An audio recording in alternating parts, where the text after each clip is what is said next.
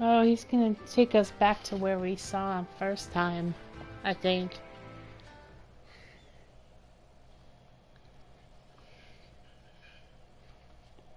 Yep.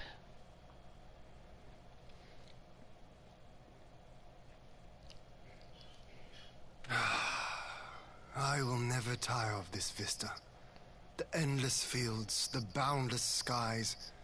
'Tis a sight to make a man forget his cares. But not his purpose, I trust. Might this be a fitting moment to tell us what we are doing here?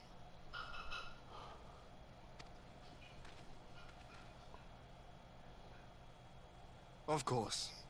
During my time with the mole, I learned some few myths of this land. One. In the Whoops. distant past, when all seemed doomed, a wayfaring soul came unto the steppe.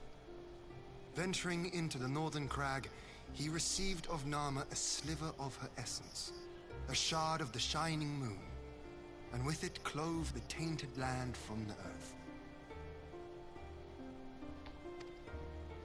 The end thus averted, to these fields did the wayfaring soul return, and venturing once more into the northern crag, he buried the shard, and made unto the heavens an offering of blood.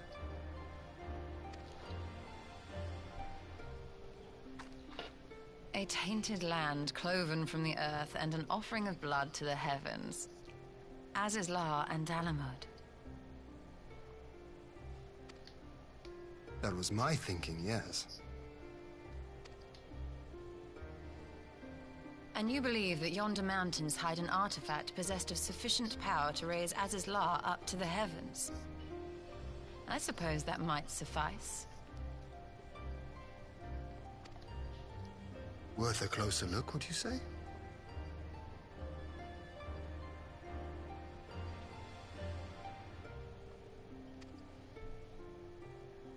I would.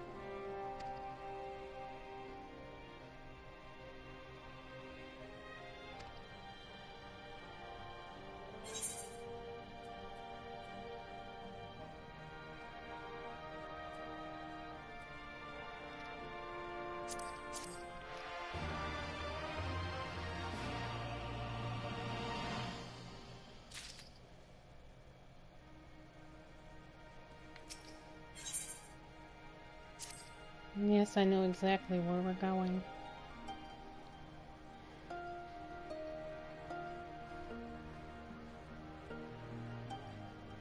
We only have to end up going there 2 times, I believe.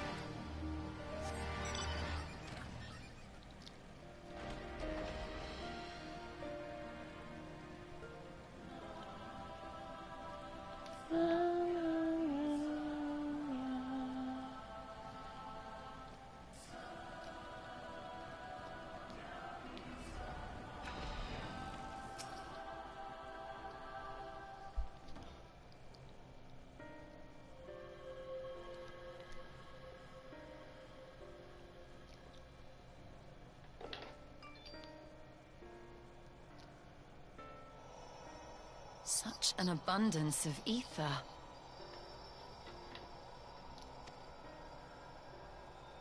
Are we in luck? We are. This is an Allergan artifact, most likely built to regulate the flow of ether. I strongly suspect the ancients used it to stem the flow from here to the burn. That would explain how they were able to untether what became Aziz's La from its surroundings.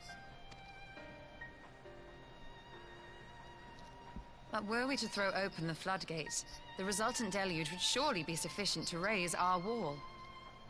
And... Oops.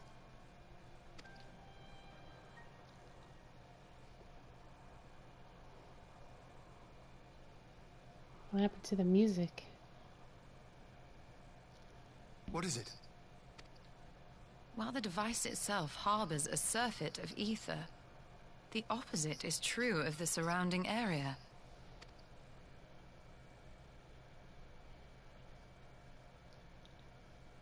An effect of regulation, perhaps. A similar phenomenon seemed to be occurring in Doma.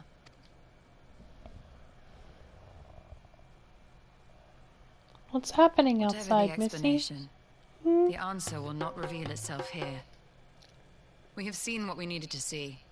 Let us return to Mol Ilo.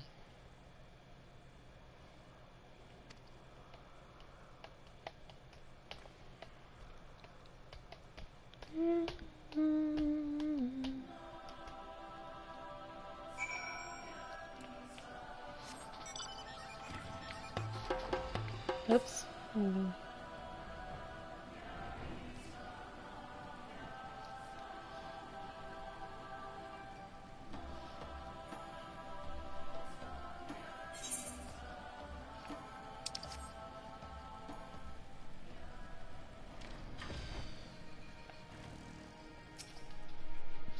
Oh, you want to go out?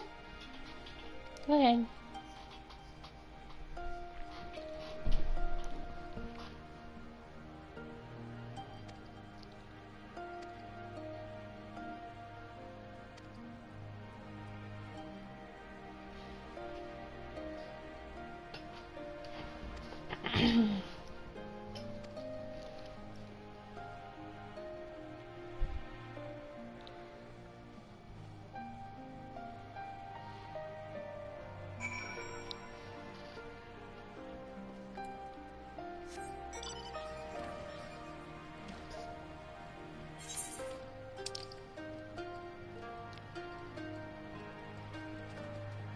Oh, way out there.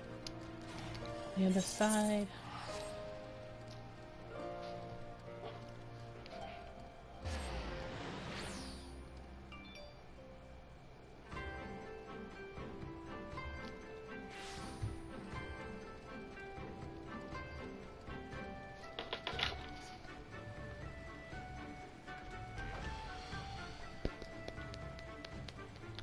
Bum, bum, bum, bum, bum, bum.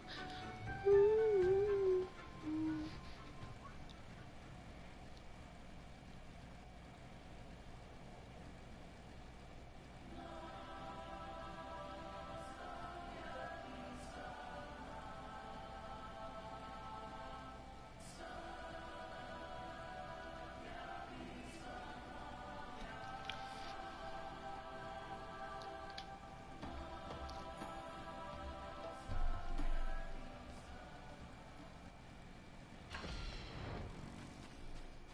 It's been a while.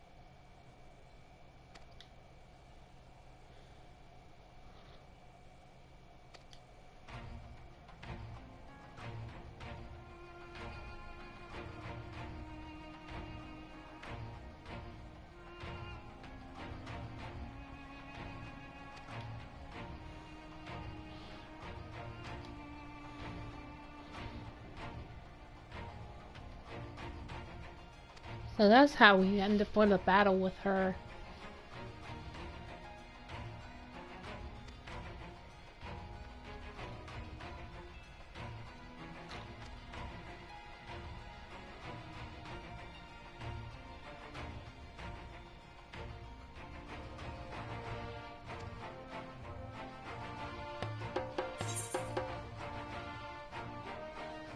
Shall we dance?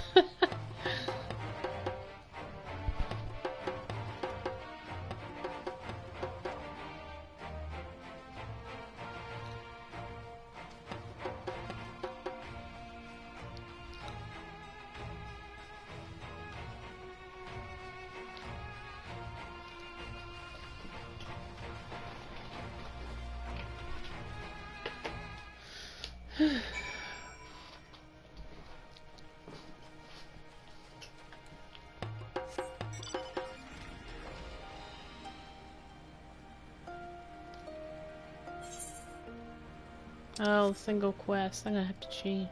Or do I want to change? I don't... Yes, I'd rather change. I'm more comfortable doing it in tank. Don't get me wrong, I have done it on DPS. But it's just more confident doing this on tank.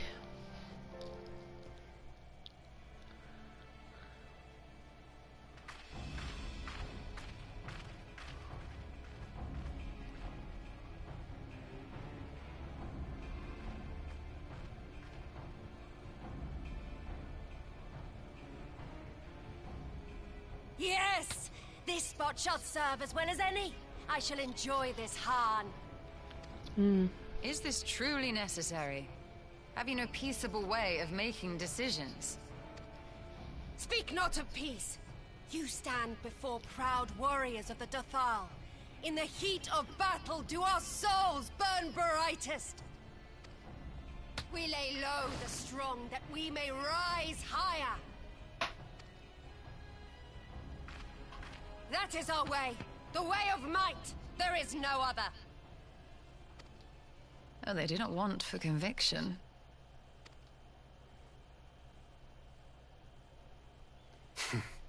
Indeed. It's what makes them such dangerous enemies. And such useful allies. Enough talk! It is time to fight!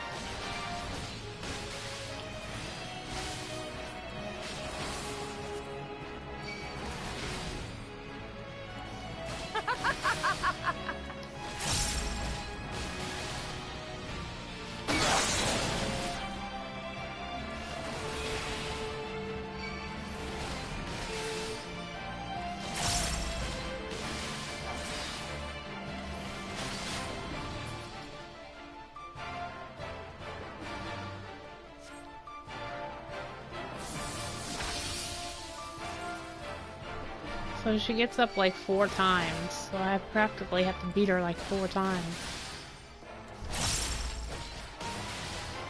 In death do our souls sing!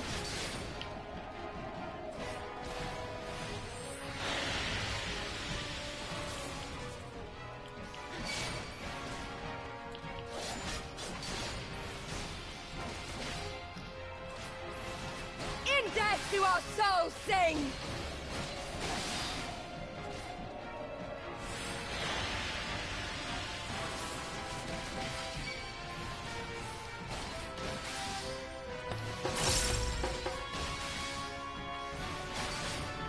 In death do our souls sing!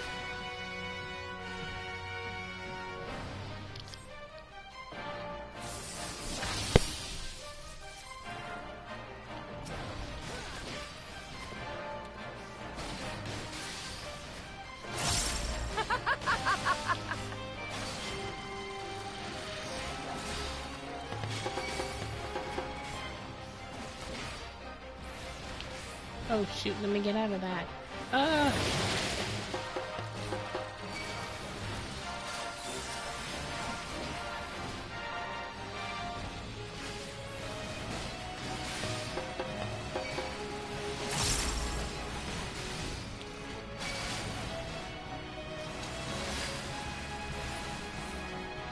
So that's 3, so this should be the last time.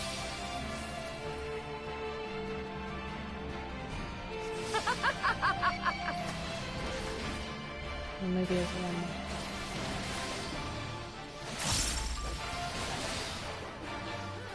In death do our souls sing!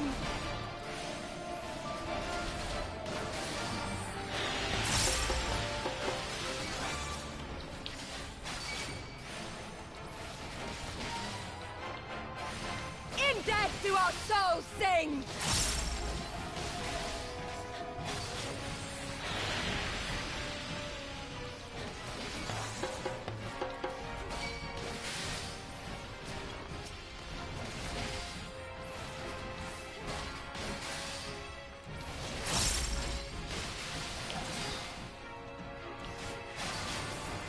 Yeah, it's gonna be 1 more time she gets up.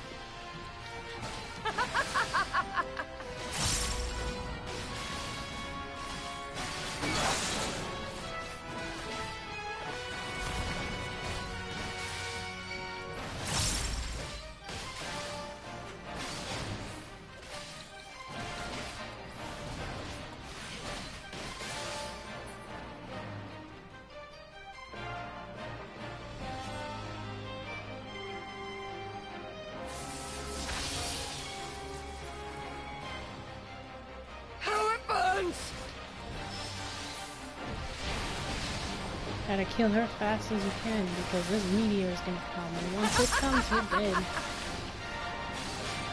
Shouldn't have an issue though, because I'm more powerful than I usually am.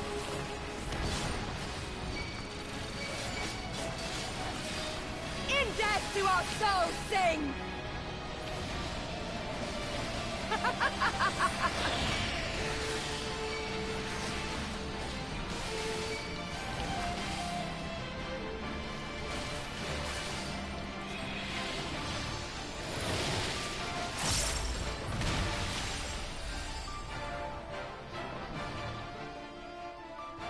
I wish that was the only part of this.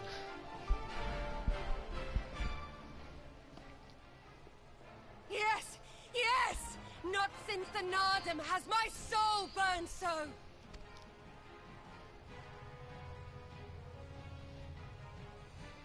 Come! We have only just begun.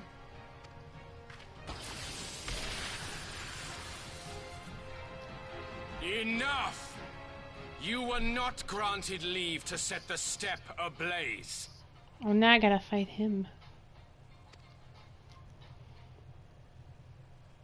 Well, well, the sun has come out to play. Be gone, Moonstruck Oranir! I am busy! Fool of a Dothal! Have you forgotten the face of your master already? The sun will never set! From his seat on high, he reigns over all, now and forever.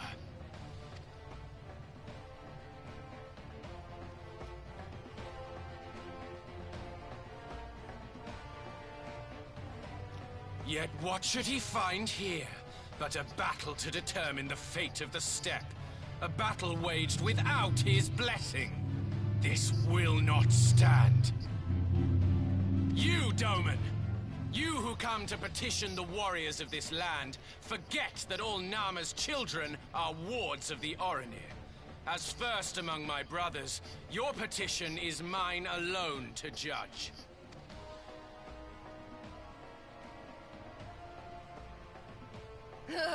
These words are as wind from a horse's backside. Plentiful, but your axe sings more sweetly. Let her speak for you.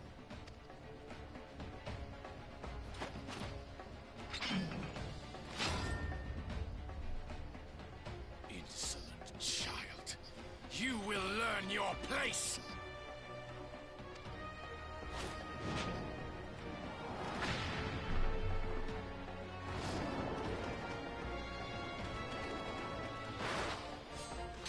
Forgive me, Brother Magni, but we have an arrangement with the Dothal. We will not abide any interruptions.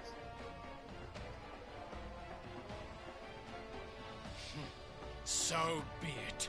The sun will pass judgment on all. Didakul, join me.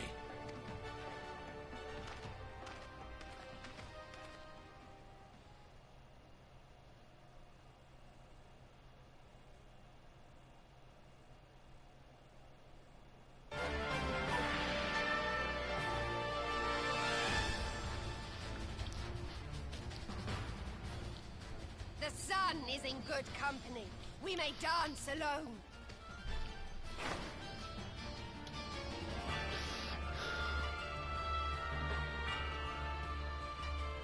Beg not for mercy, for you will have none. Bear witness to the power and the glory of Azim!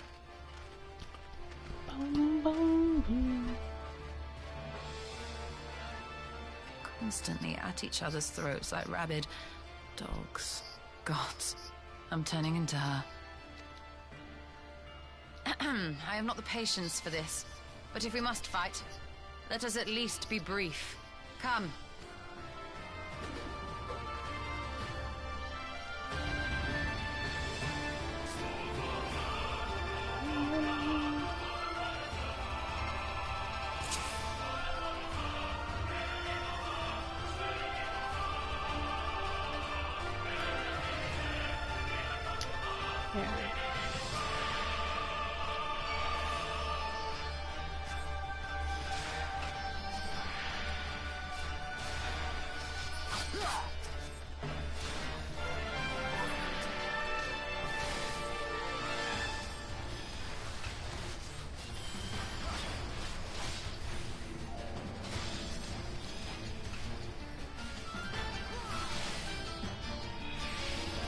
Kneel or die!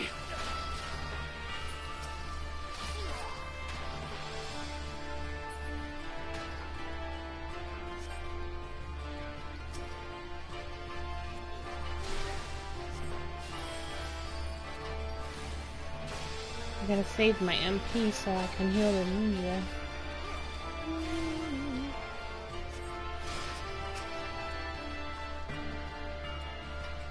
Bow down before me!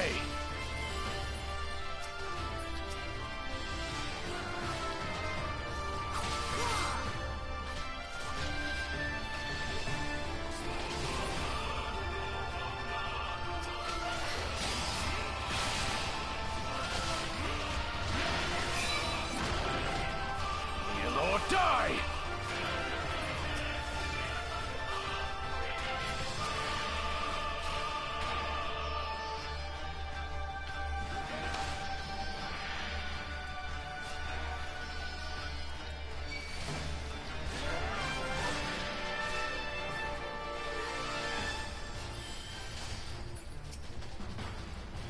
Kneel or die!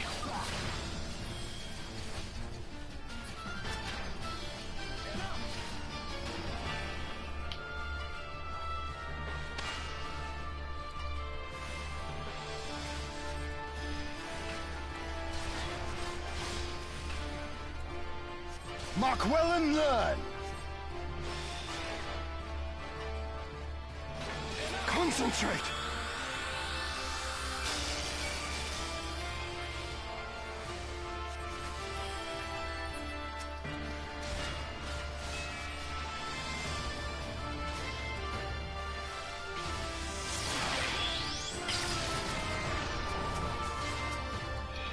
Kneel or die!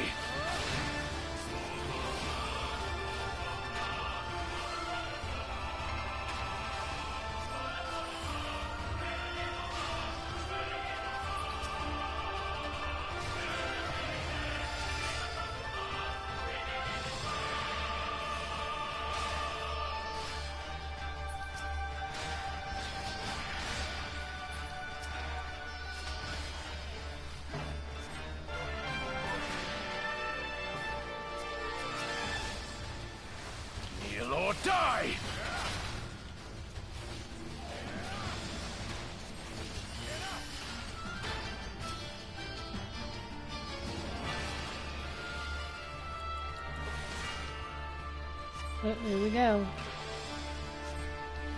Bow down before me! Mark well and learn!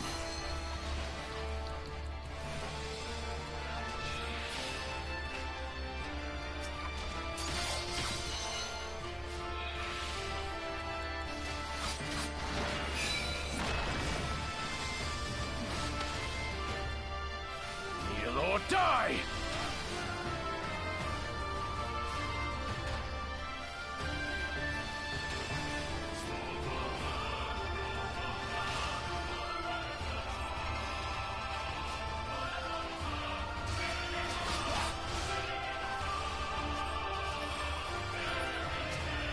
Bow down before me!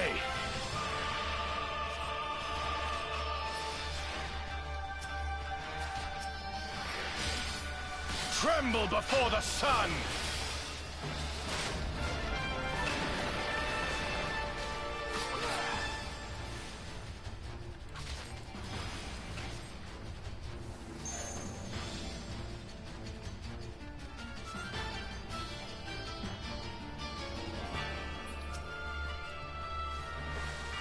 Let us be about it!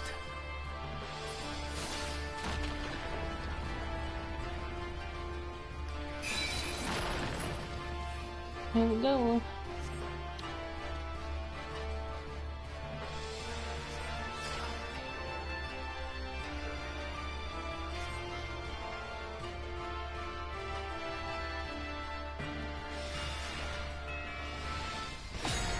Butt bashing time.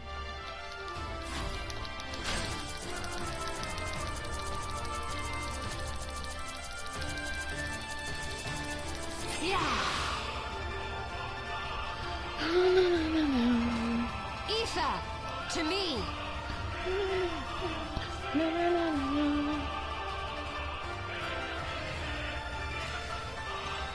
Have at you!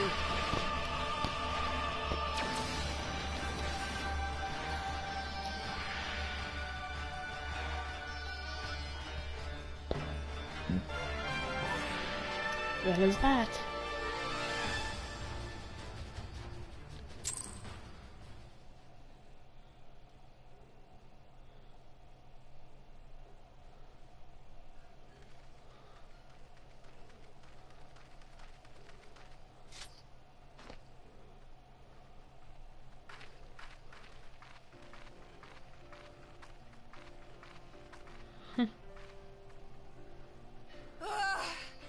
Never have I felt such bliss in defeat. 'Twas a battle to burn soul and flesh to ash. We Dothal will lend you our strength as promised. Narma's power is yours to wield.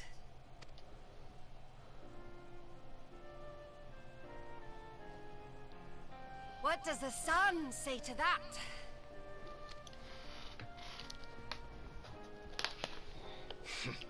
The sun is not driven by base motives such as yours.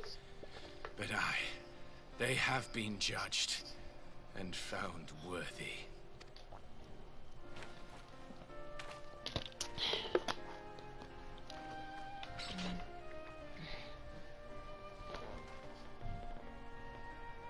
It is the way of the Oranir to accord recognition and respect to the strong.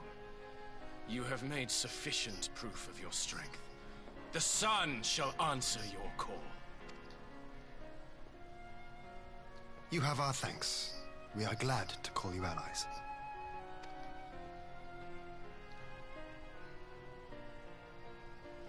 You?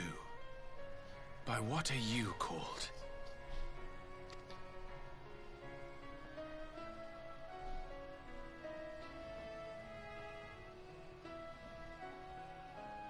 You stole her. Why?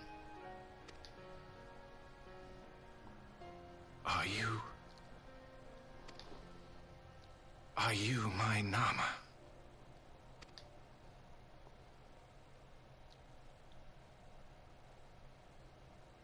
I beg your pardon? In battle, you shone with all the majesty of the full moon's light. Your healing touch, the embodiment of the Dusk Mother's love.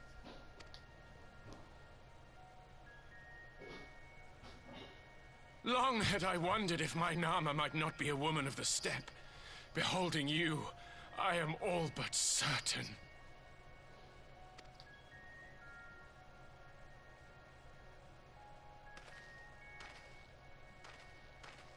Now, look into my eyes. Could it be? Could you be?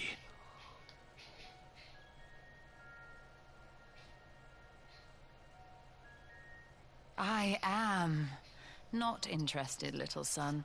Try again when you've become a man. Huh. Little?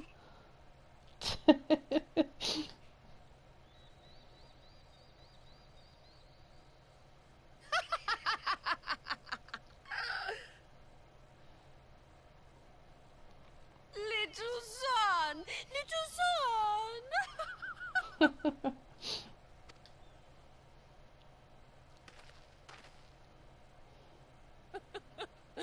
Does it pain you, little son? Crave you salve to soothe the ache? Fire to sear the wound in your heart?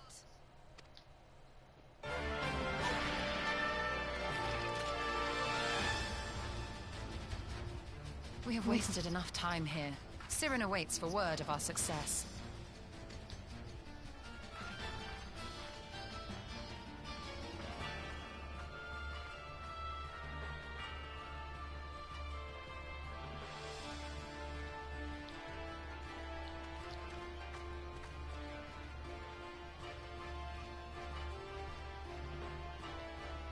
So we just leave them to battle it out?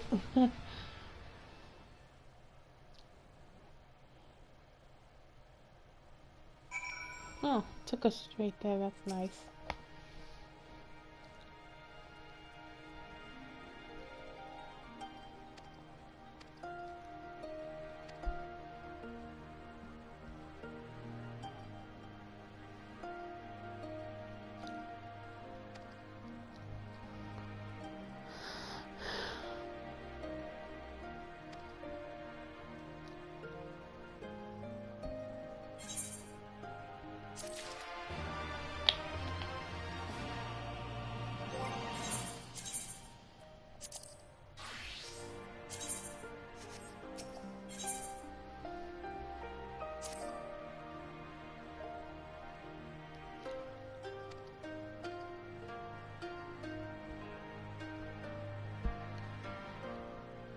I was expecting another cutscene once I get to my destination.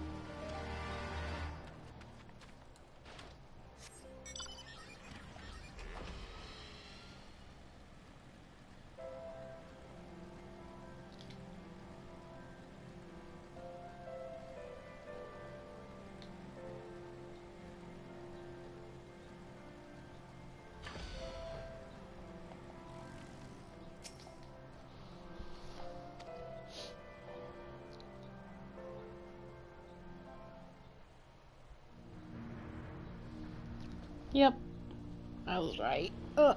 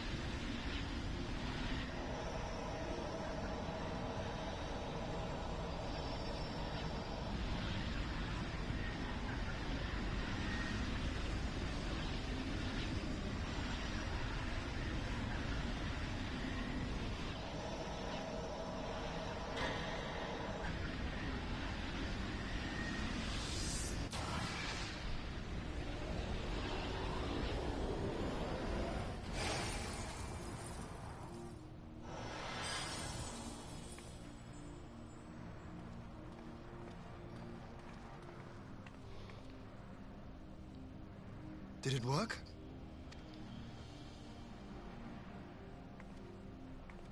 It did.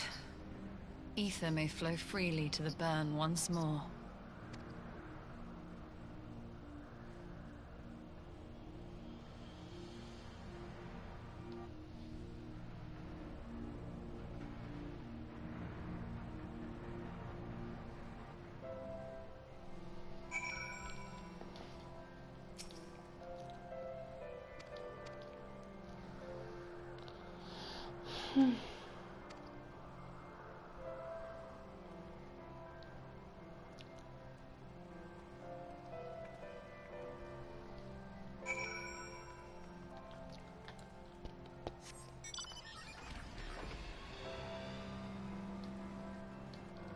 Oh, I think I know where I'm going. But let me check just to make sure. Yep.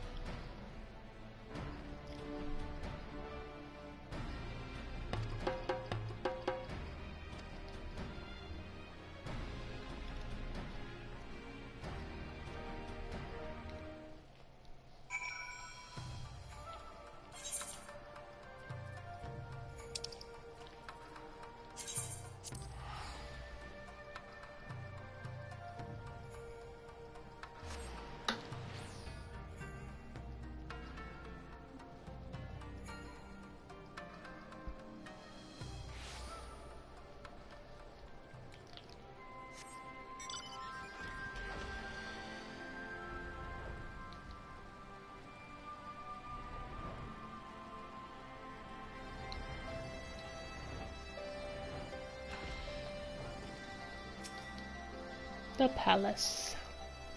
Ah.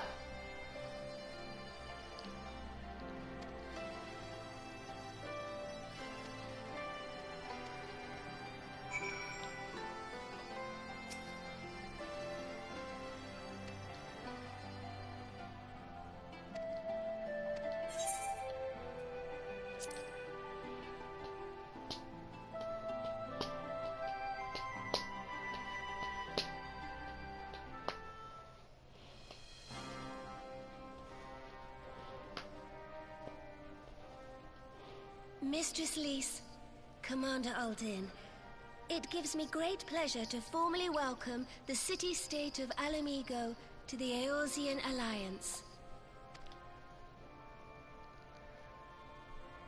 The pleasure is ours, Your Grace.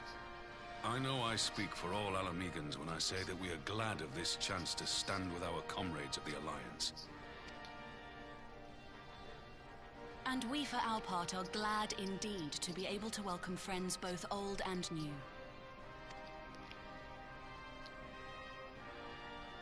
Lord Hien of Doma, at your service. Pray, accept my heartfelt thanks for your generous invitation. Nay, 'tis we who must thank you for journeying so far. And 'twould be remiss of me not to acknowledge the part the Scions of the Seventh Dawn have played in bringing all of us together. In times of great unrest, you and yours have been our constant companions, without whom we would not be here. With apologies to Lord Hien and Mistress Alize, it occurs to me that we have not gathered in this way since that fateful day in Uldar. The day I lost my arm and my freedom. As I lay in my cell, never did I dream that I would one day be given the chance to represent my homeland at this council. I would not even be alive had you not plucked me from the jaws of death. You, Yugiri, and Alphino.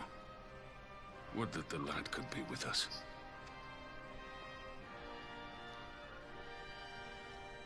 I too owe my presence here to Alphino, in so many ways. Until such time as he returns, I mean to carry on his good work as best I can.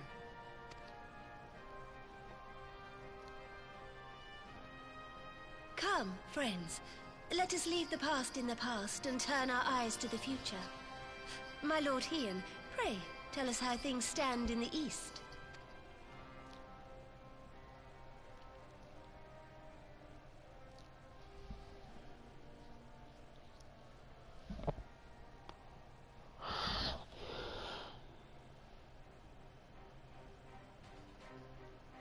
Having heard the rumors of dissent in Garlemald, I dared to dream of a peaceable solution. The Empire will not so easily change its ways. If the Garleans have a mind to take back Doma and Alamigo, we'll be hard-pressed to stop them, even with the might of 6 nations. But while we lack the strength to fight the tide, a course may yet present itself, if we read the winds aright. The winds suggest but one course to me. One which leads from the sea unto the river and thence to the source of all our woes. The Ascians. Indeed. All here have felt their blighted touch. It was the bringers of chaos who nurtured the Archbishop's tyrannical ambitions.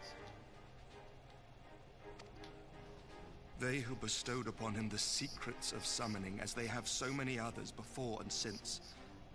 And while they remain, we shall know no peace. Our objective is clear. The question is how to achieve it. Whoops.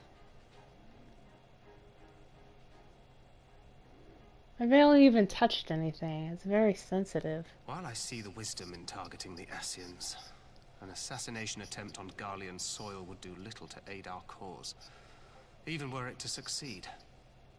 It's time we used our enemy's preferred tactic: subterfuge. I guess I just gotta tap it. You have an idea? Speak your mind, Master Thancred. None here know the enemy better than the Scions, and you mayhap best of all. Whatever it is you propose, we will give it fair hearing. On that you have my word. Very well, Admiral. My proposal is thus. We dispatch the shinobi to Imperial territory. There, they sow the rumor that the Crown Prince perished in the battle for Alamigo, and that the man parading around is in fact a corpse inhabited by a servant of darkness.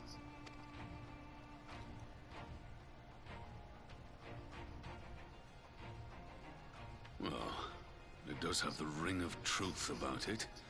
And were the Garleans to learn that their future ruler is a puppet, the Empire would be shaken to the core. But at the risk of sounding stupid, would they actually believe such an unlikely story? I didn't. Ordinarily not. But prior to his miraculous recovery, rumors of Xenos' death had already begun to circulate around the Empire. Ultimately, however, what the masses believe is not our chief concern. Our true objective is to create an opening for rival factions within Garlemald to exploit. Just as a war of succession erupted in the wake of Emperor Solus's death. A war which raged until but recently, plunging the Imperial House into disarray as nephew and uncle grappled for the throne. It is no coincidence that one of Varus's first acts as Emperor was to name Xenos heir apparent, family feuds being so tiresome when armies are involved. Not all welcomed his choice of successor, however. There is no shortage of individuals who aspire to the throne, who would jump at any chance to seize power. The news that Xenos is not only dead, but a puppet to diabolical forces, would be too enticing to ignore. The Empire would not be quick to recover from a second war of succession. I am no stranger to infiltrating Imperial territory. With a team of operatives gathered from among the Alliance's finest, the plan should have a reasonable chance of success. Dorma already has shinobi in place throughout the provinces. We stand ready to act, and act we must. What say you all?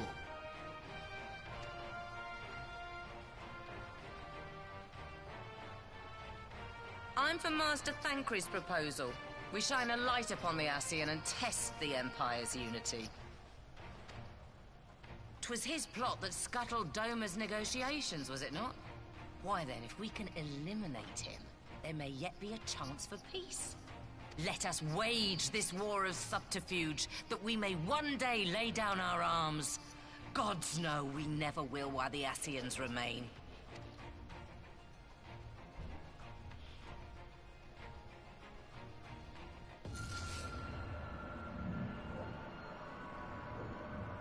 That way. Sorrow.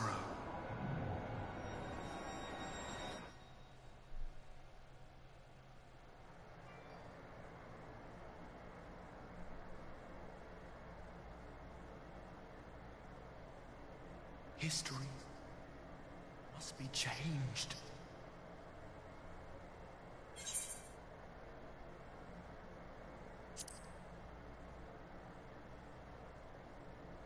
Ahead looms a calamity. Ahead That voice looms sounds light, familiar. expunging all form and life. Twin dooms only you can forestall. Only you. What's the matter?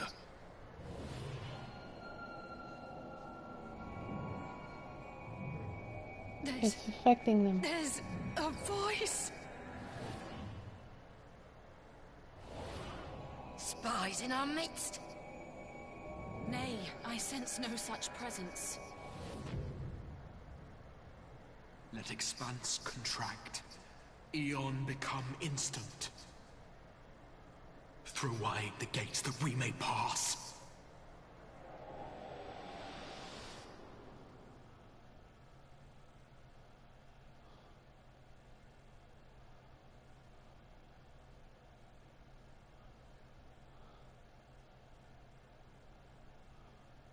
Is it over?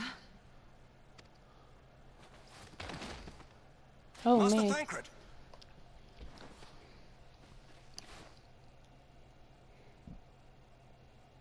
12 for Fend. Bear him to a private chamber. Have every healer make ready. Swiftly!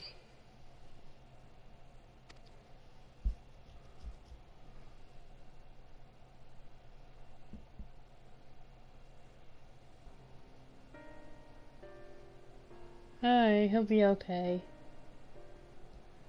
Master Thancred remains in slumber. Though his vital signs appear stable, he's unresponsive. What could have done this? And why just him and not the others? I'm afraid we could not identify the cause, my lady. Our examinations revealed no wounds, nor the presence of any poisonous substances. I wonder if they're trying to control him again. God, Gods, that only makes it worse. You're to let us know the moment there's any change, all right?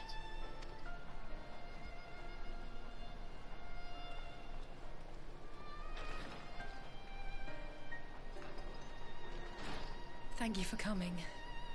Knowing Thancred, he would apologize for being otherwise engaged at so crucial a juncture.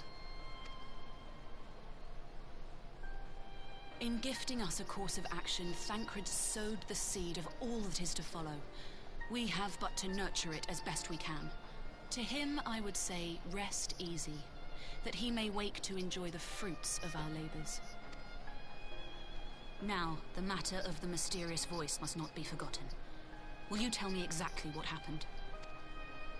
Alize and I heard a voice in the moments before Thancred collapsed.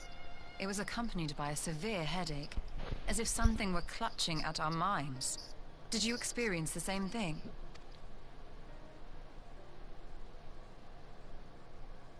So, in between the voice and the pain, you felt as if you were somewhere else entirely?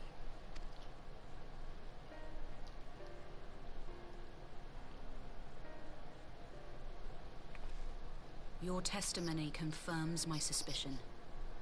That which you experienced was, I believe, your soul being plucked from your flesh. Called. Called?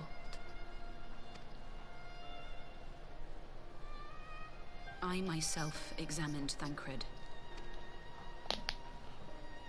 Reach out as I may, I could not sense in him the spark of life that is his soul.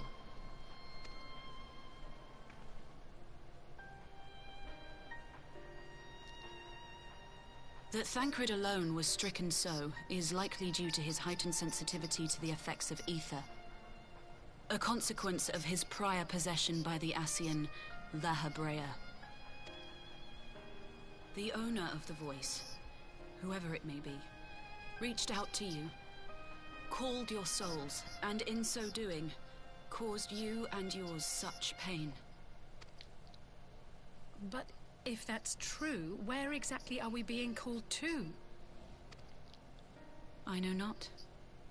Yet one thing is plain. Whoever waits for you on the other side is possessed of a power unlike any I have ever known.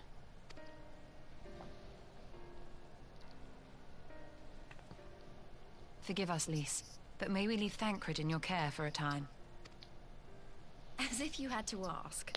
I may not be a scion anymore, but I'm no less a friend. Don't worry. I'll see to it that Thancred's well looked after.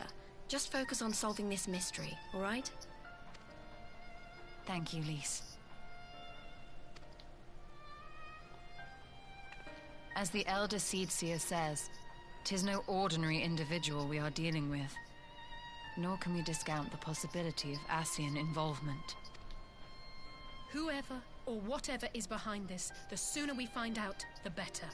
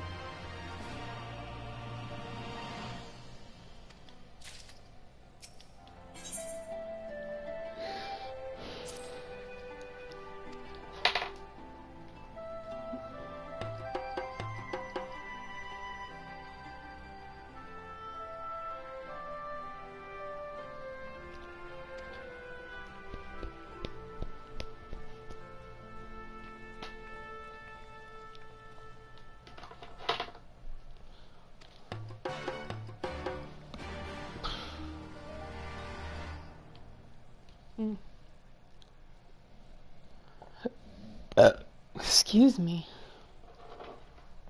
I just came out.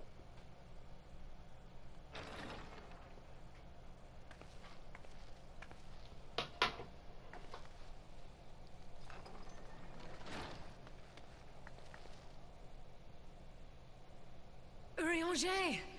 Gods, it's good to see you. Would that our meeting were under happier circumstances. I judged the voice sufficient cause for concern even before you sent word of its effect on our comrade.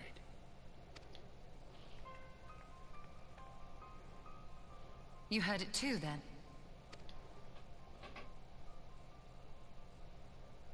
Aye. And all but certainly at the selfsame instant. Alas, pained as I was, I could make little sense of what few words did then reach mine ears.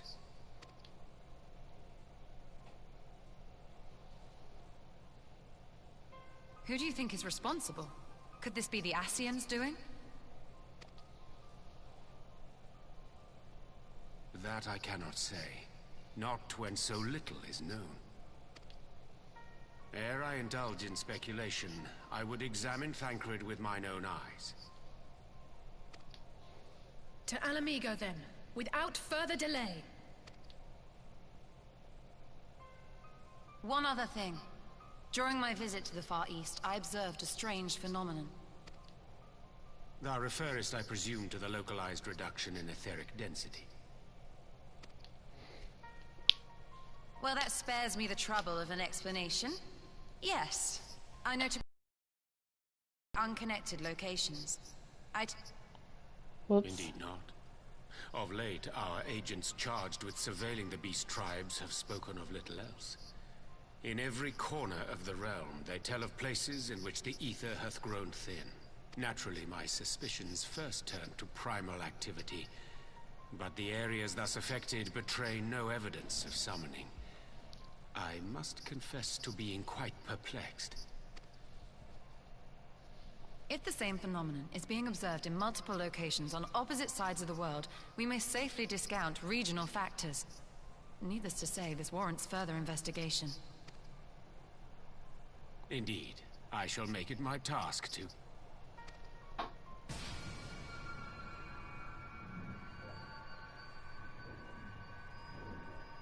The voice. It calleth to me once more.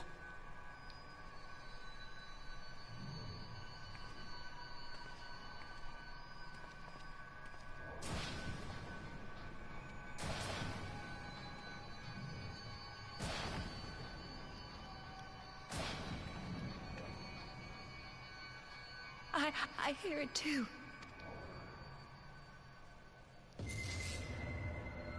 Only you. Only you. No! Ishtola! Urianger! Throw wide the gates.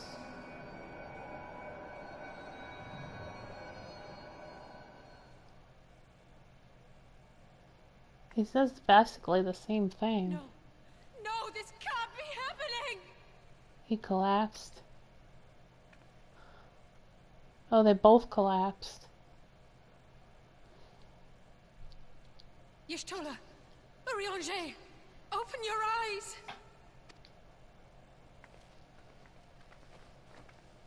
Open your eyes, I beg you! Say something! Anything! Not again. Please, not again.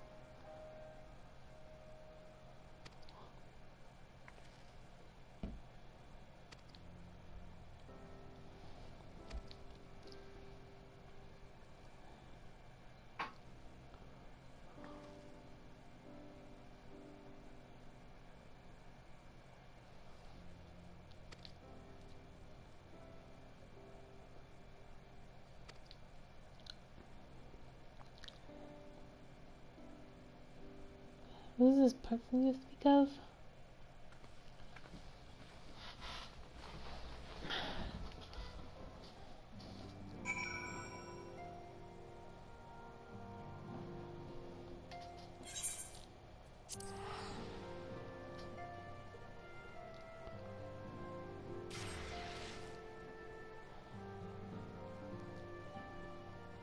So this is the last quest for this patch. And there's only one more. Is there one more patch?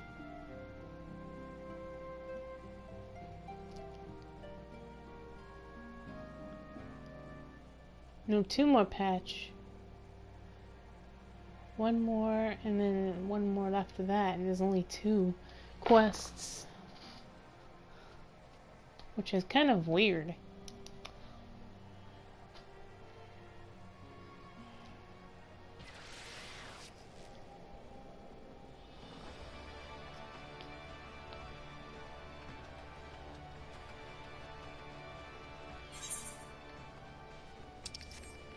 Wait, am I in the right area? Okay.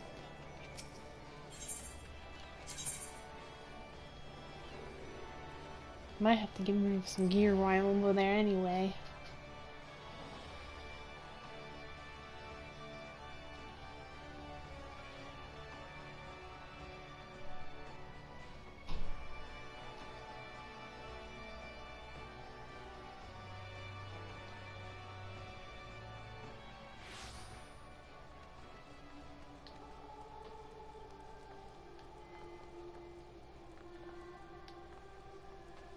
That's what I did last time when I did this quest too, now that I think about it.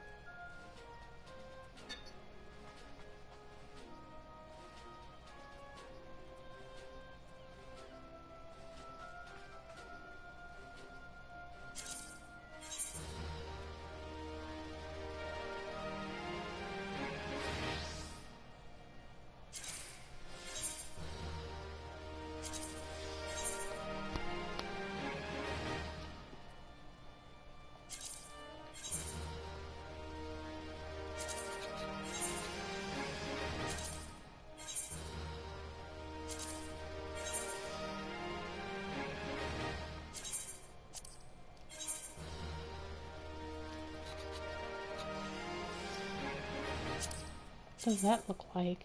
Oh.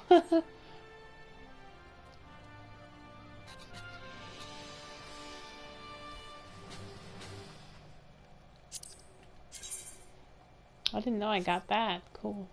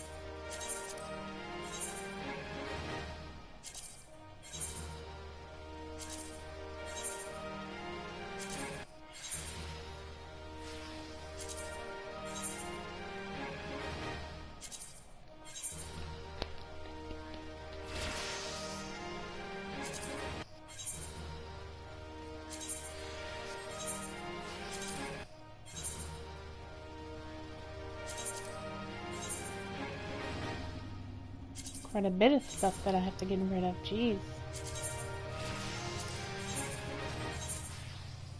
That used up on. Let me check this.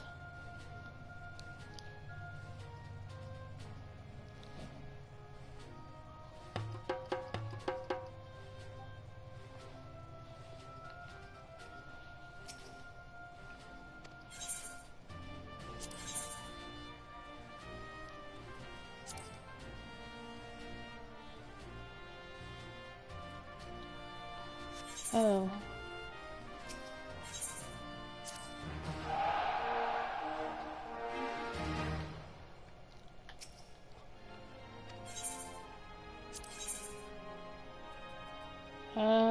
Level 8.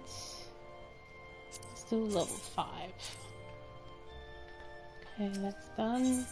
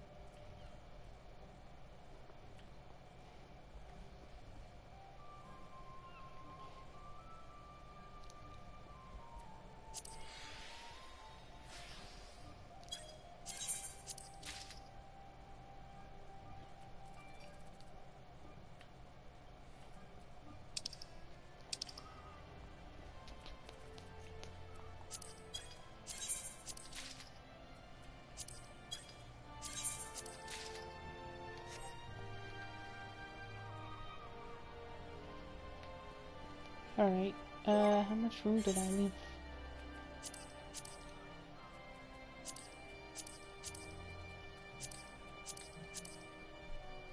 I feel like I still need more to get rid of.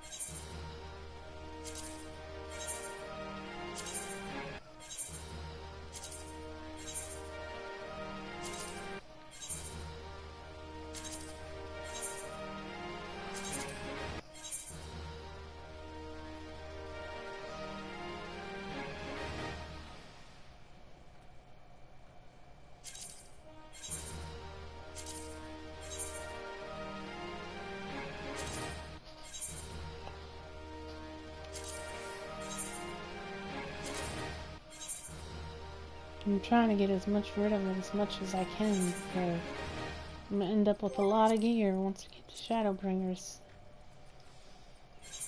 Oops.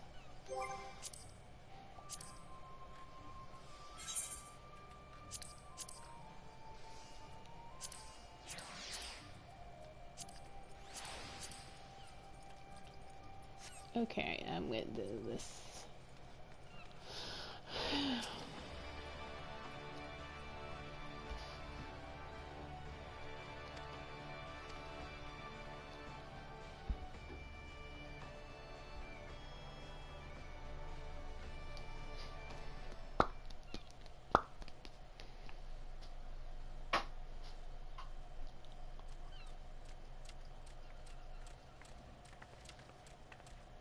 Here he is, my lady.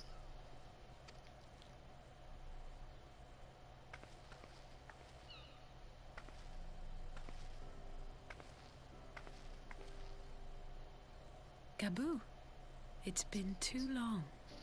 Has been a while.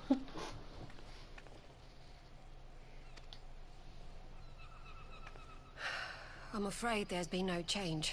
If he can see or hear us, he has given no sign. I see. You're still fighting.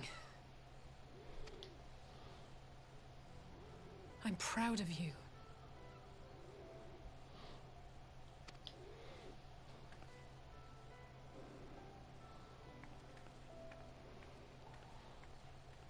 We promised that we would come and visit you together, didn't we? Alphino and I. I'm sorry that we haven't managed that yet. You know, with the three of us like this, does it not remind you of that night? Of the stars beyond count twinkling in the heavens? I was feeling pretty low back then. Powerless. But I knew that my brother was close by if I needed him, and that the others would be waiting for me back at the Rising Stones. Not like now.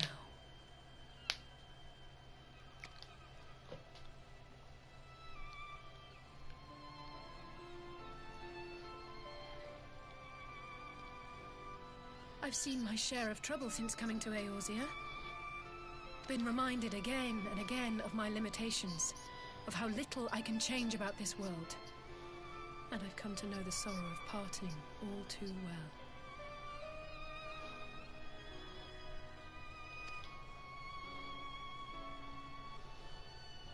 But to have the people I hold dear struck down before my eyes, and be powerless to help them, that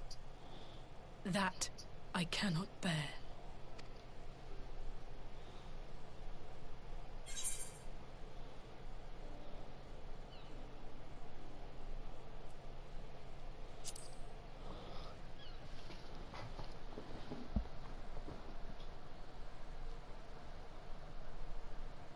No, I don't. You're right. It's pure arrogance to imagine I can solve everything by myself. You'd think I'd have learned that by now. Thank you. I don't know what I'd do without you.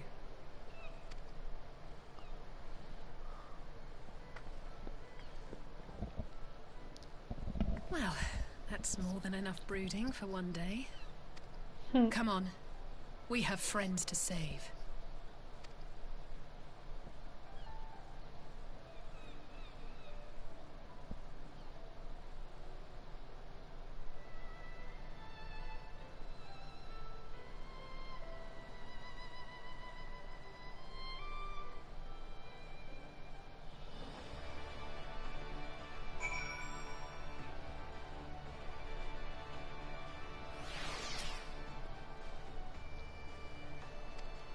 Oh, back to the Rising Stone.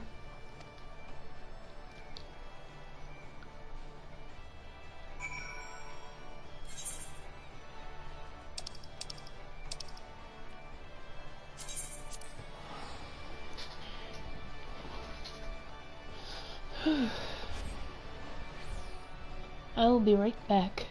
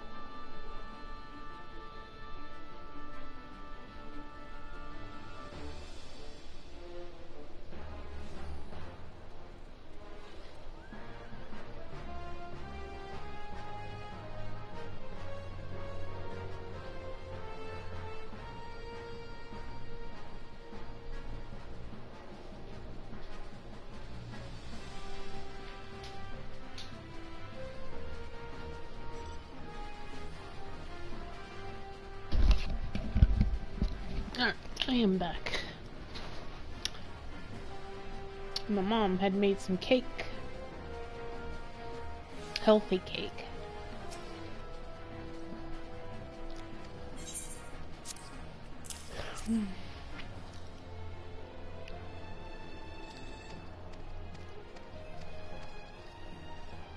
Oh, that's that one quest I picked up.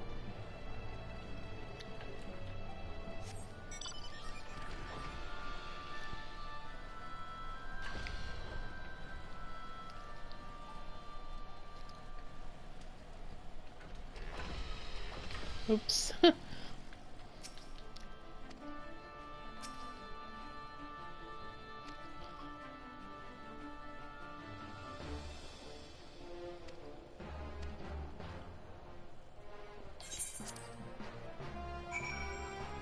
It's not like it's part of the main story, so I don't really need to watch it.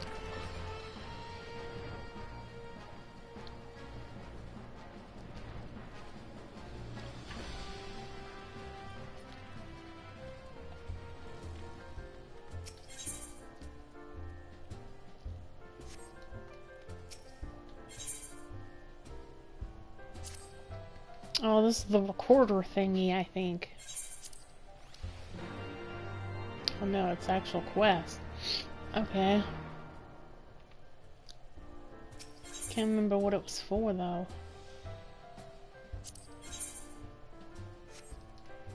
Yeah, I'm gonna wait to unlock those.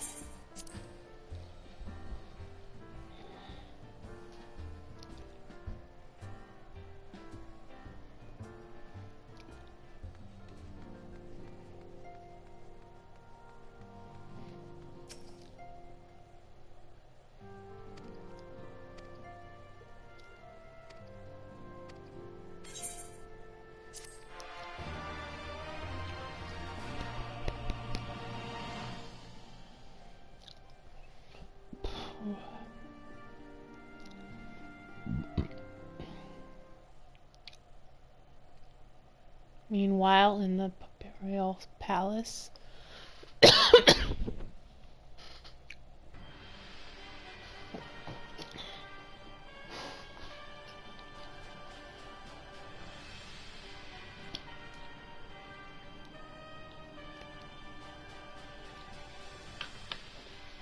The populares no longer present an obstacle. Now is the time to bring the Empire's might to bear. A word from your radiance is all it takes. But one word, and the Imperial army will fall upon Alamigo as a pack of bloodthirsty wolves and tear that feeble nation apart.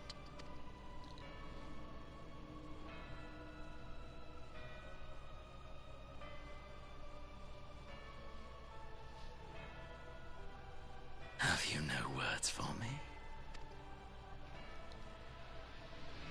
Despite the lengths I go to, an emissary playing the part of a fool. When first I took this face, I swore to use all of my knowledge, all of my power, to further the cause of the Empire. My deeds stand testament, and with this adamant flesh at my disposal, I could destroy the Icon Slayer as easily as one might swat a fly. Why do you hesitate?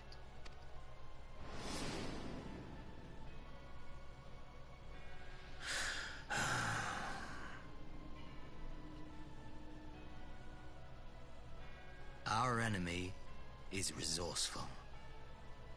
Though victory is certain now, it will not remain so indefinitely.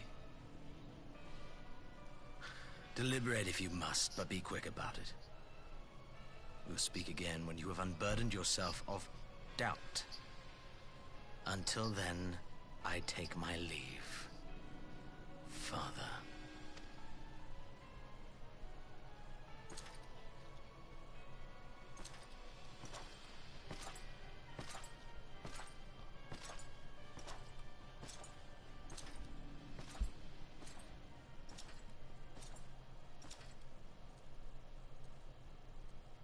I should be the one to sigh.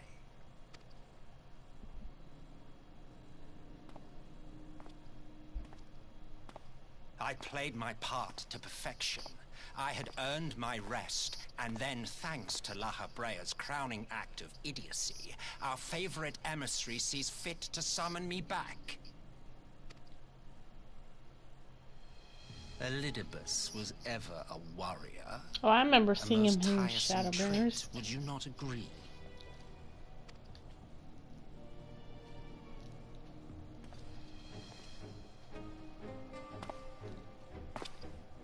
What? Have you no words for me either? No matter. I've long grown weary of this mummery. Now, my dearest grandson, let me remind you of your place in the simplest of terms.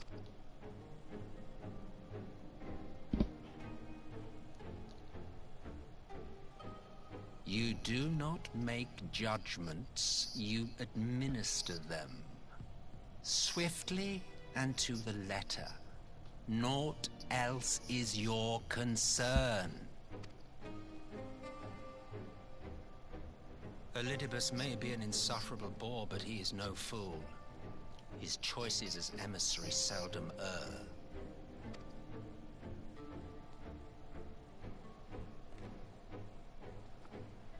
If aught threatens the balance twixt light and dark, it falls to you to remove it. Be it by your own hands or by your armies, you have ample means at your disposal.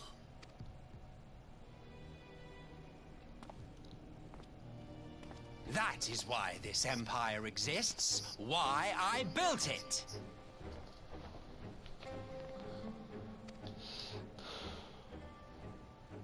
Oh dear, have I touched a nerve? You always were an easy one to read. I pity you, I do. As they say, ignorance is bliss. And I know how much happier you would be not knowing the things you know. The Founding Father was an Ascian, and he created the Empire solely for the purpose of sowing the seeds of chaos.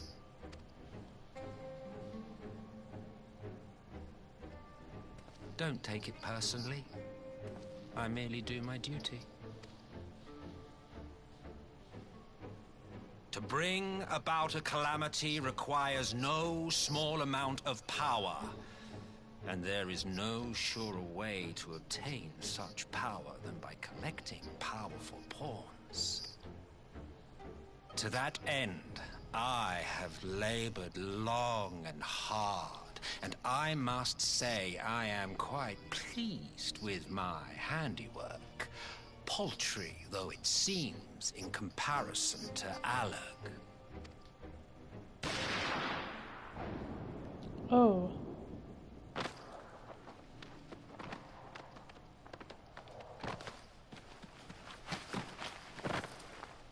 You fiends are overfond of your own voices.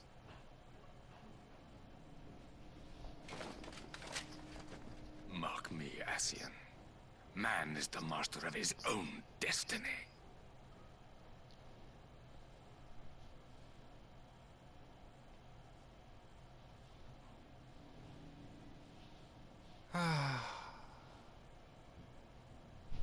Such a waste of time and energy, both yours and mine.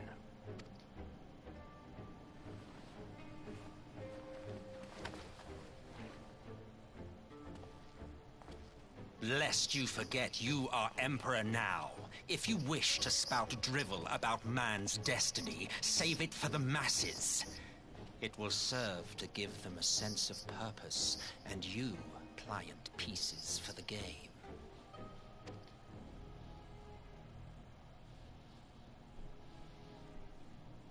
Oh, do stop sulking, boy. You, of all people, should understand. You're calling him boy, and he looks younger than him.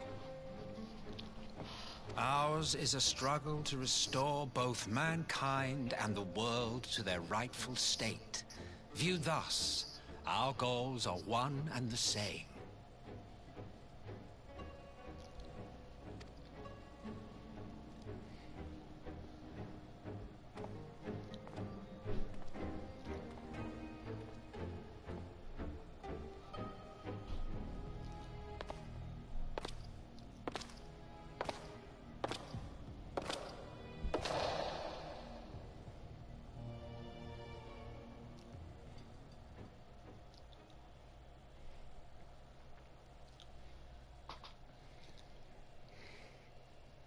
Meanwhile, there was this encampment somewhere in the Empire.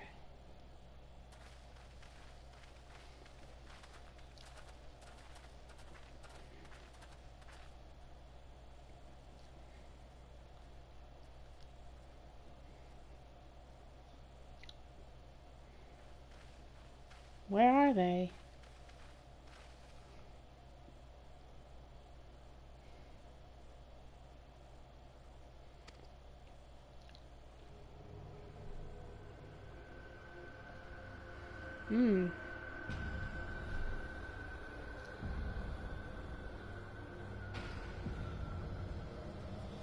That's creepy.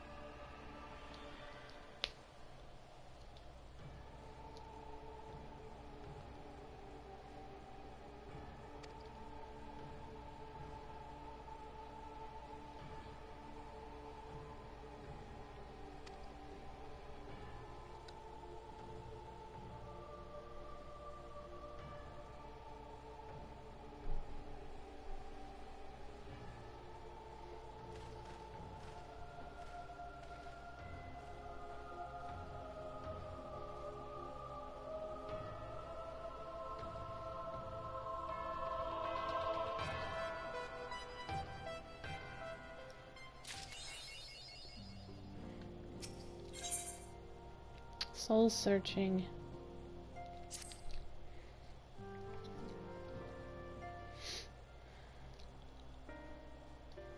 I'm glad you've come, though I'm afraid there's little in the way of good news. After you left, we reached out to both the Alchemists Guild and Stillglade Fane and attempted all manner of treatments. But the results were always the same. Whatever the answer is, it's not alchemy or conjuring. Why did it have to be Y'shtola and Urianger and not me? Out of all of us, they are the ones who could feasibly have solved this puzzle. And Elfino's still missing. God, it's all going wrong. Where do we even start? A grave situation indeed. Might I be of some assistance?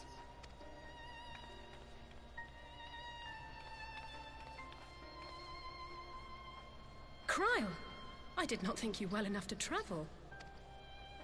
When word reached me of the plight of our friends, I could not well stay away. As a fellow scion, not to mention your erstwhile mentor, this is one of those times you should feel free to call on me, regardless of my personal circumstances. Yes, I should have thought of that. Thank you for coming, Cryle. We would welcome your insight. And I should be happy to provide it. Now, what's this I hear about Alphino heading into Imperial territory? That boy always did have some funny ideas. Do you remember the speech he gave when he was accepted to the Studium?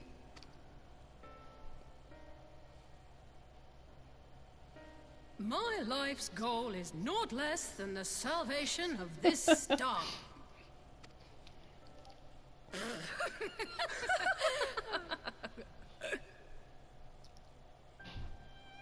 That particular grand pronouncement has been a source of great embarrassment to him, as you know. But the fact of the matter is, he meant every word and has lived his life accordingly. Yes, he remains altruistic to a fault, but I'm worried he was too fixated on his goals to see the dangers, as has happened before. You needn't be so concerned. Though his values remain the same, Alphino is not the blinkered boy he once was. Slowly but surely his eyes have been opened, thanks to a certain someone. A certain someone whom he'd be mortified to learn had heard about his little speech. Mum's the word, eh?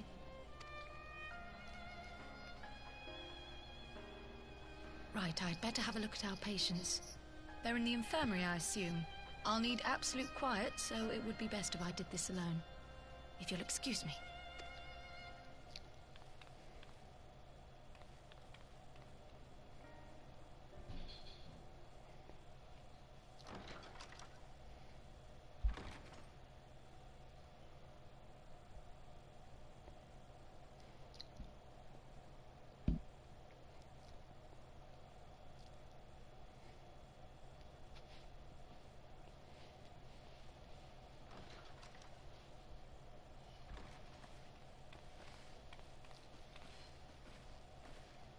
All three are in fine physical health. At a glance, I would say they were merely sound asleep. Except for the fact that I couldn't sense the slightest trace of them in their bodies. It's as if their souls have taken leave of their physical forms. Ah, yes. The Elder Seedseer made a similar observation. I've read the report. When you heard this mysterious voice, you described feeling as if you were somewhere else. Yes? If we assume the ether which comprises your essence is being drawn to some other place, then it may be possible to follow the trail it leaves behind, just as we did in our search for Thancred. I wasn't around for that, but I can't imagine it was easy. Oh, it wasn't. But that's no reason not to try. I will have need of Master Matoya's crystal eye if I'm even to make the attempt. So, I suggest we pay her a visit.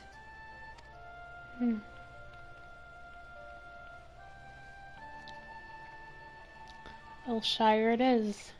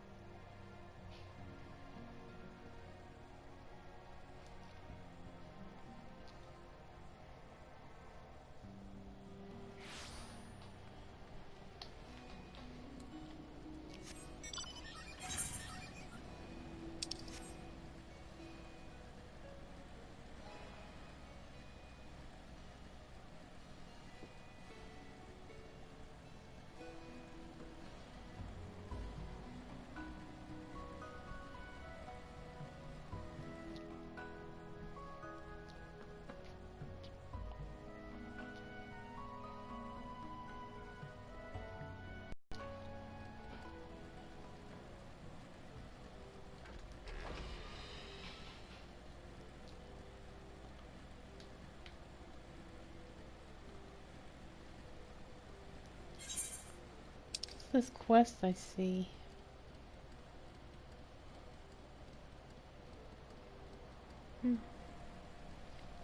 Might have to go there first.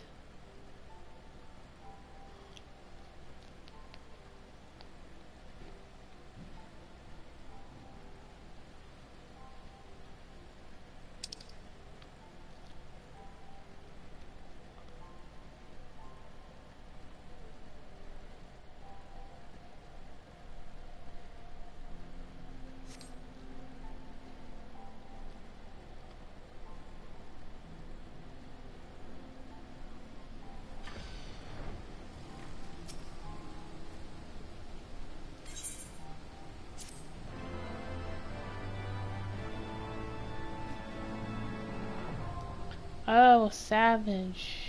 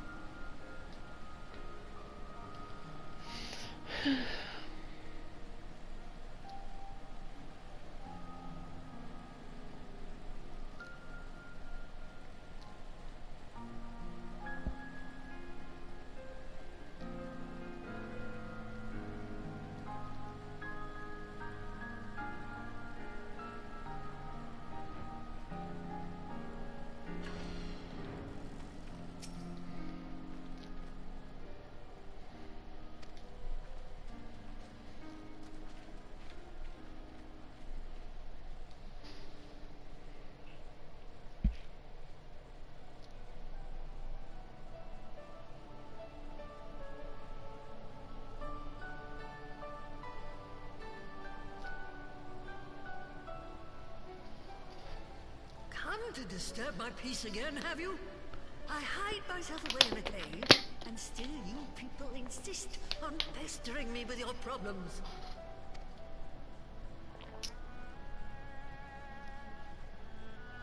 Oh, I mistook you for young what's-his-name, but I see now you're the sister. Weren't you supposed to be the lively one? I've seen happier faces at a rain-sodden burial. Well, I'm sorry to dash your expectations, but the situation isn't exactly conducive to gaiety. Ha! That's more like it. Stoller used to spit and hiss like a wildcat too. Better for a young thing like you to be filled with fire and leave the doom and gloom to your elders. Now, what exactly does this tragic situation of yours have to do with me? If I may, Master Matoya, we have need of your crystal eye once more.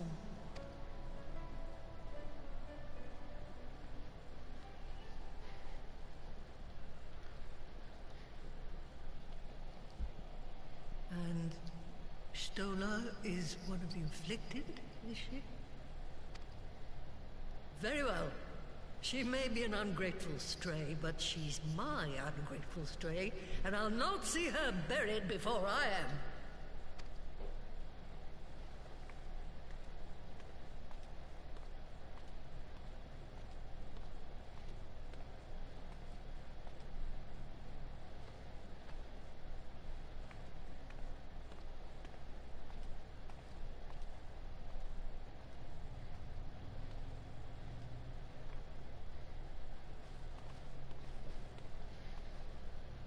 Right. Let us see what we can see. I'll begin from where our friends first fell, and cast my senses out from there.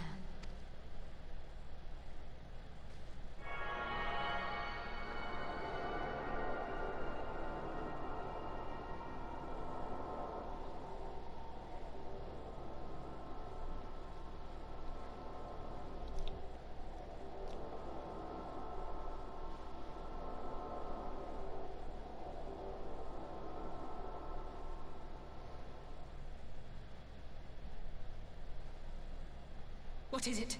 Did you find them? This doesn't make sense. How is it even possible? How is what possible? Kryl, what did you see? The threads, they just ended. And no, I didn't lose track of them. I followed them as far as they went. It's as if they were cut off. Could their ether have dissipated if it had? Oh gods! Their bodies are just husks. It's like the Broodmother's daughter all over again. No, this is different. The Kalyana girl was already dead, body and soul, when Lakshmi effected her resurrection. Aye, let's not jump to conclusions. If their physical forms yet breathe, and show no signs of wasting, then it follows that their souls must still be intact somewhere. But where? That's the question, isn't it, girl? Death has not taken them to the ethereal sea, yet there are no tracks left for us to follow.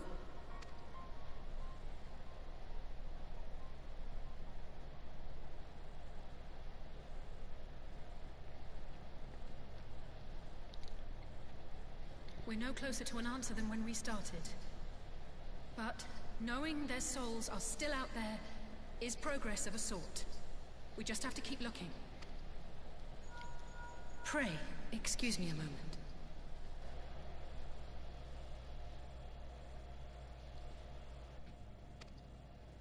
Yes? I remember, but... What, to Alamigo? We're on our way. That was Lise. Apparently, a group of Populares have defected to Alamigo, and Maxima, the envoy Alphinaud left with, is one of them. Uh-oh. I'm sorry. I realize we've barely begun here, but... Go, child, go! You've made up your mind, and life's too short for dithering.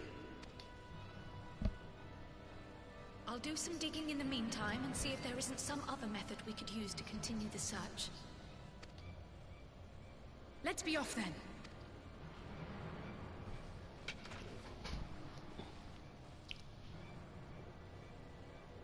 Oh, not again. The enchantment barely seems to take these days. I chalk it up to old age, but I rather doubt it's that simple.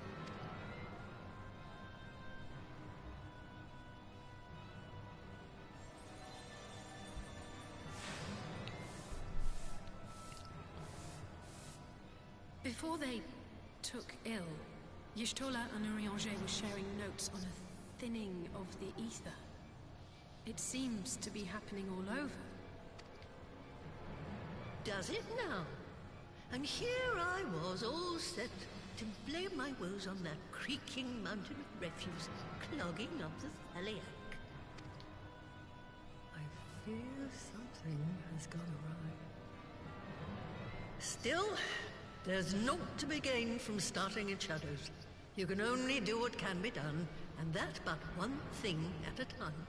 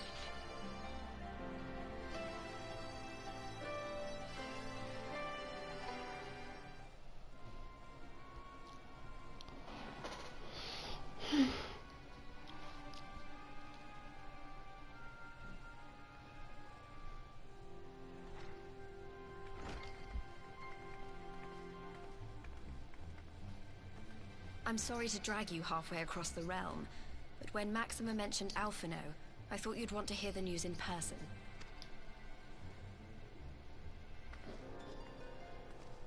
Ah, we meet again. Though I was hoping our reunion would be under more auspicious circumstances. What happened to my brother? Where is Alphino? Never fear, my lady. Your brother was in fine health when I took my leave of him, and I have no reason to assume that has changed. You assume? If you will allow me, I shall endeavor to explain events. Our troubles began not long after we departed Doma. While crossing the burn, we were fired upon by the Emperor's personal guard and forced to make an emergency landing. As we stumbled from the wreckage, our attackers fell upon us again, and we would have perished there and then were it not for the intercession of a third party, a band of mercenaries whose leader claimed to pursue a vendetta against the Ascians. This Shadow Hunter, as he styled himself, then escorted us out of the wastes to relative safety. Upon arriving back in civilization, I gathered my Populares colleagues and prepared to flee the Empire. Master Alphino, however, declined the invitation to join us, preferring to continue his investigation into the Ascian threat. Well, at least he's not lying in a heap in the burn. Tell us more about these Ascian hunters. Who are they? And is Alphino still with them?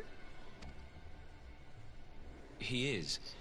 As to who they are, I'm afraid I have nothing to tell you. Beyond the fact that they root out and destroy Ascians, they were unwilling to divulge anything which might serve to identify them. They would not even reveal their next destination. But Master Alphino asked to accompany them all the same. Since parting company with your brother, we've been engaged in a game of cat and mouse with the Emperor's guard. We made our way through province after province, finding the army busy restoring order wherever we went, until we finally arrived here in Alamigo. I cannot thank Commander Aldin enough for giving us such an unexpectedly warm welcome. I'm not inclined to turn away refugees, no matter which land they call home. And if they can tell me how things lie in Garlemald, all the better. On that subject, there is much I would tell you. During the course of our journey, we heard tales that an entire rebel army had been slaughtered in the space of a single night. It would seem my former comrades grew tired of putting down uprisings in the conventional manner, and chose instead to bring a formidable new weapon to bear. Details were sparse, but the rumor alone was enough to dampen the flames of rebellion. I have also heard reports that several companies have withdrawn from their designated provinces and begun marching westward. It is my assessment that the Empire's forces are mobilizing for a large-scale military engagement. Westward? You mean they're getting ready to invade Alamigo? We knew this was coming, but not that it would be so soon. We've barely even begun to shore up our defenses. They won't stop an invading army. No, they won't. Dispatch messengers to the Alliance leadership requesting reinforcements, and send word to our officers in the field to hasten completion of those border fortifications. Prepare to meet the Imperials head on! No matter how quickly we act, we still want for time. When the enemy comes into view, our best recourse will be to open negotiations with their commander, and see that the ensuing proceedings take as long as possible. Would you and Alize head to Doma and let Lord Hier know about this? I'm sure he'll want to hear about Alphino too. Consider it done. We'll send word when...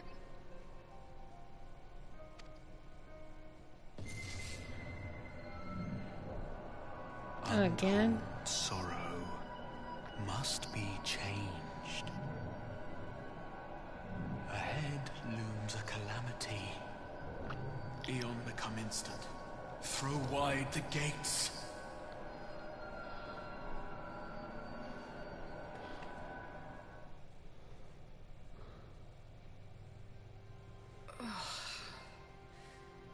it too. Well, at least we're both still standing. Oh, thank the gods. I thought we'd lost you for a moment there. Why does this keep happening? I wish I knew. Nothing we've tried has brought us any closer to an answer. We'll keep working on it. But first, we need to go and see Lord Hien. I think it has something to do with the war, maybe. But let me change controllers, because this one's gonna be...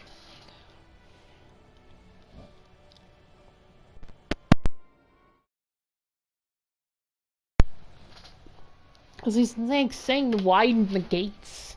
So it has something to do with the war, I don't know.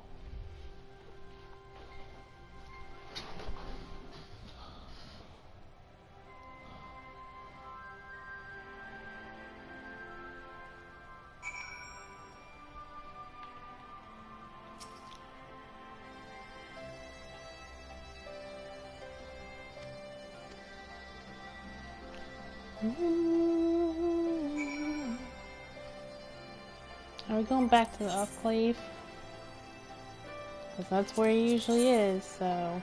Yep.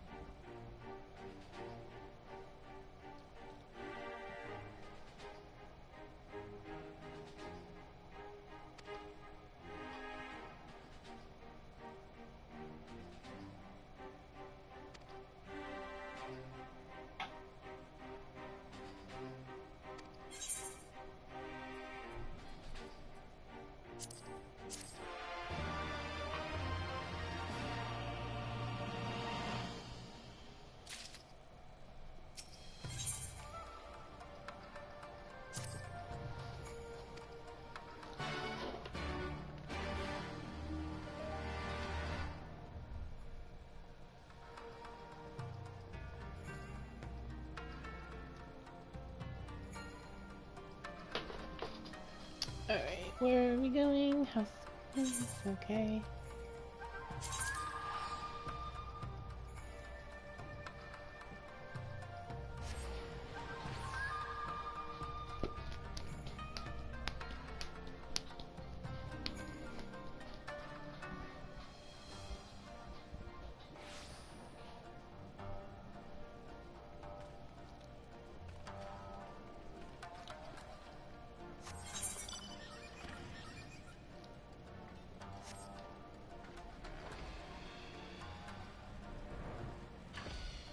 He's upstairs. I mean upstairs.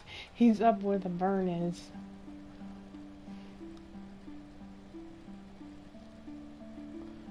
We're actually gonna go in. Well, not. It's not another dungeon, but we're actually gonna go in there again.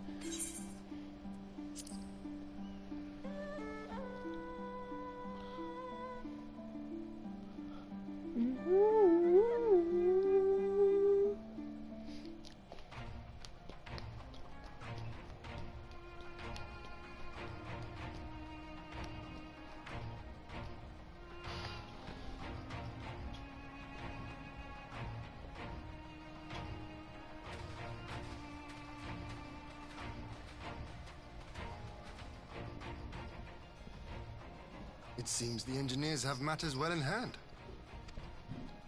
Should the barrier work as we intend, Doma will be free to reinforce her allies in Alamigo without fear of weakening her own borders. Honored friends, the time has come to put your hard work to the test. Start the generator.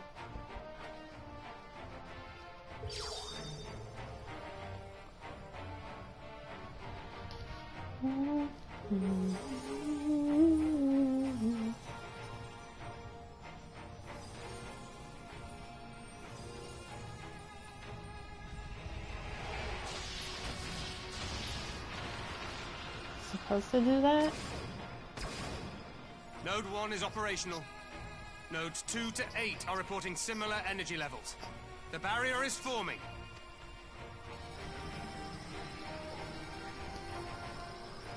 $1,000 yards, 2,000, 3,000. Expansion remains smooth.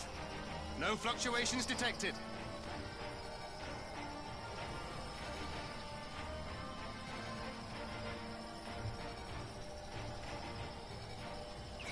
4,000, 5,000. Target altitude reached. The barrier is holding steady at 5,000 yards. We've done it.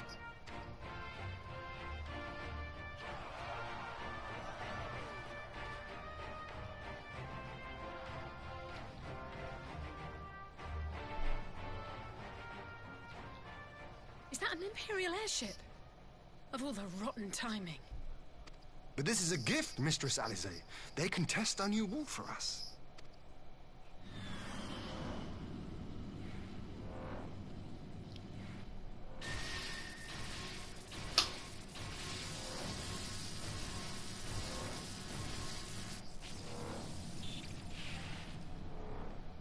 Seems solid enough, though I was hoping for a fireball.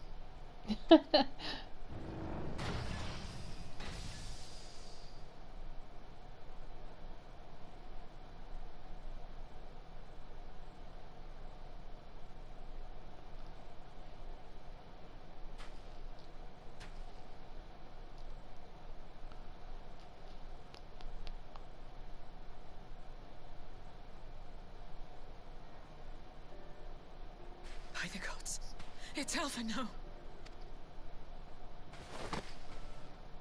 What are you? Let me go! He has my brother! Lower the barrier! Just put it up.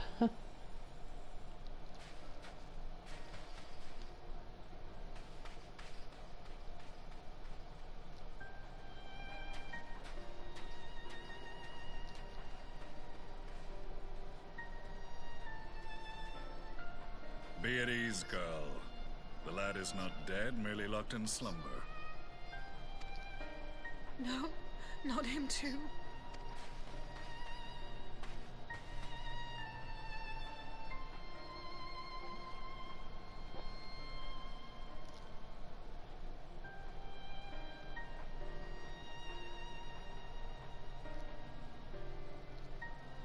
We could identify no cause and found no remedy. Thus I sought to return him to Doma, and into the arms of Lord Hien himself, it would seem. It is a day for fated reunions. Would you not agree, adventurer? Or should I address you as the Warrior of Light?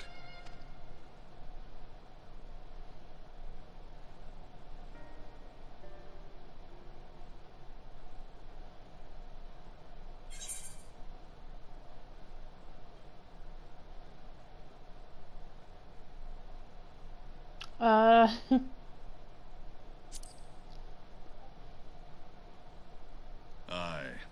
Gaius van Baelsar, the Black Wolf. That was the title I was given. One I have long since relinquished.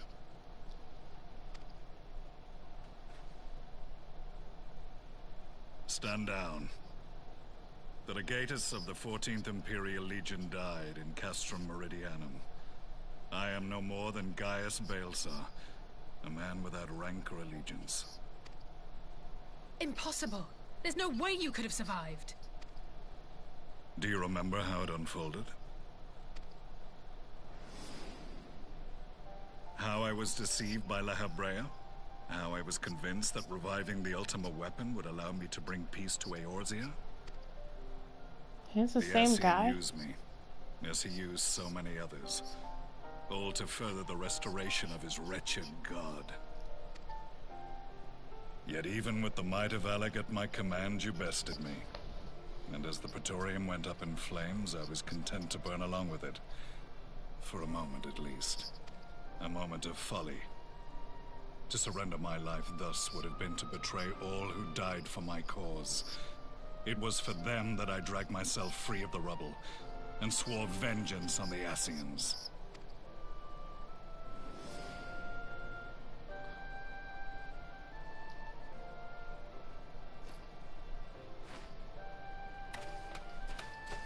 The Black Wolf has shed his pelt, never to return to Garlemald or her legions.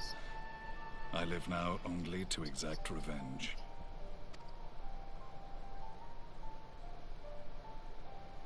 My principal quarry was to be La Habrea, whom I gather you have since ushered onto oblivion.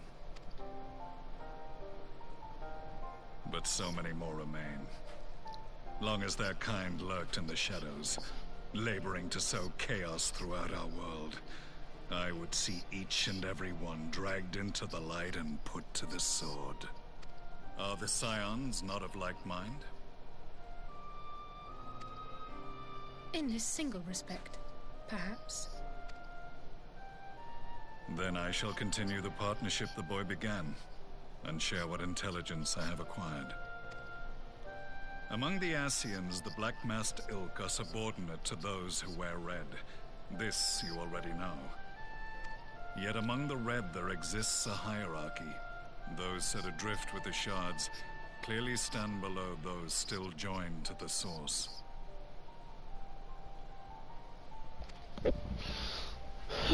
Nabriales, who once dared to intrude upon the Rising Stones, belonged to the former group, and while he was indeed a dangerous foe, his powers were inconsequential next to the paragons of the Source. The first was La Habrea, who plagues us no more. There is also the white-robed Elidibus, and the elusive Emmet Selk, about whom little is known. We have files on La Habrea and Elidibus, but I believe this Emmet Selk is new to us? As I assume my brother told you, we have evidence to suggest that an Ascian now walks in the body of the Crown Prince. Have you identified this interloper? Elidibus seems the most likely culprit. As emissary, it is his role to maintain the equilibrium between darkness and light. Your many deeds in Hydaelyn's name have upset the balance, and I believe he seeks to restore it by throwing his considerable power behind the Empire. As a leader of the Ascians, he is one of our primary targets. It was on the trail of this very prey that the boy and I came across the scene of a failed uprising. In the absence of a single Garlean casualty, we inspected the bodies of the rebels, and the lack of any external injury drew my immediate attention. They had been slain by Black Rose, an alchemical invention of the Imperial Army. When I yet served as legatus, I ordered its production halted, and all stockpiles destroyed. Toxic gas is not a tool of conquest, but of extermination. Toxic gas? This must be the new weapon Maxima warned us about. Something deadly enough to sweep away all resistance in a matter of hours. Gods. You don't think they're planning to use this in Alamigo, do you? Put your fears to rest. We infiltrated the production facility and destroyed all existing stores of the chemical along with the plant itself. Even should they rebuild the operation, they will not soon manufacture another batch. Regardless, I would draw your attention to a directive we discovered in the plant's records. The document was marked with a recent date and authorized with the signature of one Zeno Ciegalvas.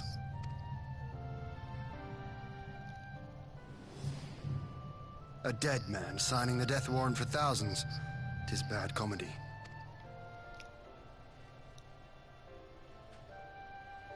But the tale does not end there. Within that same facility was a chamber filled with devices of elegant design. Cloning technology, we realized. And what should we find in each and every incubator? But a young Emperor Solus.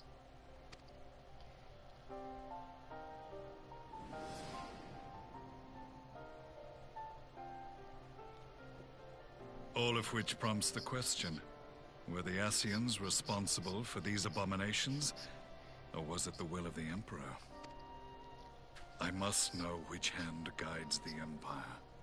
Though I have given up my rank, I am yet a son of Garlemald, and I will fight for the future of my homeland. It is time I return to the hunting of shadows. We should focus on our common foe. To reopen old quarrels now would serve no purpose. You saved my brother's life, so I'm willing to let sleeping dogs lie. But in truth, it's not my decision to make.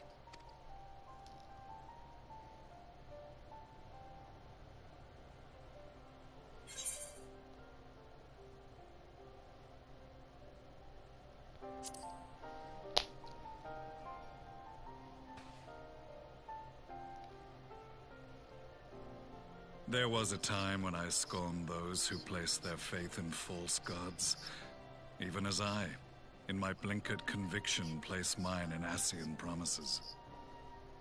Unlike yours, my strength of will and my restraint was found wanting. We shall meet again, warrior of light.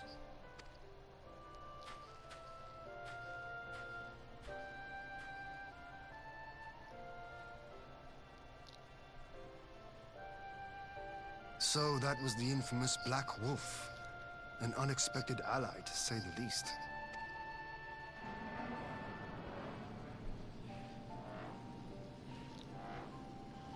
Well, I am content to leave the fine-tuning of the barrier to cleverer minds. Let us bid our friends from the Ironworks farewell, and see what can be done for Alphino back in Dorma.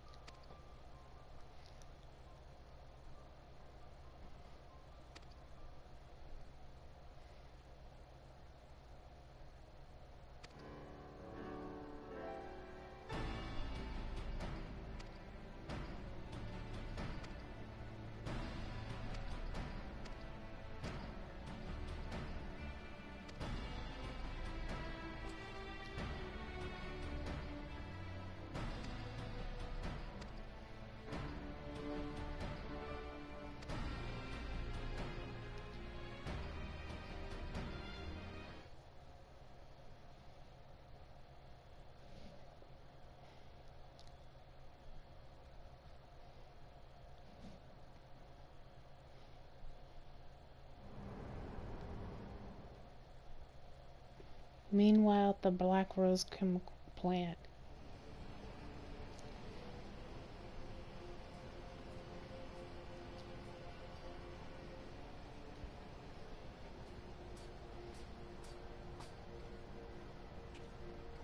Our supplies at Black Rose have been ruined, but the new plant is already under construction. We should have the first batch ready in time for the offensive, Your Radiance. See that you do.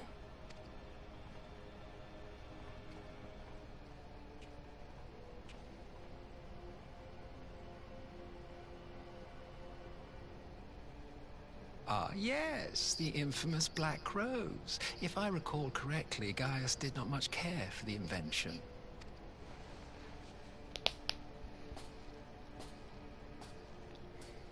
A ruthless and indiscriminate weapon indeed, this airborne poison. It seems you are capable of making decisions worthy of your bloodline. With no gift for sorcery, we Garleans must look to Magitech to even the odds. If it spares the needless deaths of our soldiers and serves the cause of this empire, there is no method I would not employ.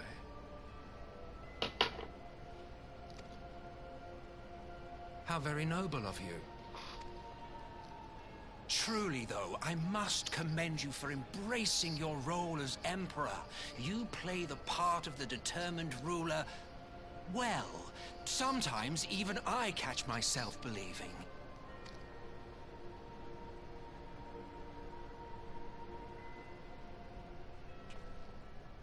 A silent agent of death.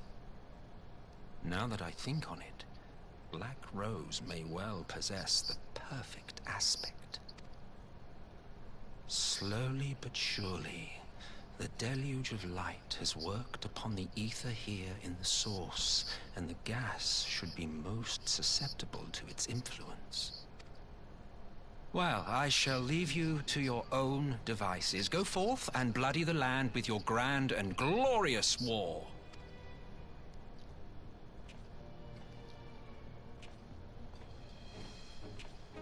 While you do what, precisely?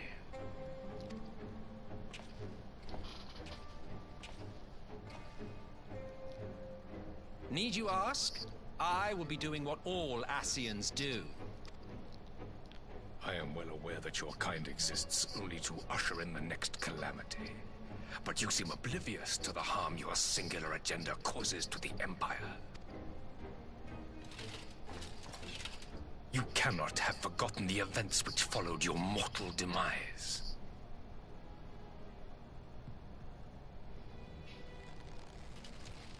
Our homeland was plunged into a civil war for your failure to name a successor. The edifice you so carefully constructed was but a hair's breadth from collapse. Are you truly so naive? You thought me oblivious to the consequences of a departure so painstakingly timed? It was by design?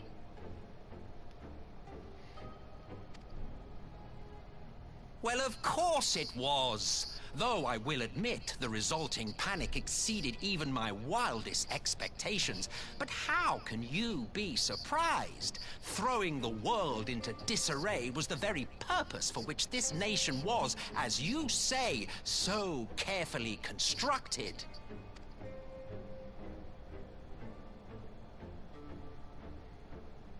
Now, if you have no further questions, I must be on my way. Since we may not meet again in this lifetime, it would be remiss of me not to offer a word or two of gratitude. I really must thank you for this surplus of vessels. I can mold any host into my own image, but having bodies tailor-made for me in this fashion is so much less tiresome. You dabbled in Allagan cloning techniques, yes? It certainly is a compelling, not to mention entertaining, field of research. And of all the options available, you chose the Founding Father on whom to experiment. You have a twisted streak to you, Varus. Like grandsire, like grandson, hey? If events play out as planned, this will become something of a family enterprise. You will be the capstone of this world, I the anchor and shard, and together we will give the lie to this star's fraudulent existence.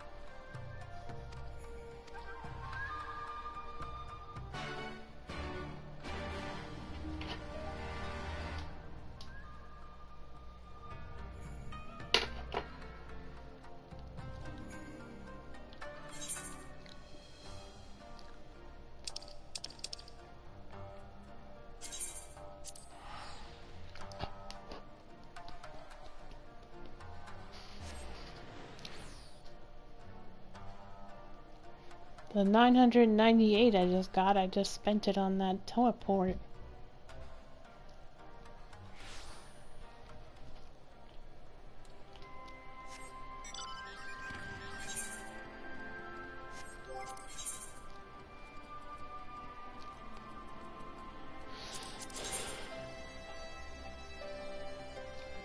I just came to the wrong one.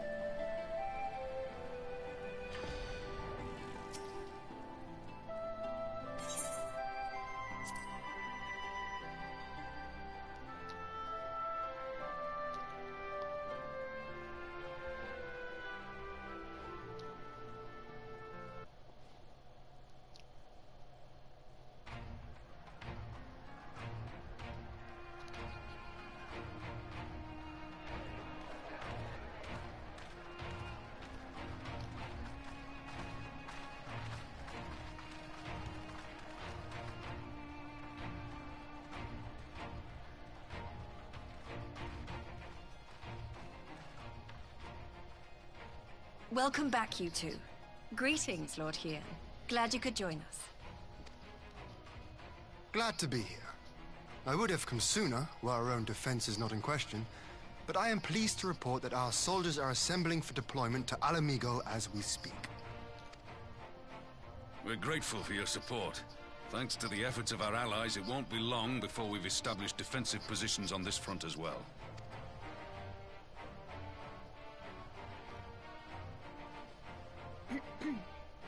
We have some good news too.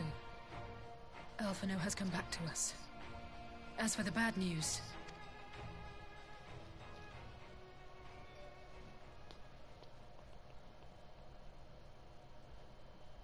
So, Alphino won't wake up, Gaius van Baelsar is alive and hunting Ascians, and the Empire is planning to poison us all with toxic gas. Does that sound about right? Ordinarily, any one of those things would have left me in shock. But the way things have been lately, it's all starting to seem pretty normal. Getting back to your report, are we sure this Black Rose is the weapon Maxima was talking about? It fits the description. And it seems we have Alphino to thank for sparing us an early demonstration of its effectiveness. I have a feeling this won't be the last time his bravery in the Empire will serve us here in Eorzea. The threat of an unknown weapon has had us all on edge. But now that we know what we're dealing with, we can take steps to defend against it. As for Gaius, I'm not sure what to think. Am I happy he's alive? Not in the slightest. Am I happy he's hunting Ascians? Aye, I'd have to say I am. Oh, speaking of Garleans you didn't expect to see, we have a tale of our own, as it happens. When we sent envoys to the Imperial Army to request talks, they returned with the message that Varys Zos Galvus would be attending. The Emperor himself. Well, Varys did sanction the Popularis peace mission. But knowing that an Ascian walks in his son's skin, I do not see how we can trust him or anyone from that nest of vipers. The Alliance would proceed with negotiations regardless, if only to give ourselves more time to prepare. We do, however, require your cooperation. Right. Yes. So, as a condition for the talks to go forward, the Empire has requested that a member of the Scions be present. There'll be a representative from each Alliance nation, of course, but I'm afraid we have to ask that you come along too.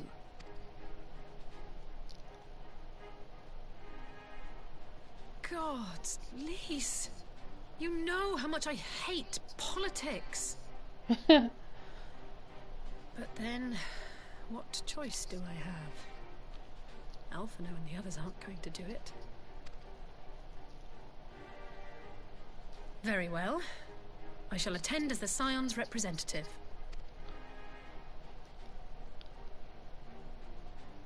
In case you're wondering why I didn't ask you, the Empire also requested the presence of Eorzea's champion.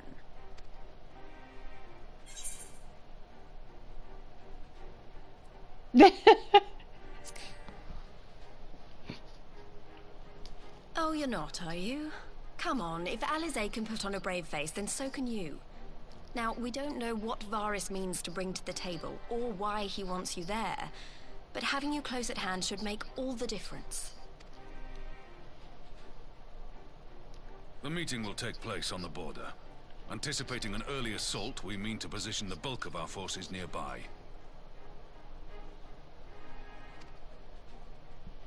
The Alliance leaders should already be on their way. Once you're ready, we can head out and join them.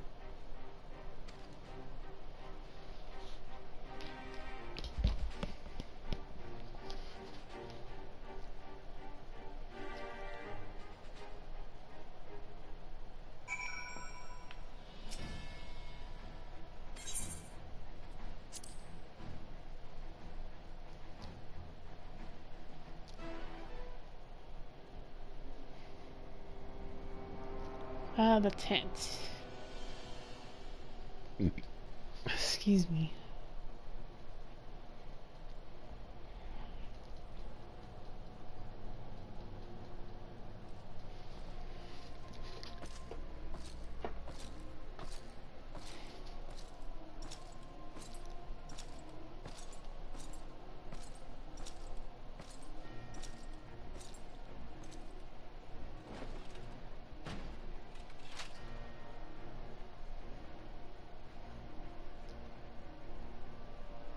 Esteemed representatives of the Eorzean Alliance.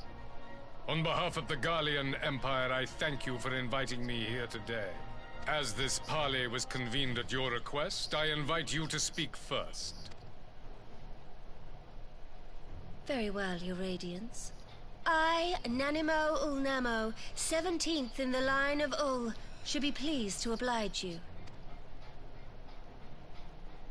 As recent events in Alamigo and Doma have made plain, the subjugation and exploitation of neighboring nations is not a sustainable policy. Should this day end in war, you may very well defeat us, but you will never extinguish the people's desire for freedom.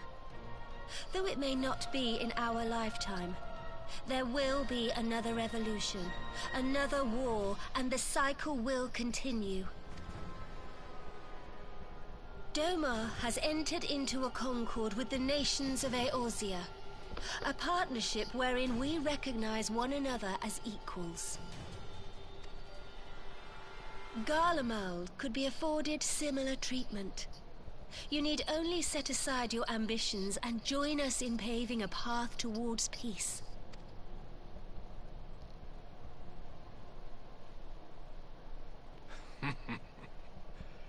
You will not win me over with sophistry, Your Grace. As you know only too well, this alliance lacks the strength to keep the peace within its own borders. Even now, your struggles with the Beastmen continue unabated. Divided, you sow this fertile soil with the seeds of your differences and reap naught but discord and chaos for your trouble. Eorzea must be united under one leader, one purpose. I would offer you both and bring an end to your strife. With all due respect, Your Radiance, the only thing that you offered the people of Alamigo was fear and hopelessness. The citizens of Dorma can also attest to the meager arms of Imperial rule. There is no purpose to be found in a life of oppression, each day more uncertain than the last. Our people are willing to die for their freedom. A great many already have, and countless more will, if we don't put an end to this madness here and now.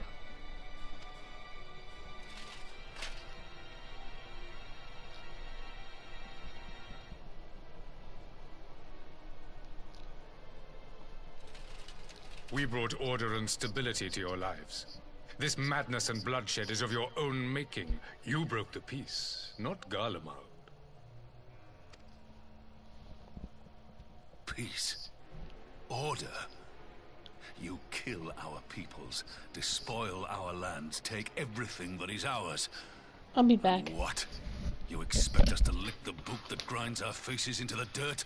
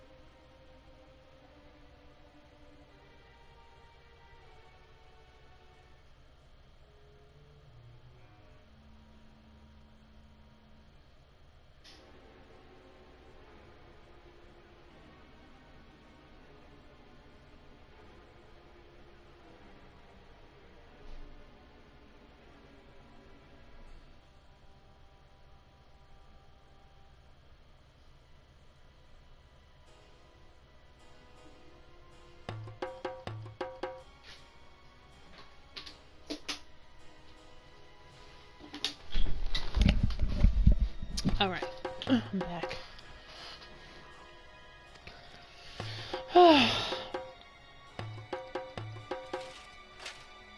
I expect you to weigh the costs. To recognize that countless lives have been lost on both sides in pursuit of a greater good, and to not squander all we have achieved in a fit of petulance.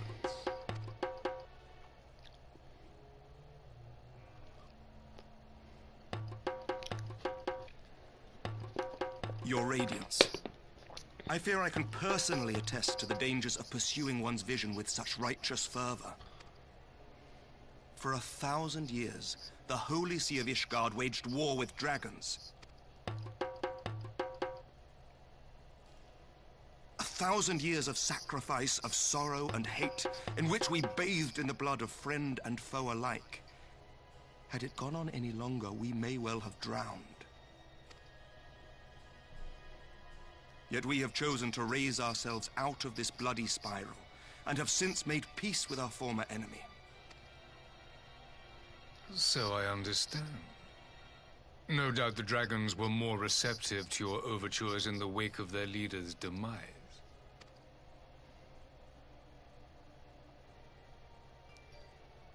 You speak of peace, yet use war to achieve it. Your father would not have bothered to obscure his intent with honeyed words. He understood that strength is all that matters in the end.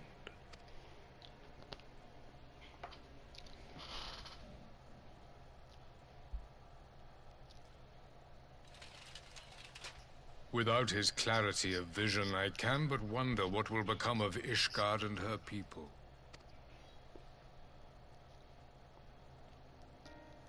There was a time when Garlemald too lacked a leader of conviction.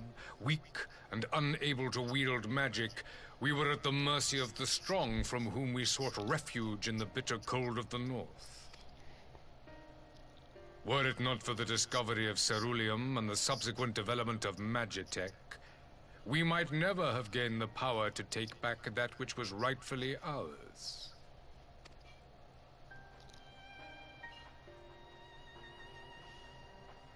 You speak as if your people were the first to have been driven from their homes. Limsa Lominsa was built by wayward souls in search of a place to call their own. On the shores of Vilbrand we found it, and from those humble beginnings did we grow and flourish. And all without robbing our neighbors of their liberty.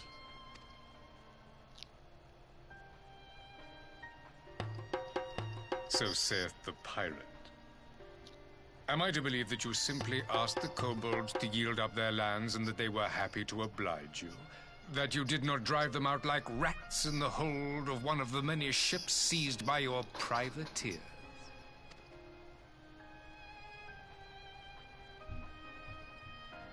I will concede that after centuries of exile, reclamation may be mistaken for invasion. Nevertheless, it is not.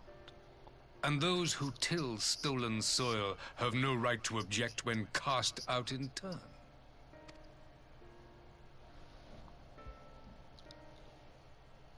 Your uncompromising nature rivals that of the Ixal. They too lament circumstances which they themselves perpetuate. Were they but to embrace peace, we would welcome them with open arms. Indeed, some few have done just that, and now receive of the Twelve's Wood's bounty.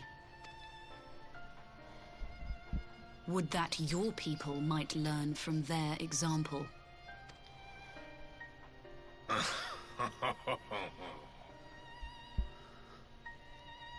You dare compare us to the Birdmen?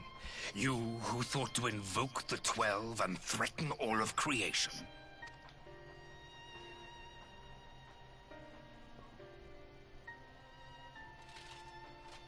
I came here in the hope of finding some speck of common ground, but I see now these discussions will accomplish nothing. Despite what you people may believe, I am not wont to choose the sword over the olive branch. 'Tis but a pity men are loath to accept one without first being shown the other.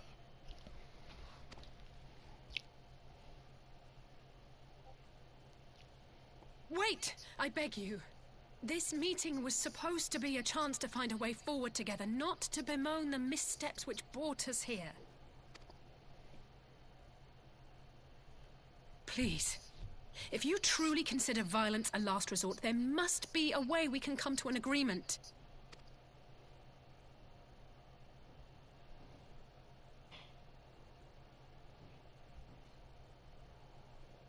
As Mistress Alisaie says, we did not come here to bicker over the past, but to discuss how we might strive towards a brighter future. Emperor Varys, may I suggest a short recess, that all present might compose themselves prior to beginning anew?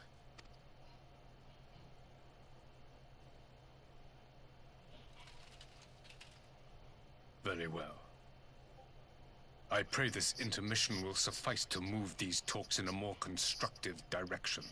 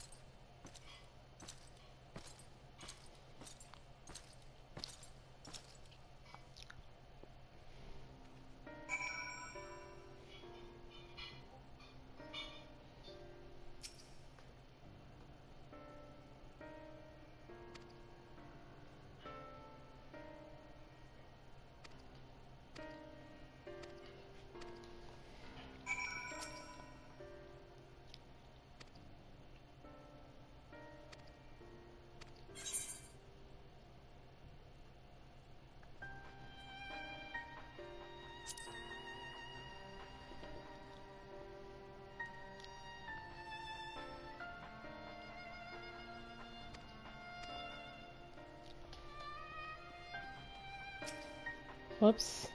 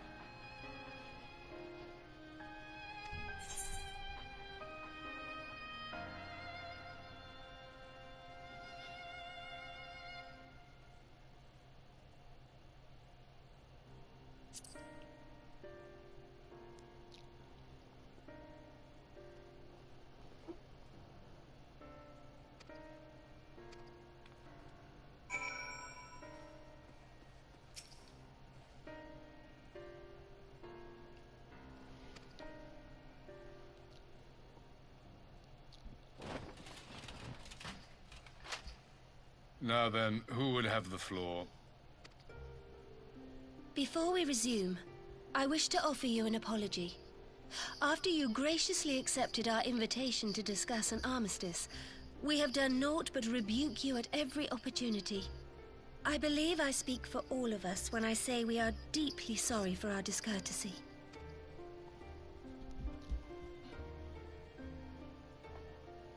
I'll admit your familiarity with our affairs surprised me, and served to remind me how little I know of yours. I think all here can understand the desire to reclaim one's homeland. But why expand further? That is my question. If I may, the answer can be found in the Imperial doctrine they took great pains to impart to my people. Recognizing the threat icons pose to the world, Solus Zos Galvus decreed that they were to be eradicated. To this end, he began a campaign to unite all lands under the Garlean banner. Or so we were taught. Yet the Emperor only reached the burn, the Baron said to have been laid waste by icons, after conquering all the lands that lay between. What is more, I am quite certain the practice of summoning was not nearly so widespread in the days before the Empire's founding. When you put it like that, it all starts to sound like an excuse, doesn't it? But to distract from what? Why are you really waging this war?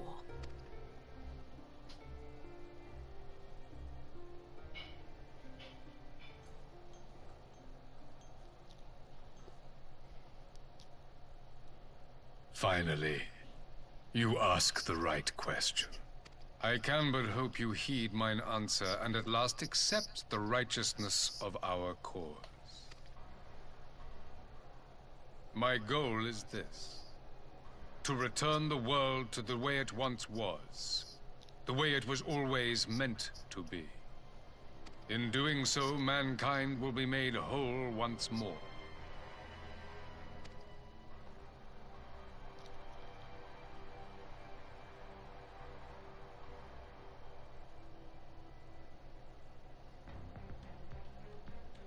No longer will we suffer from the dissension born of our differences.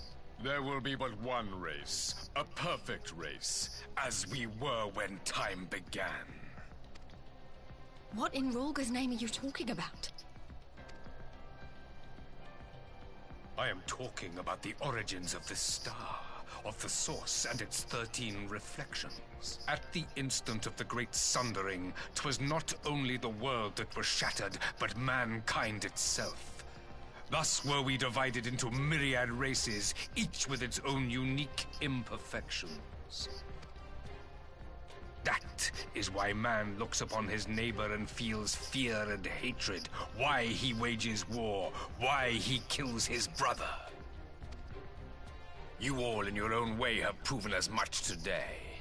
The peace you seek is but a fleeting solution to a fundamental problem. One which calls for more drastic measures. To bring about everlasting peace, our worlds must be rejoined. That is the goal the Empire would see realized. The glorious future unto which we shall one day shepherd mankind. A rejoining of worlds. I have heard this tale of the Source and its reflections before.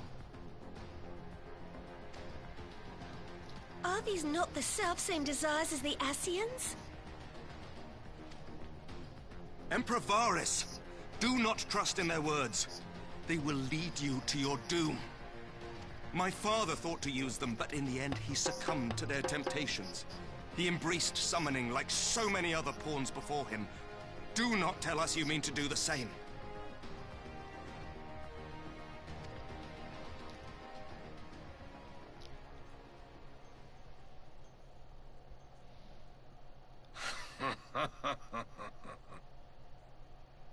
To be a pawn, free from the burden of choice, would be a blessing.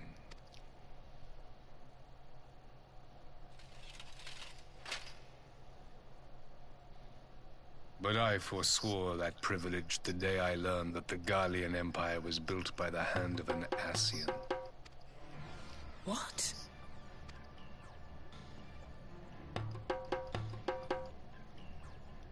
Yes. My grandsire, the former Emperor, is of their number.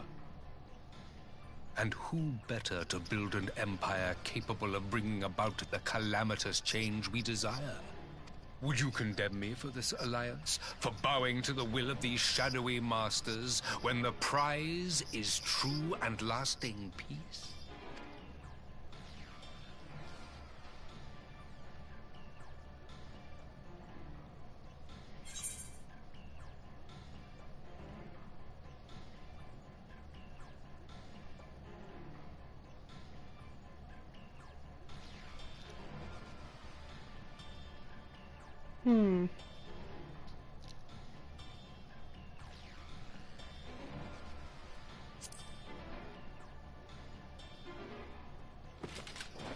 I come not to conquer, but to liberate. To free man from the prison of divergence. Imagine a world united. One perfect race beneath a single standard. An army before whose might these servants of darkness and light would fly as leaves in a storm, never again to meddle in man's affairs. We would be the masters of our own fate. I bid you join me. not as subjects of Garlemald, but of a new nation. And together we shall win freedom for ourselves and generations yet unborn. You want to trigger another half-dozen calamities? You can't be serious!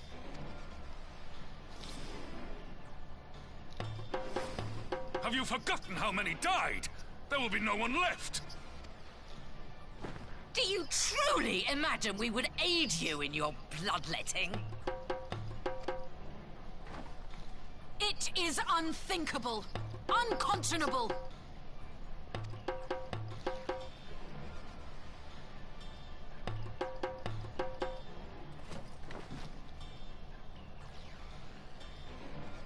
And what is the alternative? To be as cattle waiting for slaughter? I would have us work together, that we might take fate into our own hands. Into your hands, perhaps.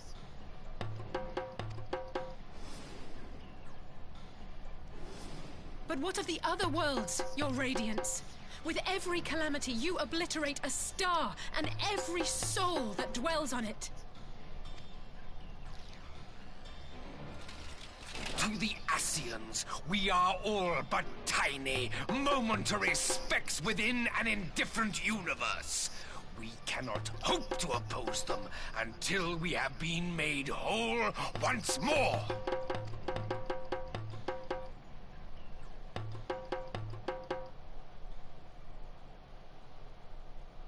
Are these truly the words of Garlemald's ruler? The flaws and foibles which you so abhor are what make... Whoops. While it is true that man succumbs all too often to anger and avarice, he may yet overcome his baser instincts through the forming of bonds with others, fostering community and cooperation. That the protector of an empire should not only reject these fundamental truths, but seek to change them at so dear a cost to life is indefensible. Such a man is not fit to govern.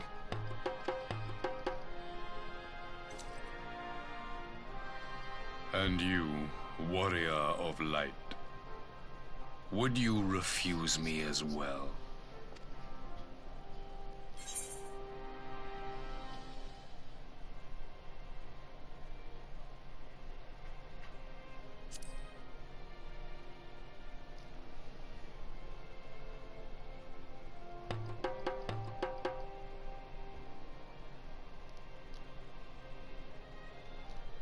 It would seem the Alliance is of one mind on this matter.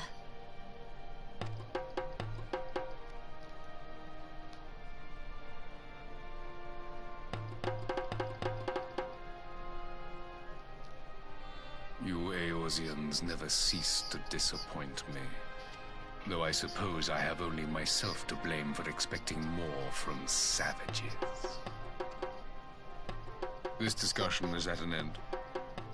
I bid you make ready for our next meeting. It will not be at the negotiating table.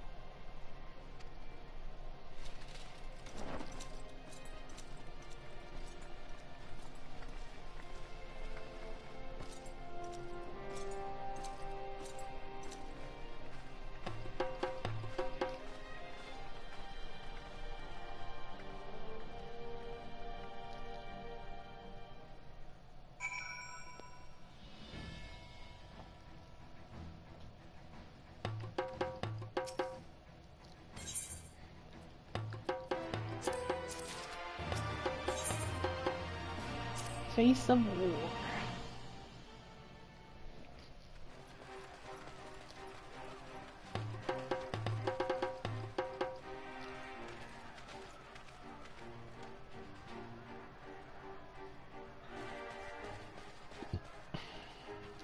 I'm not sure what I was expecting from our meeting with the Emperor, but it wasn't that. Still, at least we know now what he's really after. Aye, a future built on a mountain of bodies. I too want the Ascians dead, but not at any cost. The last of the reinforcements from Dorma arrived not long ago. I pray it will be enough. Given the Emperor's stated goal, this is a battle we can ill afford to lose.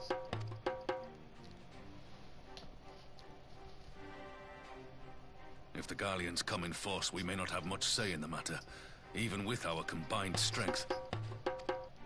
We knew from the first that the odds would be against us. But if there is even the slightest chance of victory, we must do everything in our power to seize it.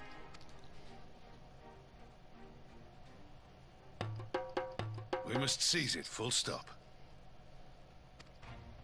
Here!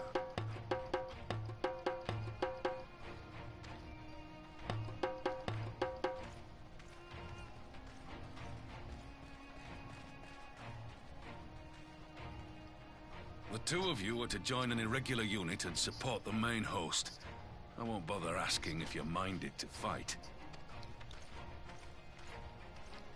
After coming this far, how could I not? And for once, there's no one around to count 'em on me. Not that they would. Not even my brother. But we all know who really make the difference. Ready to frighten some Garleans? I wouldn't want to be on their side. Might I ask you to accompany the Dorman contingent? They are strangers here, and your presence would do much to raise their spirits.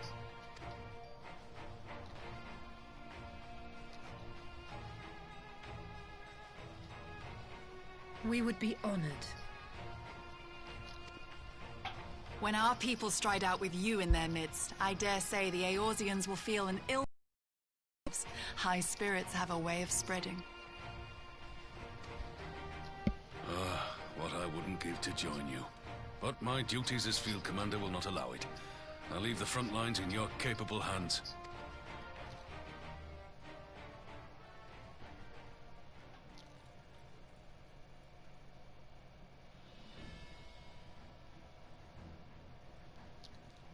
Comrades, ready your arms. The hour of battle has come. May the crystal guide us to victory!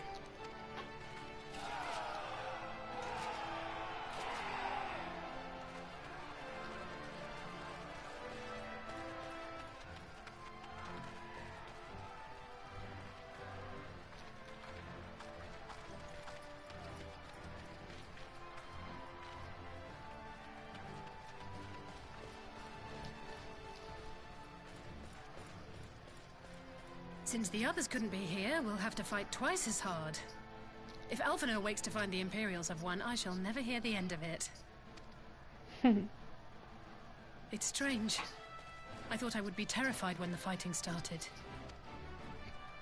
I should be terrified. But with you at our side, I can't help feeling everything is going to be all right. So please, don't you dare leave me alone.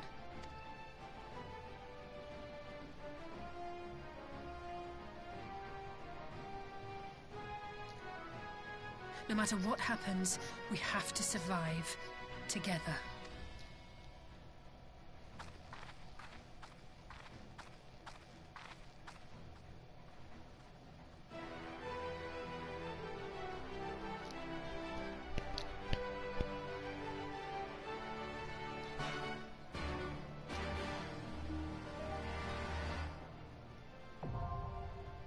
Dungeon time.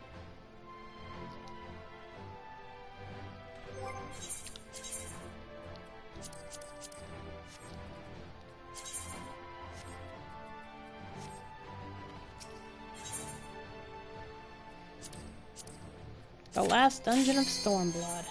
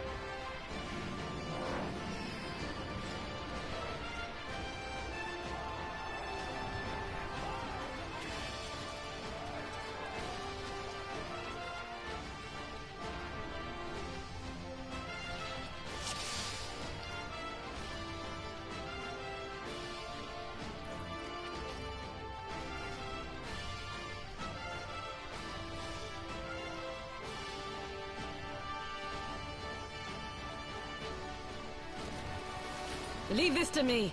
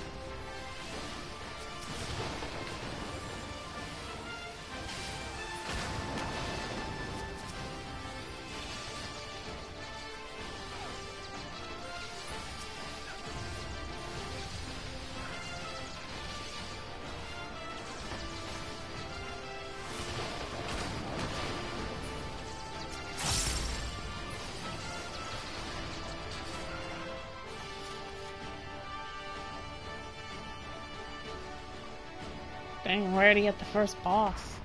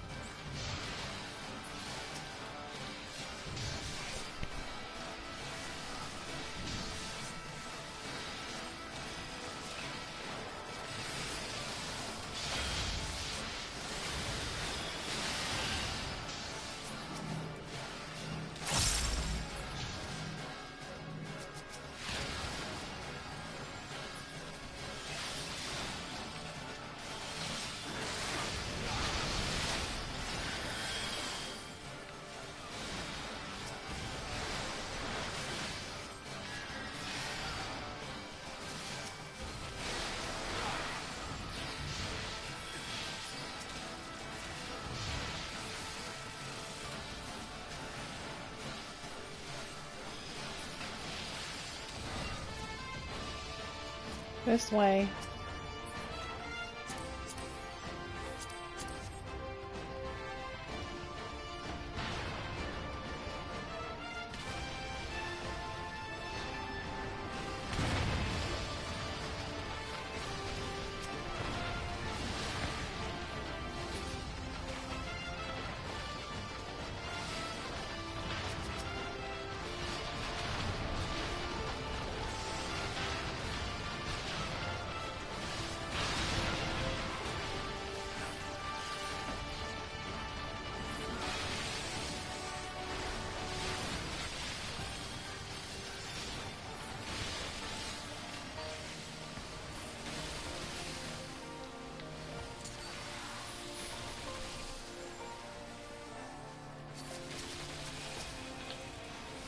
Whoops, that was the wrong button.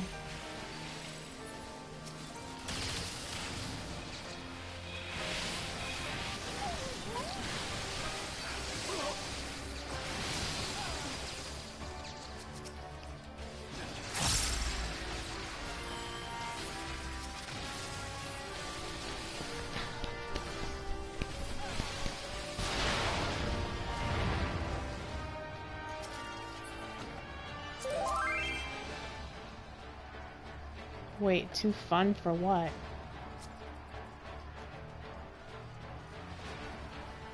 Ready?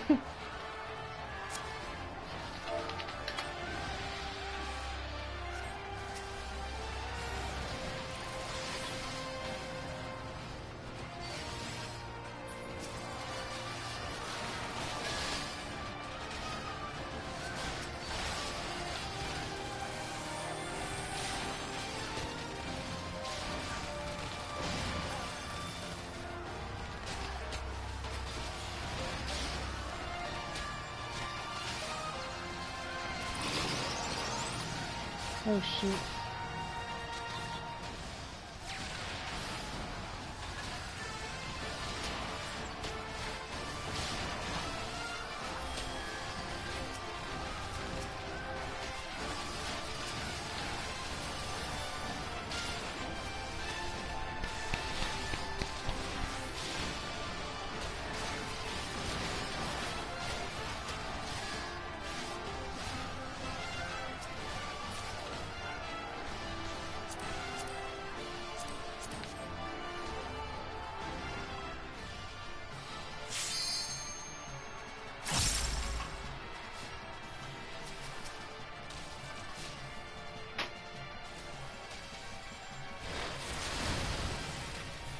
Oh shoot, let me get out of that.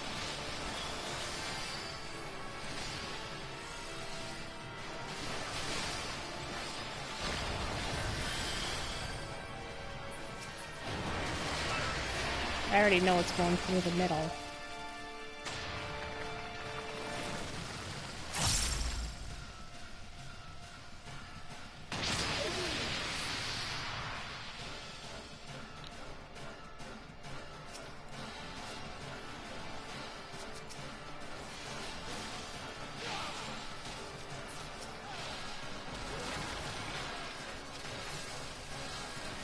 Stay close to it.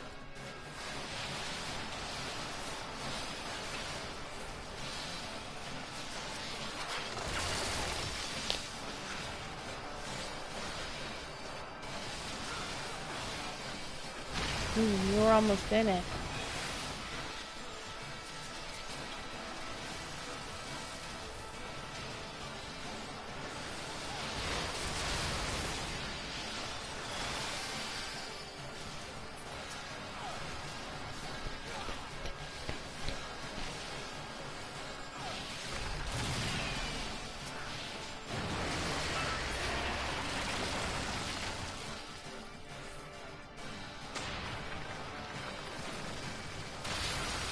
I don't know where it's coming. Ah!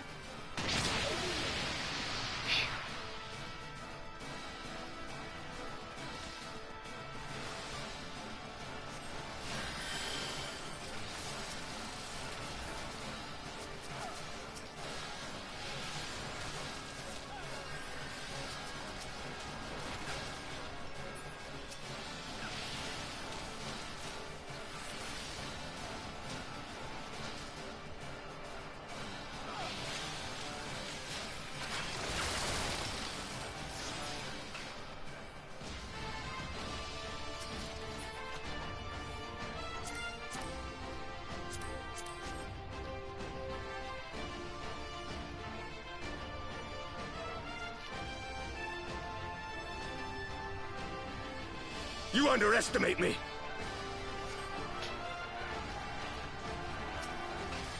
I always do this whenever I'm in this dungeon.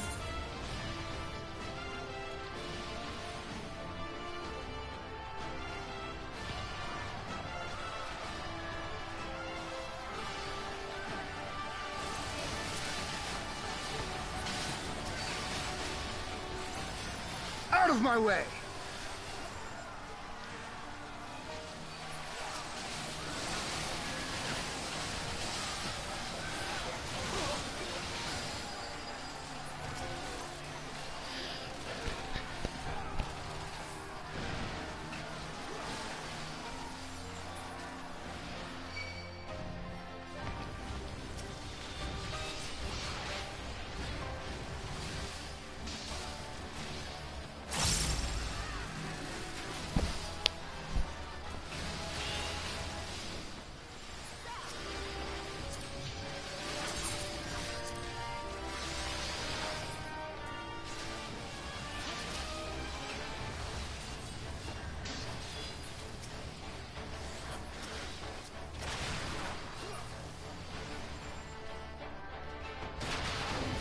I just got an invitation to wait till after this dungeon though.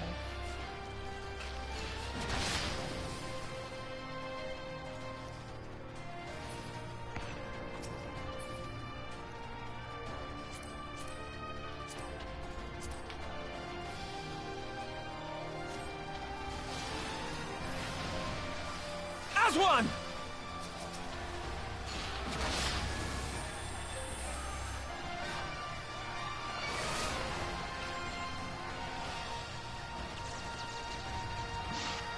Yep.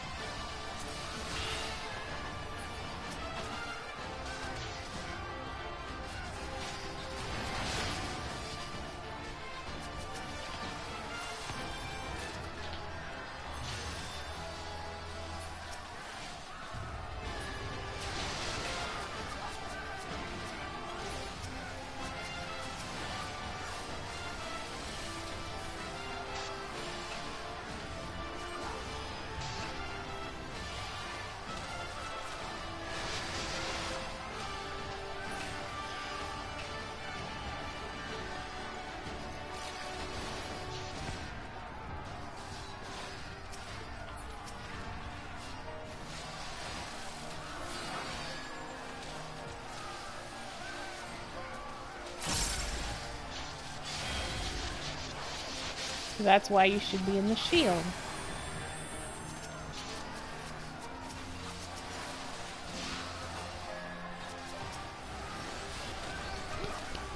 Oop.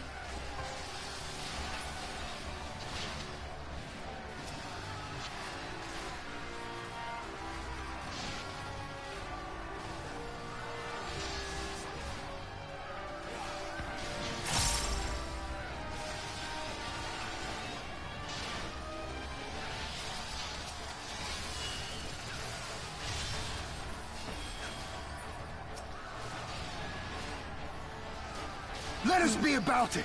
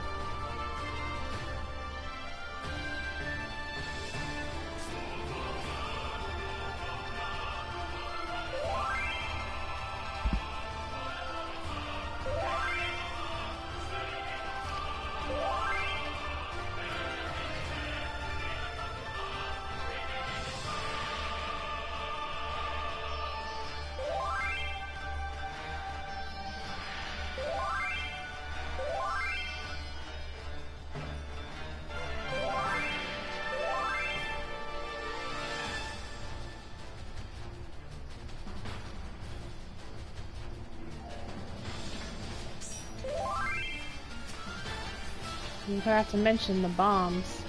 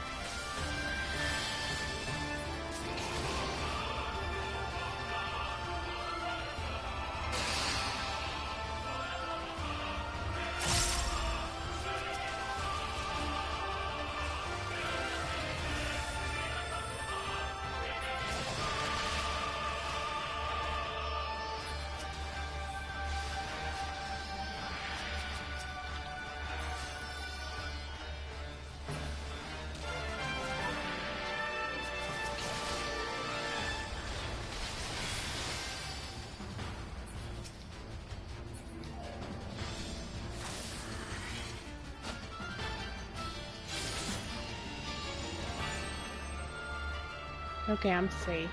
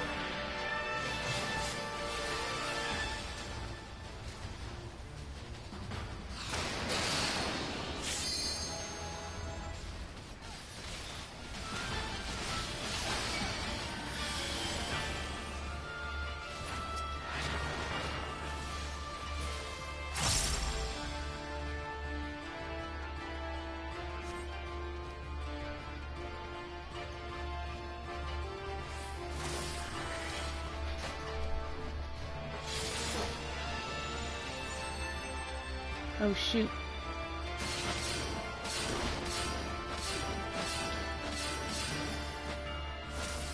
Oh, well, he died.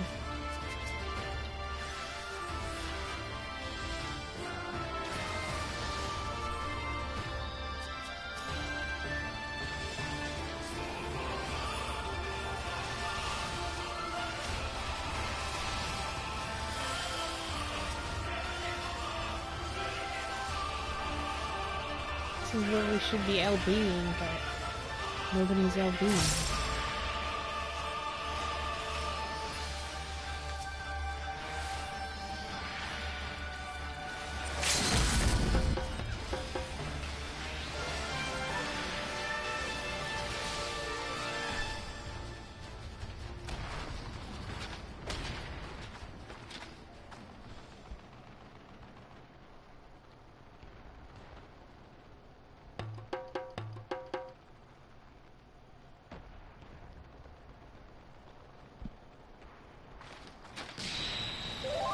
That was bright.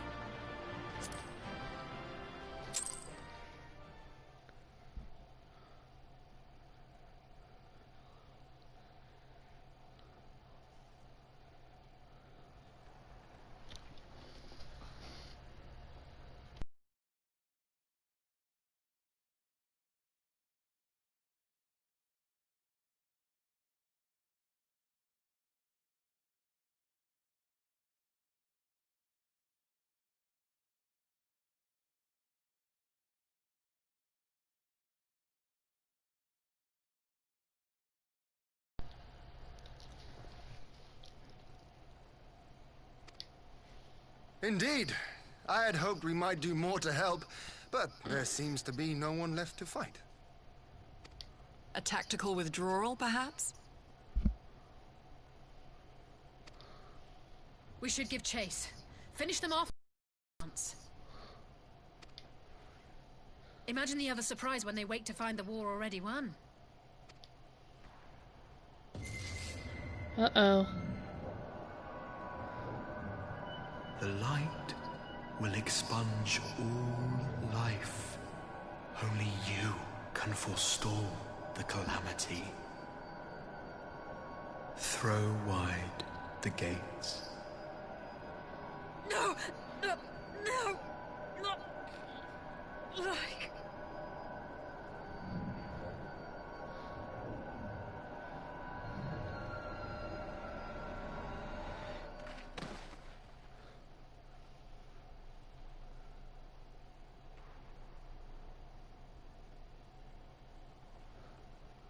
Oh no. Don't tell me. Are you all right?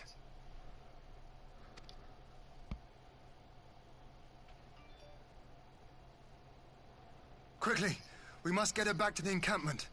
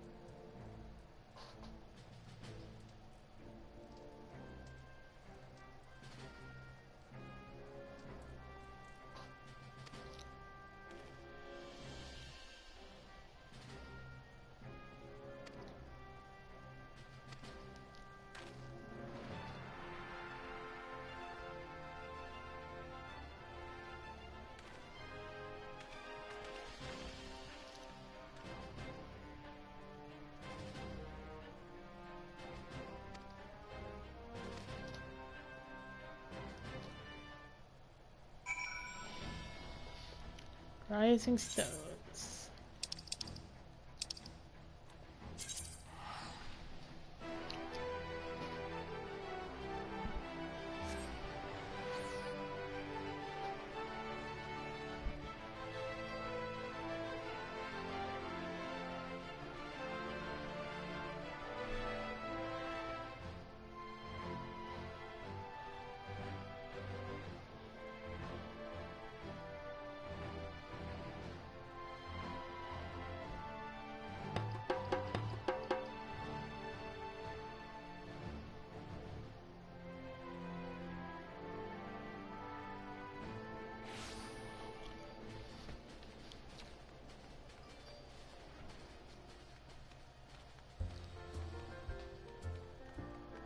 Oops. Okay.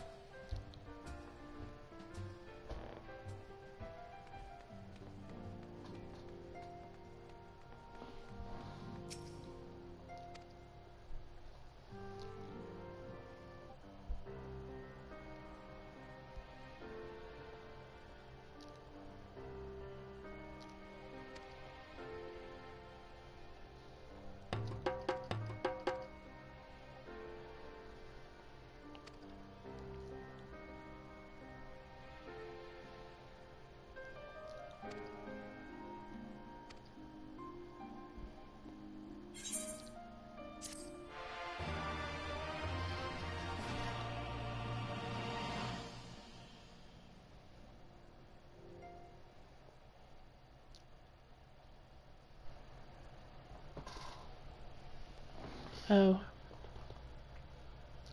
Let me join the party.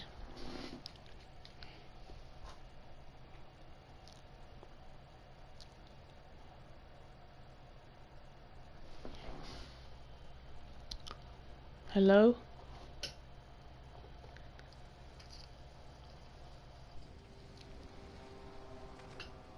Hello, hello? Hello?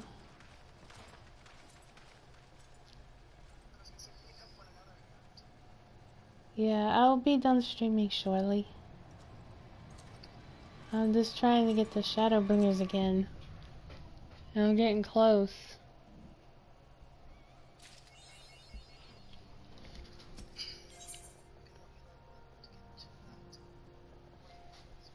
Mm-hmm.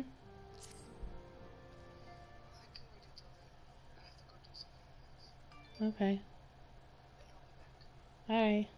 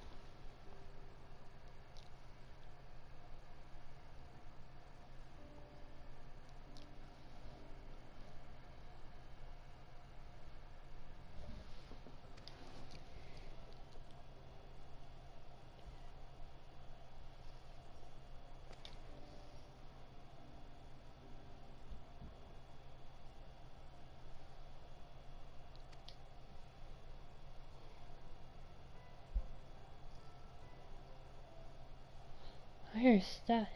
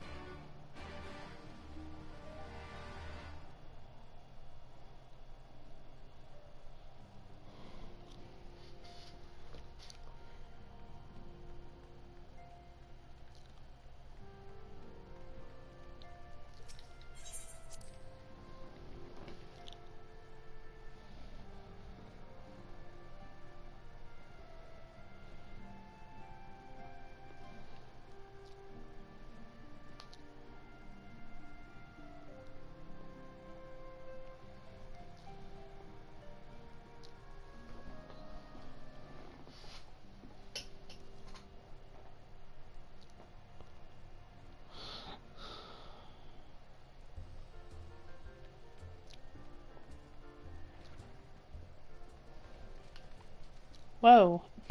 I was not expecting that. It's like, whoa, in front of my face.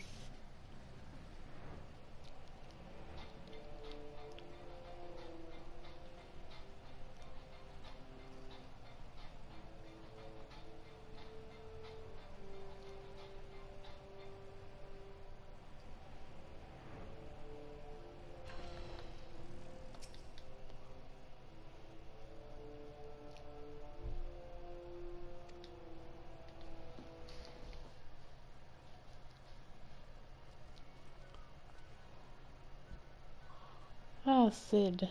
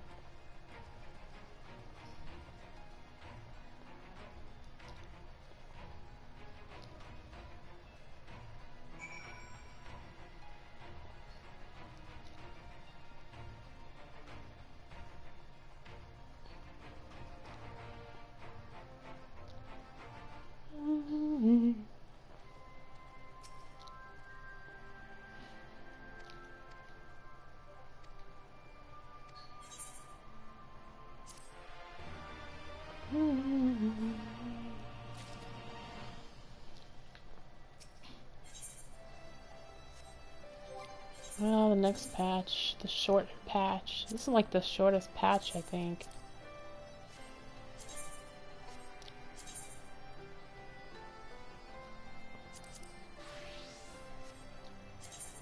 Since I'm in for a big fight, gotta change.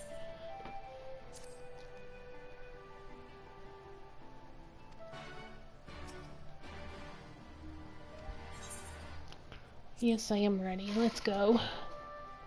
Get this battle done and over with. For now. Until I move on to a next ult. Which I won't be doing this battle for a while, I think.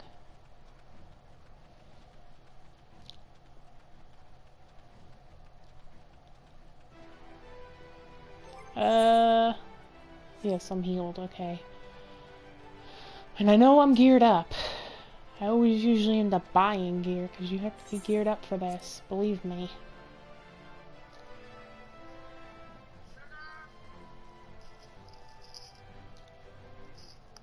There have been several skirmishes along the border, but as yet neither side has delivered a decisive blow. We had long assumed that the Garleans would overwhelm us in a straight fight, but we seem to be gaining ground, albeit slowly. As to why that might be, the most likely explanation is that they have yet to commit all their forces. Still, we're winning, and our latest intelligence suggests the Emperor has retreated back to Garlemald. In light of this, we're considering launching an offensive with the aim of pushing the front line forward and giving ourselves some room to breathe. Yep, I'm here. Commander, the Imperials, they've broken through our defenses to the east.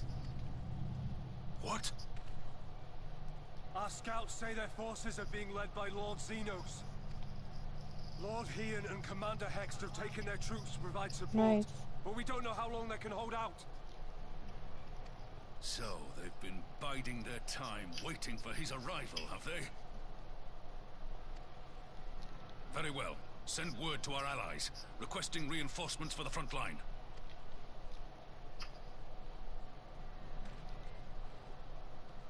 Should the worst come to the worst, I may need to enter the fray myself. But what of you? Do you still have the strength to fight?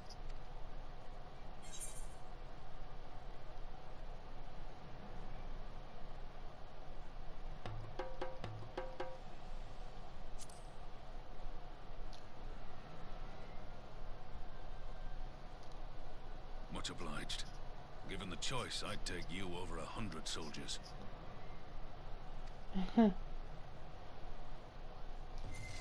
Oh no, I'm just watching cutscenes. Why won't they open? Please, I bid you open.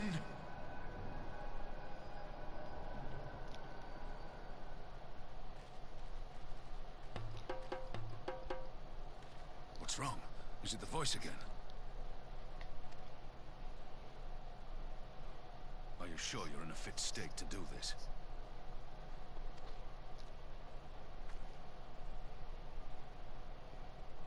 May Ralga grant us strength. Give him hell, lass. I, for my part, will defend this place to my dying breath.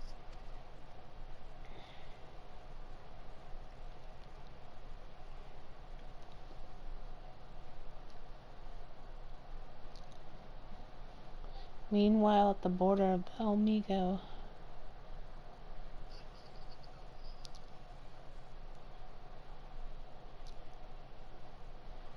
Well, that's what I call it. I don't know what they call it. There he is, the big man himself. The one I have to defeat again.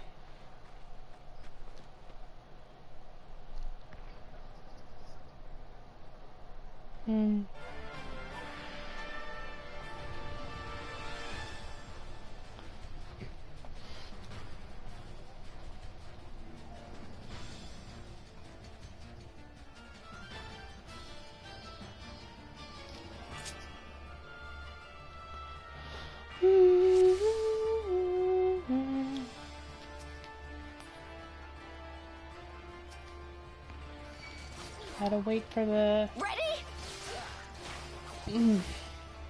Warrior of Light.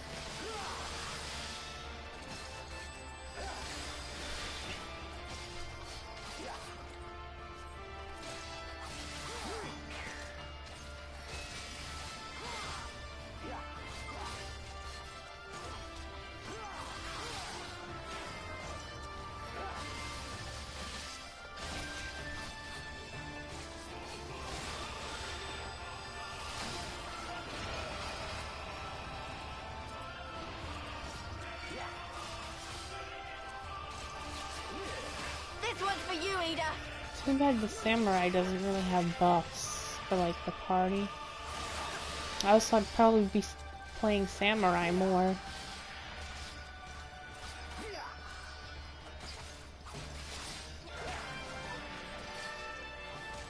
Oh, you want to be samurai?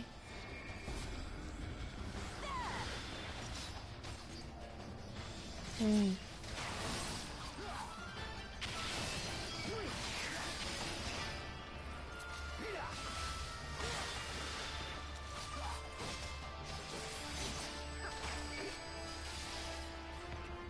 Dang, I need heals.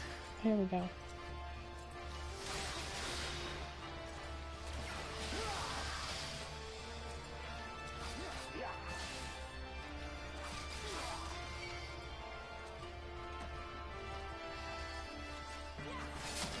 Thank you for the heals. Oh shoot, we're on.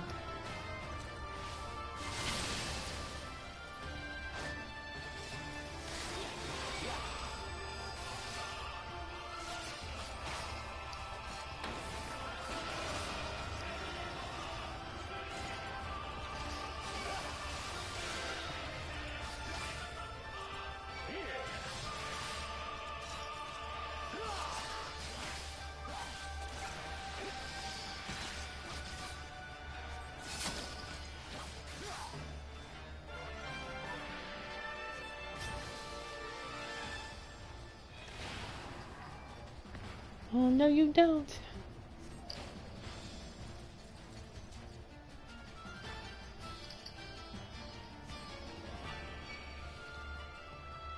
Here it comes.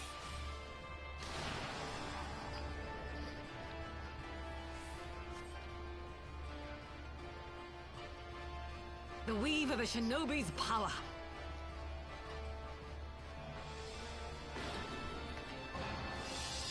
The art of my forebears.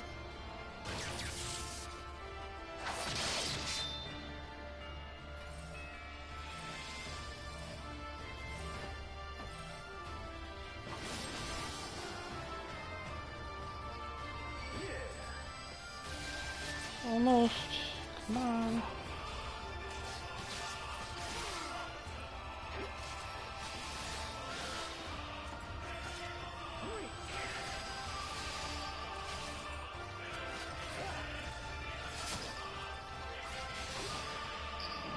Zoros? Whatever you say his name. Oh my gosh, I'm butchering it so much.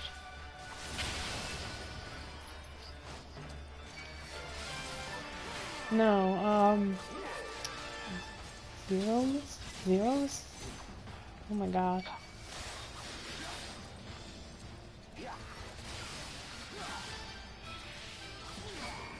The one that died and now one of the Alcyons is controlling his body.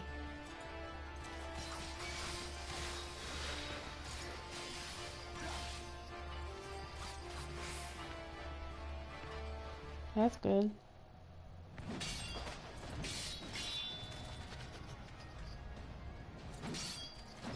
Hmm.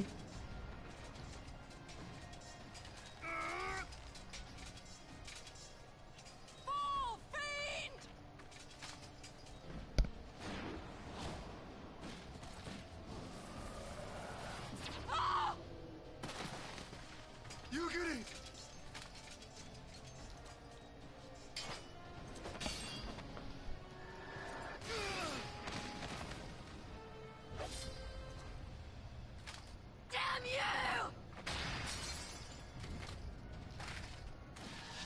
Uh-oh.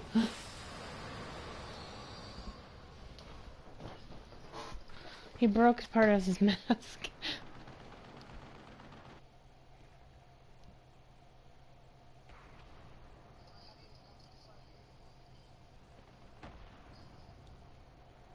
This is stormblood, so you still got a long time. Magic? With a Garlean body? That's hardly fair. Hmm.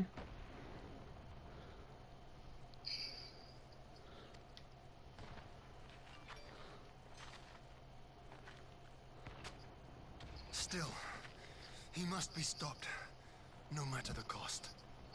Before what? Oh. Their sub? Hmm.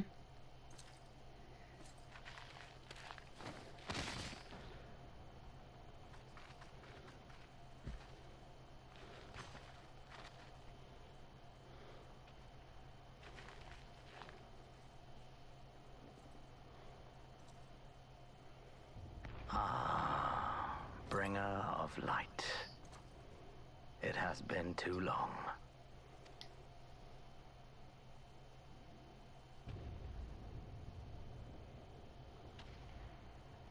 No words to mark our reunion? So be it. Equilibrium must be restored, and only your death will redress the balance.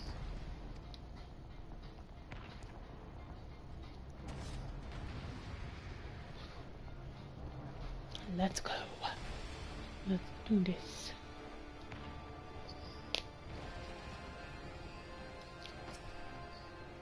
YouTube thing? Oh, I thought I'm streaming.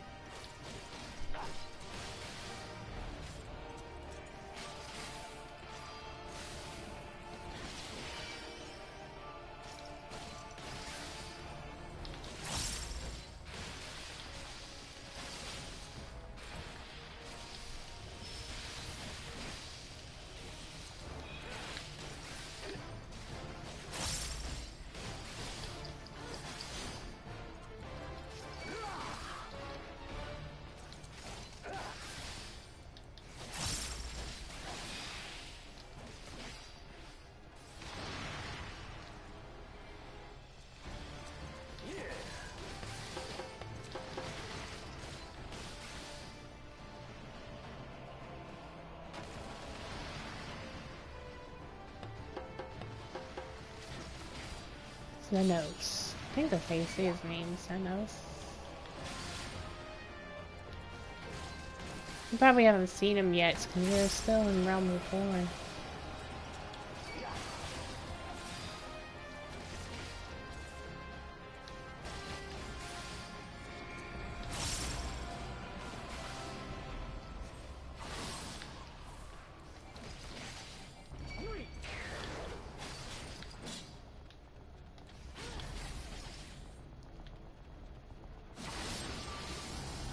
I know this battle all too well.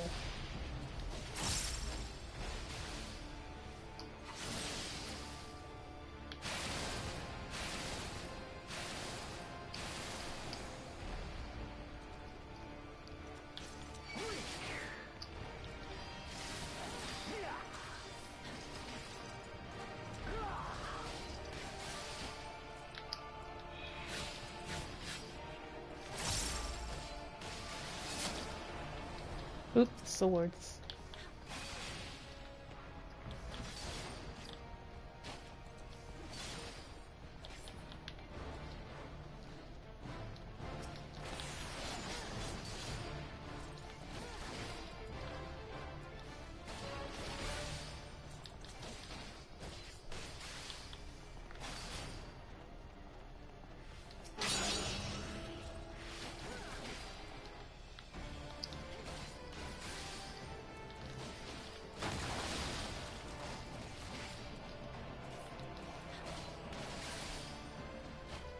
Ooh, 95 left.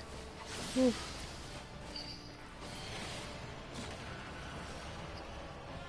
I usually have 98 left. Really good about that.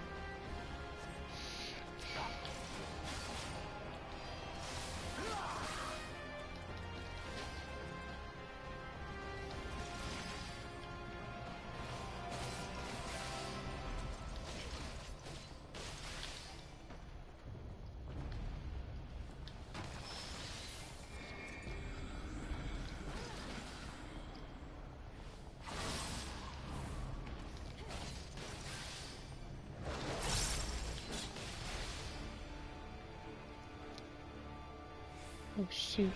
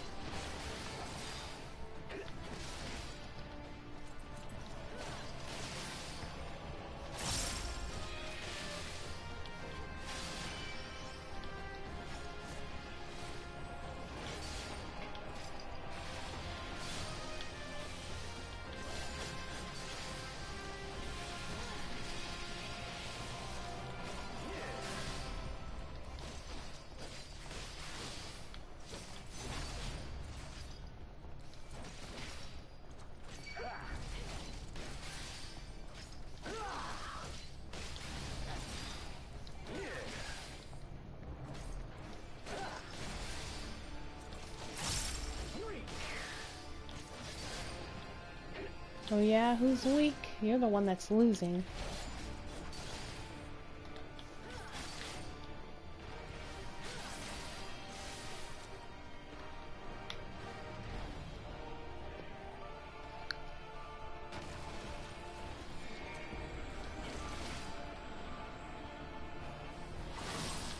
Nope. I think they put these purple balls here just to make it harder.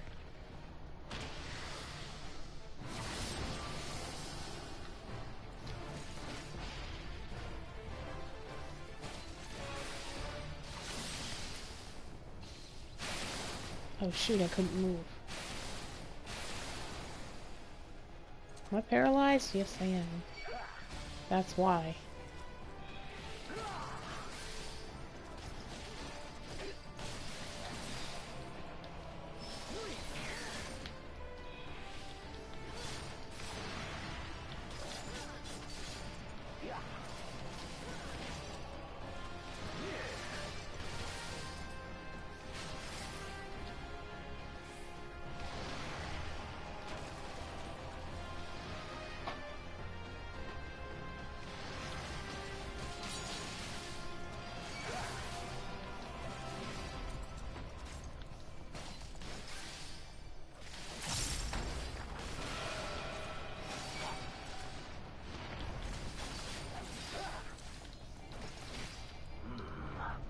I see.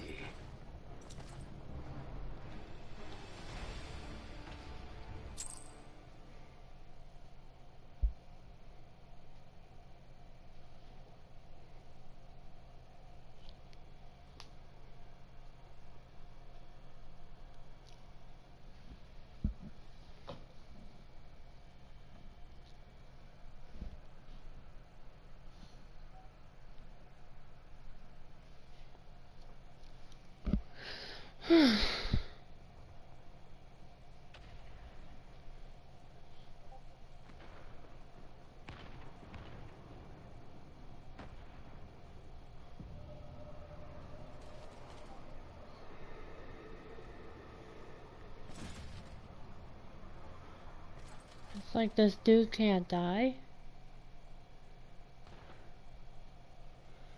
Your mother chose her champion well. Yet, for all your strength, you will still fail. Ah!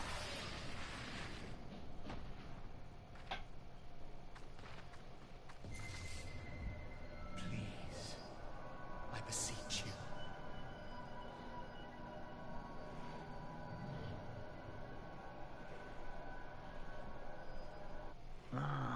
someone calls to you. Too late, alas.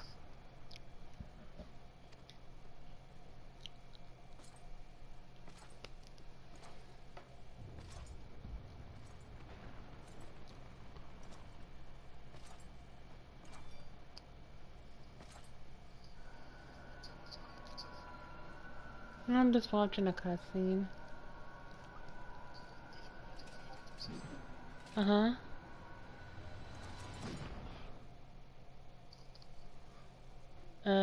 Okay.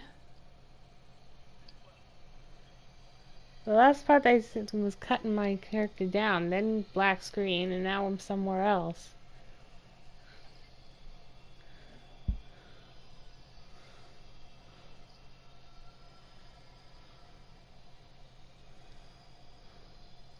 At last, I found you.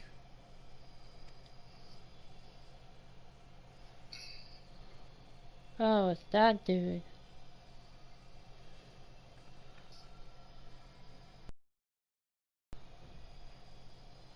Please, there's no cause for alarm. Oh no, that's not who I thought it was. Okay.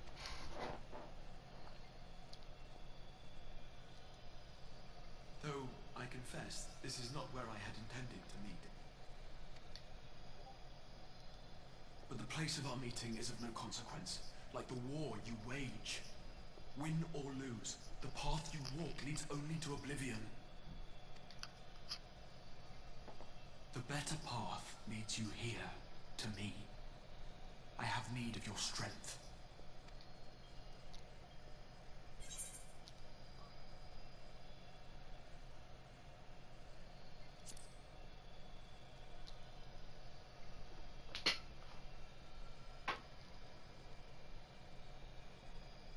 I'm afraid such questions will have to wait. We have precious little time, and your work is not yet done. Go to the Crystal Tower. I have left something for you near its base. It will serve as a beacon of sorts. One which I pray will help you on your journey. All you need do is find it. I will take care of the rest.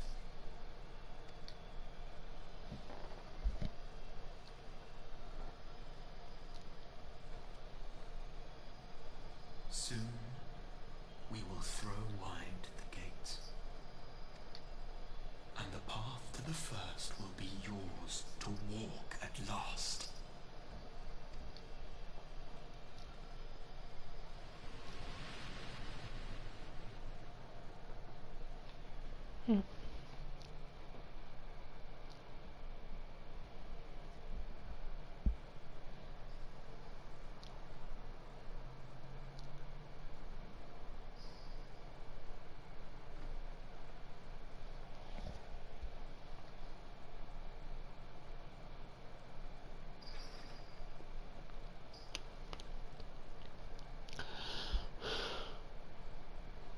I don't know how she got there.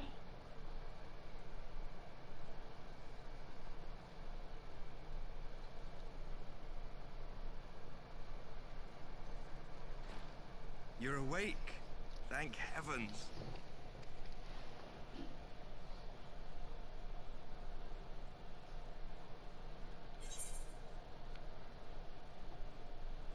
Yeah, I want to know what happened.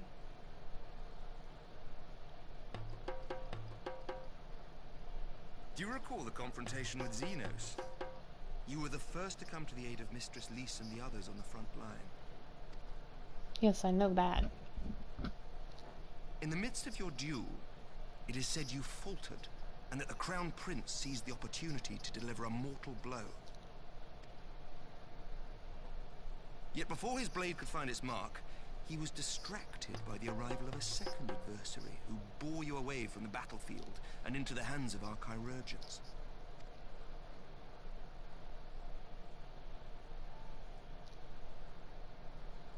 Lest you wonder, he left before you awoke. As is his wont.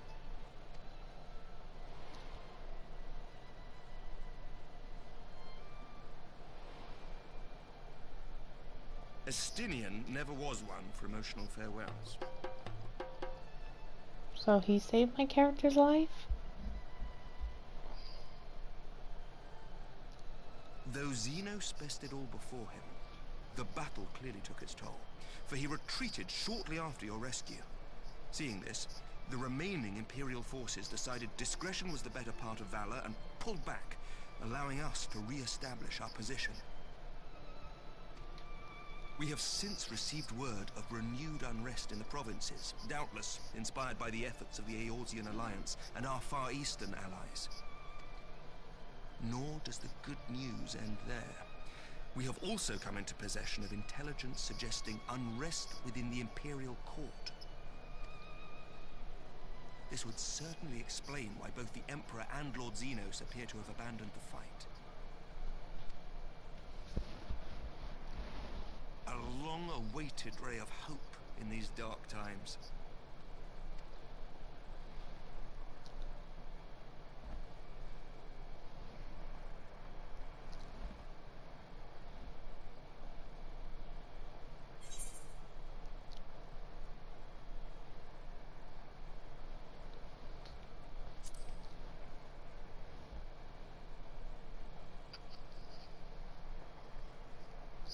Yet to awake, I'm afraid.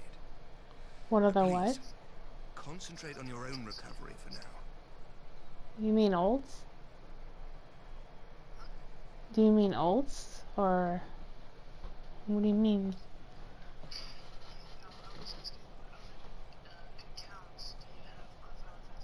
You have carried the hopes of some half-dozen Other nations, accounts? and we are all eternally grateful for your efforts.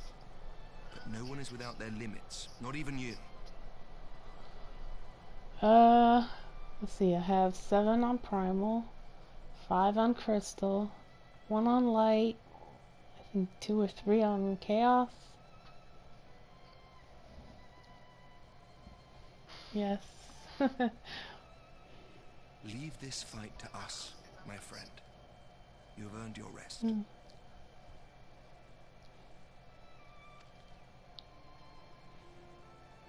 It's kind of weird but because before I forget, I only had 2 for the longest time. I was asked to deliver a message as soon as you awoke.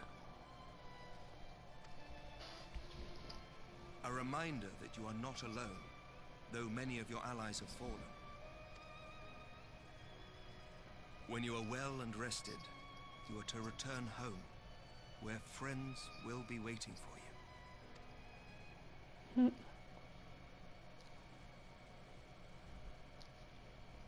Now, if you will excuse me, I must return to the front. May we meet again soon, under happier circumstances.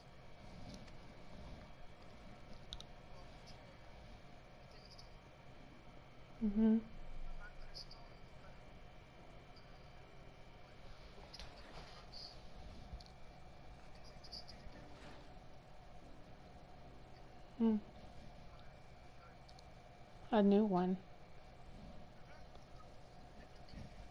Oh jeez, you made a new character? Oh.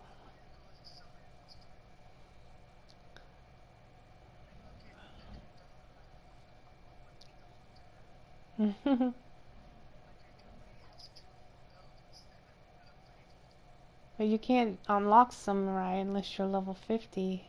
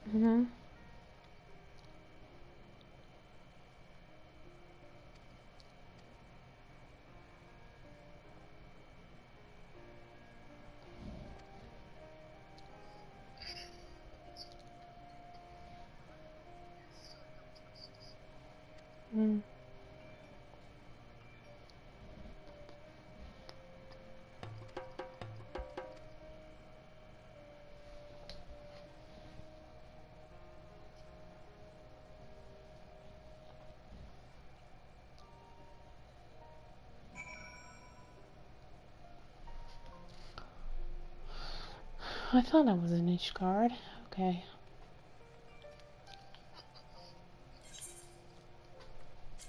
What do you need help on?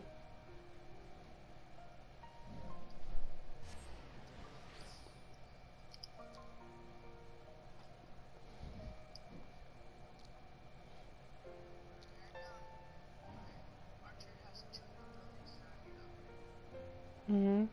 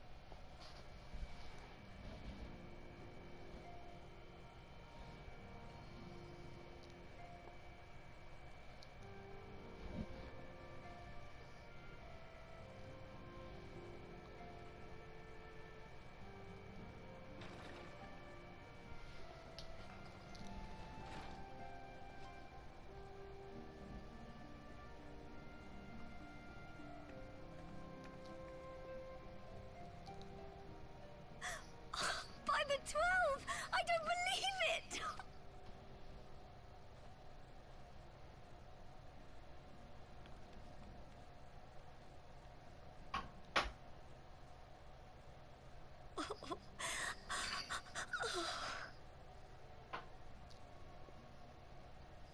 I rushed back as soon as I could.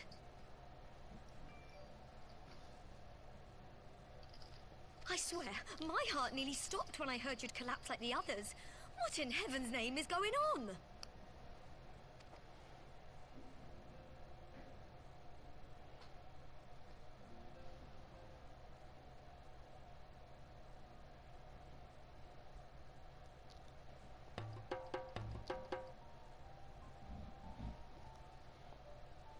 Win or lose, the path you walk leads only to oblivion. Oh, well, that's helpful. Right? And what else did he say? The better path leads to him?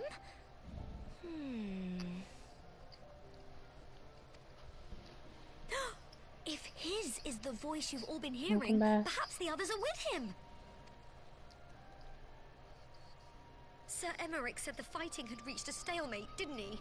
But if that monster masquerading as Xenos comes back... Thancred, Yestola, Urianger, Alphino, Alize... You're going to need all of them on your side to defeat him. And I forbid you from going to face him on your own. Do you hear me? So if you must leave, go and find the others. Bring them home.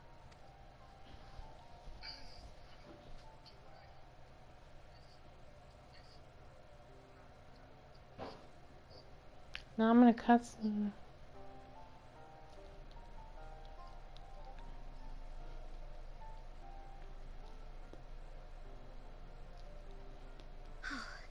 As for where to start, you said the stranger had left a beacon for you at the Crystal Tower, right?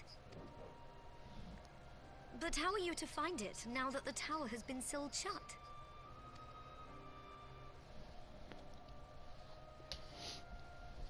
There has to be a way. If anyone would know, it's Sid, and the researchers of St. Coinac's find. What's that? Don't you worry. We'll find that beacon for you.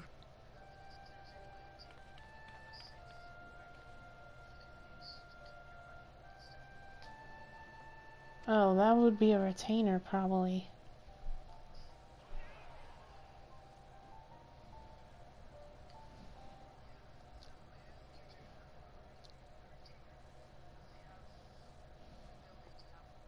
Mm-hmm.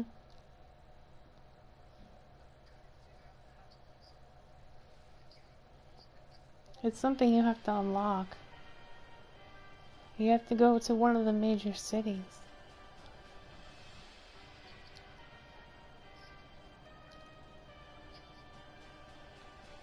Well, no, I know that, but you have to go to the retainer person in the major city. I pray you have good reason for abandoning the front.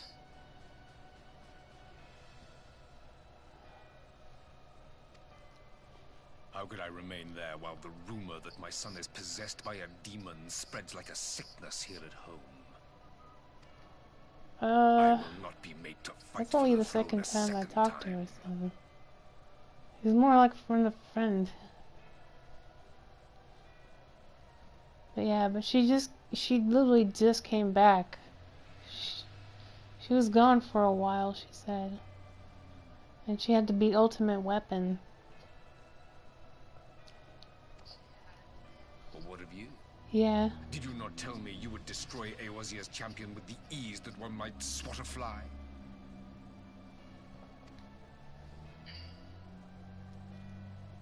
A minor setback. She will not escape me again. Where is your grandsire? I would have words with him. How should I know? Do you hide from each other's sight as well? I imagine he's doing what all Ascians do.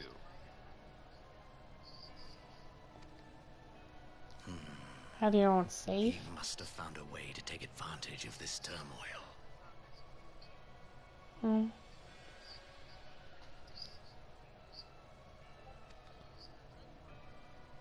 Men are not pawns to be played with, Ascian. You underestimate us at your peril. Yeah, you can't have your own safe. There is no your own safe. This war will not be decided by you and yours. Man must choose his own fate, and I, for my part, will do all within my power to see Garlemald emerge victorious. Yeah, that's gonna be easier said than done. Because there's really no housings open. They're all pretty much taken, unless you're really lucky and you find one.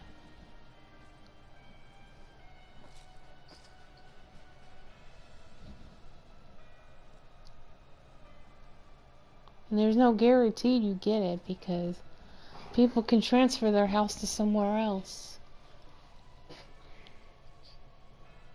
Pray forgive the intrusion, Your Radiance, but the requested preparations are now complete.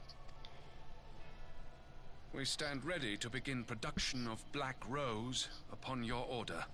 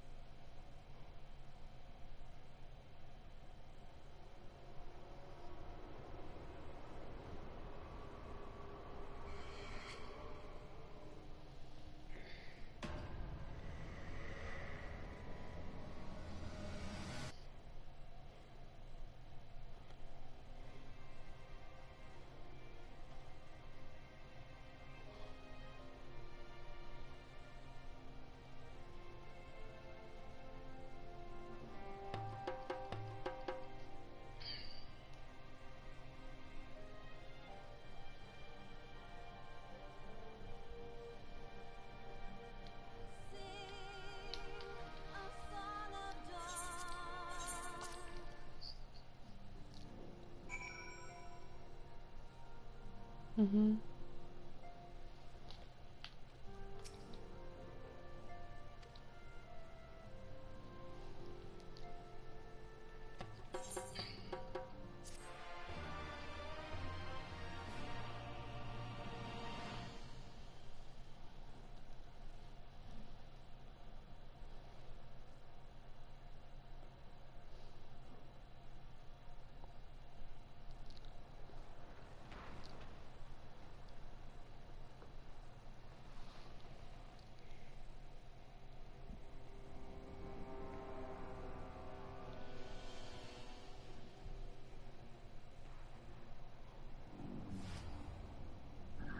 Those eyes.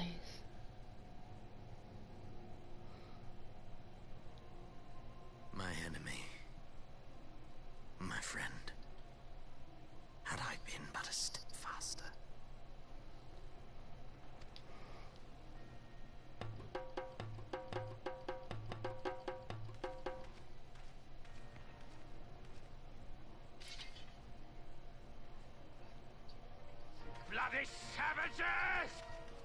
Yeah, I do. It costs quite a bit of money. A guild.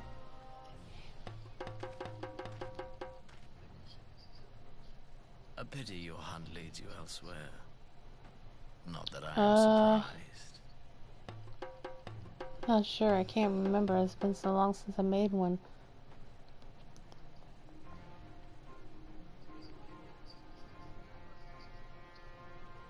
Oh.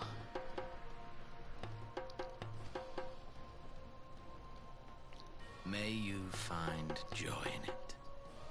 Grow stronger, more savage, and savor every triumph.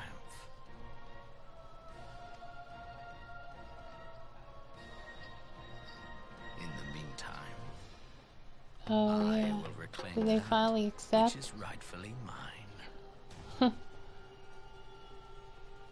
You can always do it on the other servers. Or your other character or whatever.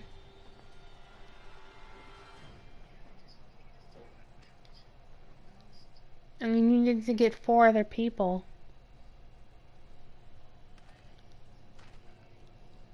Okay.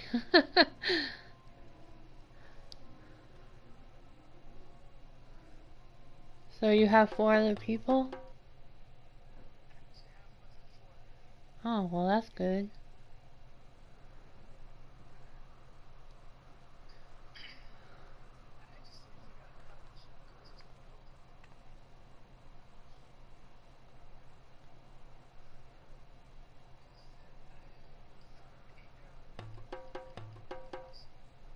Oh, you found one? Nice. Oh, wild pack. It might not even be available now.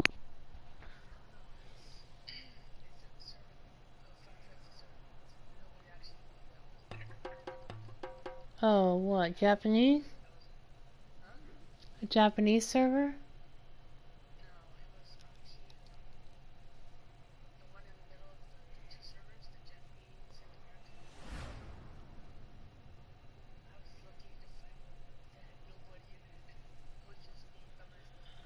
Oh.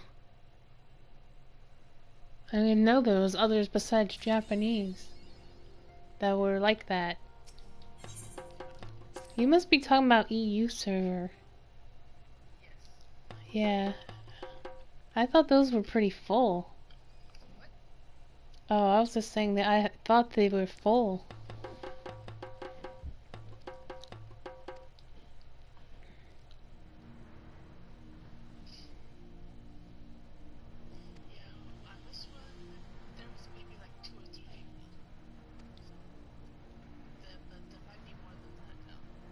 What server is that exactly?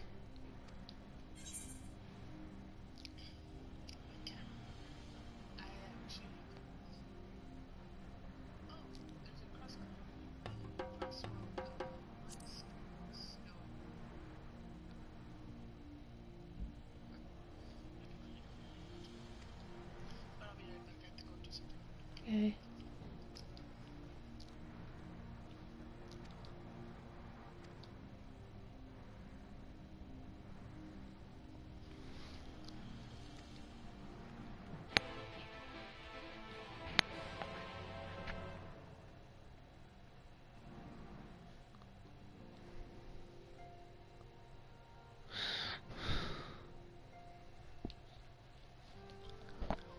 This is like it's gonna send me back. I mean, send me to Shadowbringers area. Yep, that's the quest, the first quest of Shadowbringers.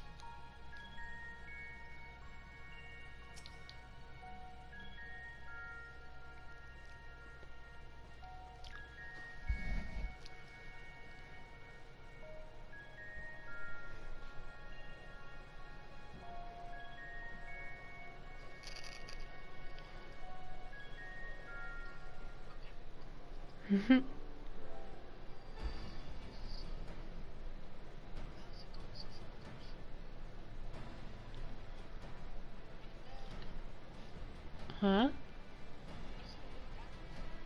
Back. Look how many people there are. Should we get to it then? Pick up anything that seems the least bit device-like. I just have one more cutscene and I'll be Shadowbringers. Well, if it isn't the hero of the hour, maybe you'll change our look. We've found bugger all without you. Biggs! Wedge!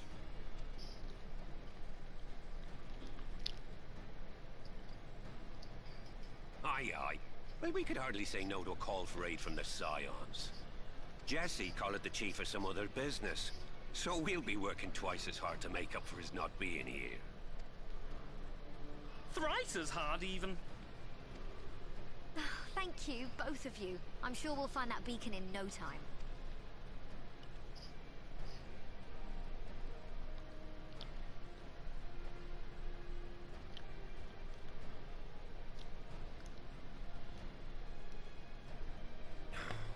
I'm not seeing anything out here. Do you reckon you could squeeze in there, Wedge? And get stuck halfway? No, thank you. I could try if you like. Tataru, no!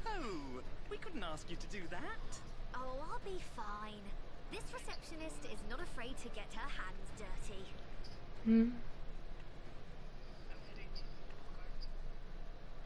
Yeah.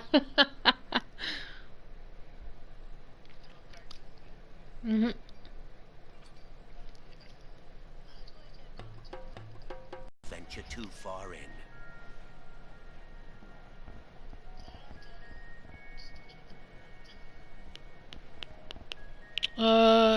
What's it called? It can happen to you or something like that. What's that you got there? You have to go to airship landing in Ulda or one of them. You can actually, I think you can get either one. Now that looks promising. Isn't that the ironworks symbol? Counterfeiters? Now I have you. You are right. What's happening?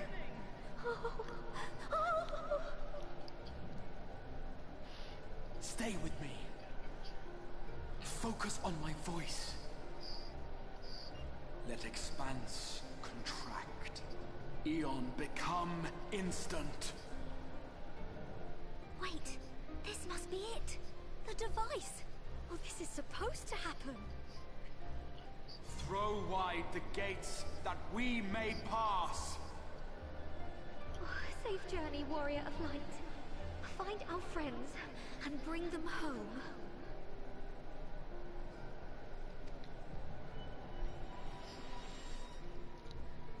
This might be a long cutscene.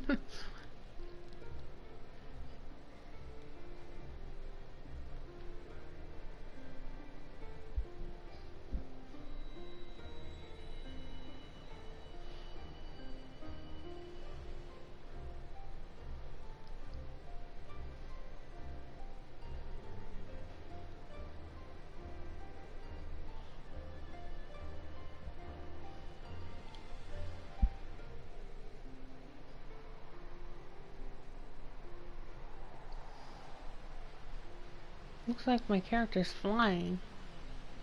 Weird.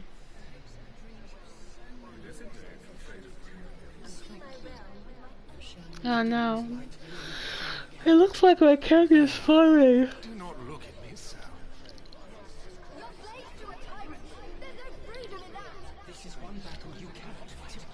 This was happened in the past. What the heck? We did everything right. Everything that was asked of us, and still it came to this.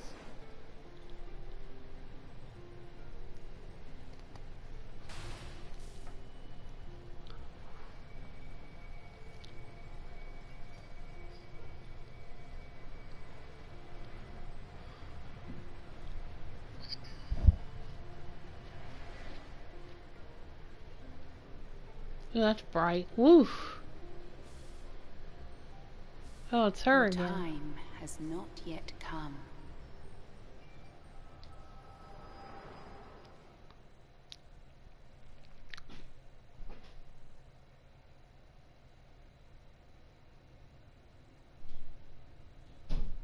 Oh, I think I know this place. It looks like Lake Land. Lake Land.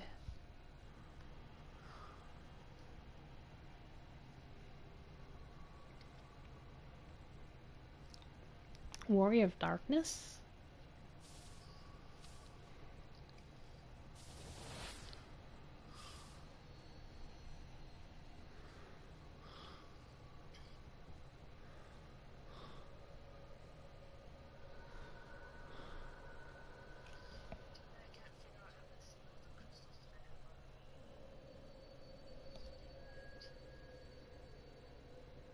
Crystals?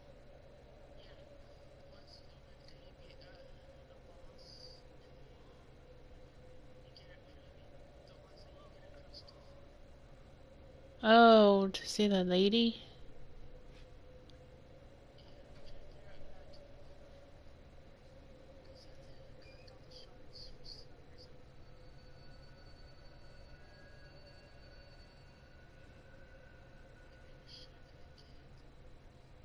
From endless dreams I awake.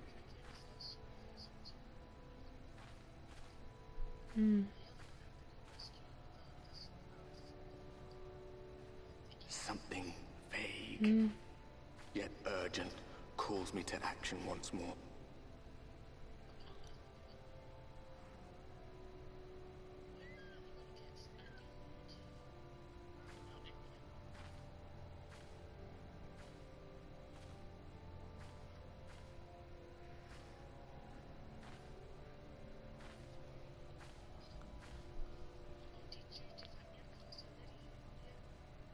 The what quest?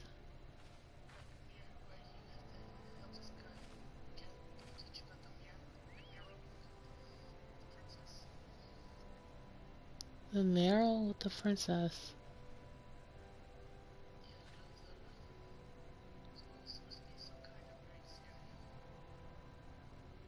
Rare to meet someone out here who's not a peddler himself. What brings you into the wilds this time of night?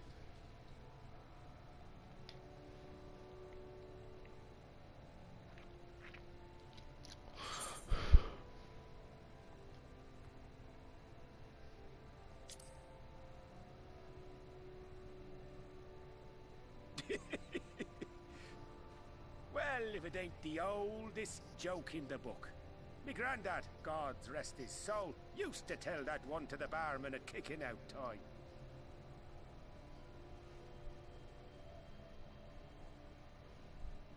And when, pray tell, did we last have a dark night?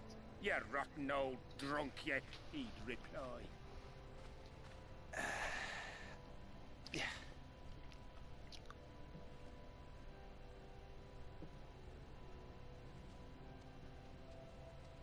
Over 100 bleeding years ago, that's when.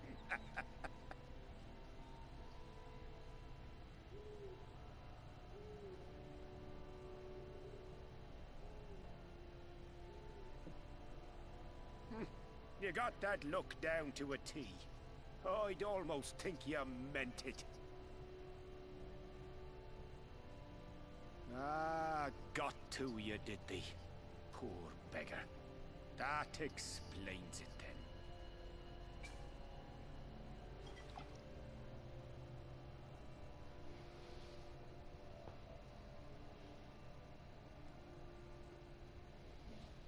Well, you best hurry along to the town nearby. Just head east through the trees and aim for the Shining Tower. You'll find the place soon enough. 'Tis the biggest settlement for malms around. Go on now, friend. They'll take good care of you in the Crystarium.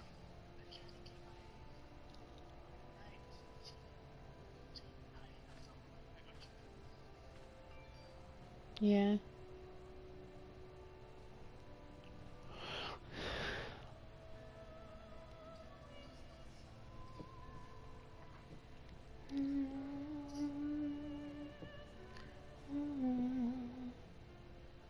So that's why we start here. I often wondered. To dizzying heights it rises, the gleaming spire. Its tip threatening to pierce the blinding canopy. No, I'm still watching the cutscene. It will all begin anew, between dark and light. I told you it's gonna be long. Corrupt, the one true struggle.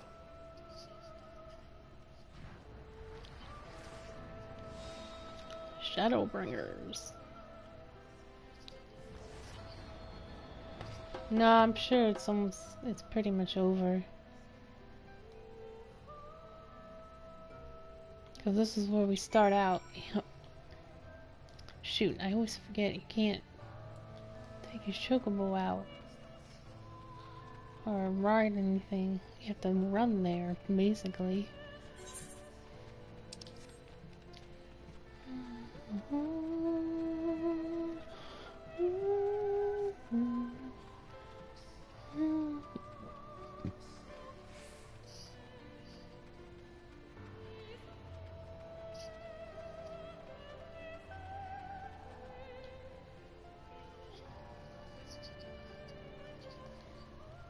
Mm-hmm.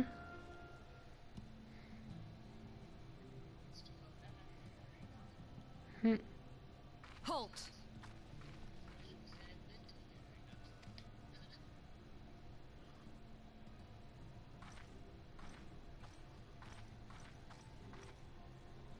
Every face in this city I know. Yours, I do not. She has an This is the accent. threshold of the Crystarium, stranger, and I am its gatekeeper. If you would enter, you will answer my questions.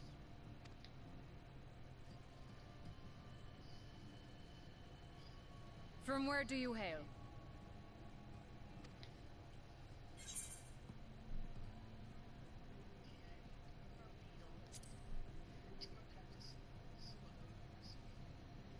Do you take me for a fool? No such place exists. Had you given me an honest answer, I would not have barred your way. We care little here for a person's place of origin. But instead, you chose concealment. And I will not suffer you to pass.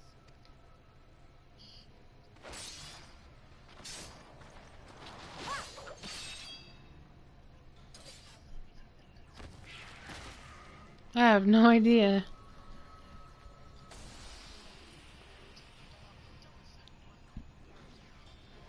Mm-hmm.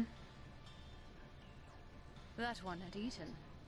It must have gulped down the whole hand. Ring and all.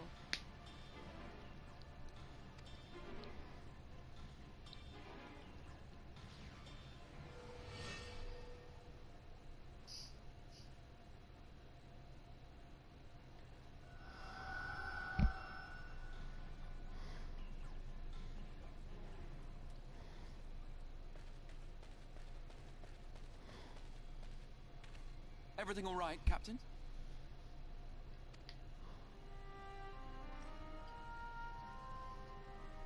It's him. Quite all right, my lord. Just a stray sin eater, and a weak one at that. I see. Weak or not, we should be on the lookout for more.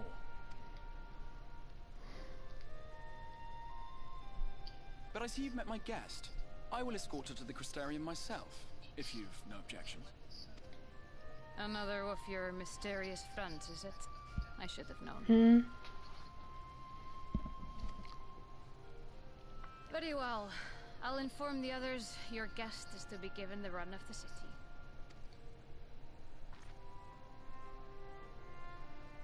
Pray forgive my less than cordial welcome. May the rest of your stay with us be a pleasant one.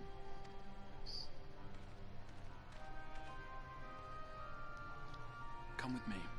I will answer whatever questions you have when we are somewhere more private.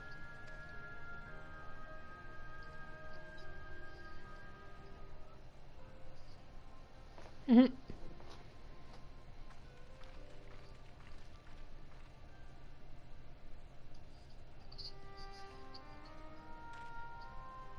Right then, before we plunge into the wheres and wherefores, Something let me else first you thank have you to for unlock. answering my summons. But you have to be a certain level in the main story.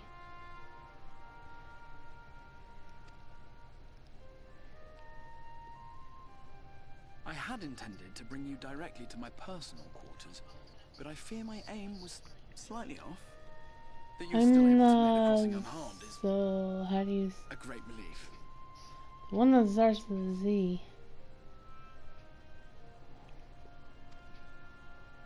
And so, we come to the question of where. Mhm. The realm in which you now find yourself belongs to one of the 13 reflections, or shards. The first, to be precise, Yeah. even if its inhabitants are largely oblivious to the fact. As to wherefore, having been awarded the rather grandiose title of Crystal Exarch, I, in my capacity as caretaker of the Crystarium, thought to seek the aid of you and your companions. Itchy ear.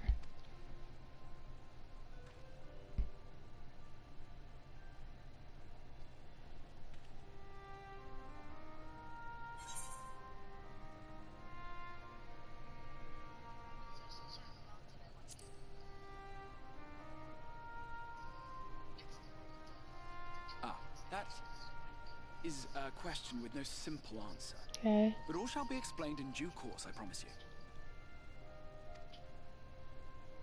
Let us begin with the glaring skies up above.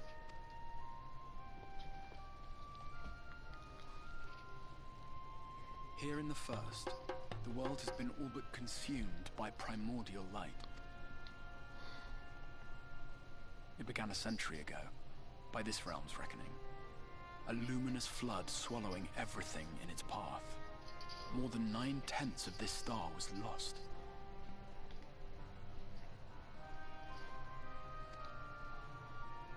And the fortunate few who survived are hounded by abominations born of that catastrophe even now. Sin Eaters, we call them. The creature you saw earlier was one such monstrosity.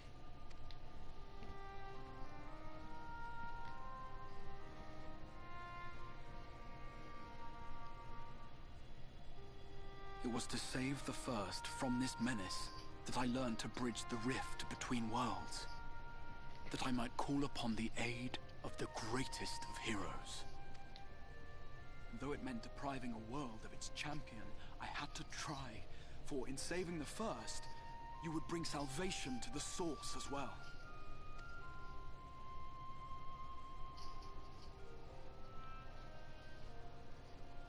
But what manner of host harangues his guests in the middle of the road? Let us continue our talk within the Crystarium. Good. Hopefully this is enough.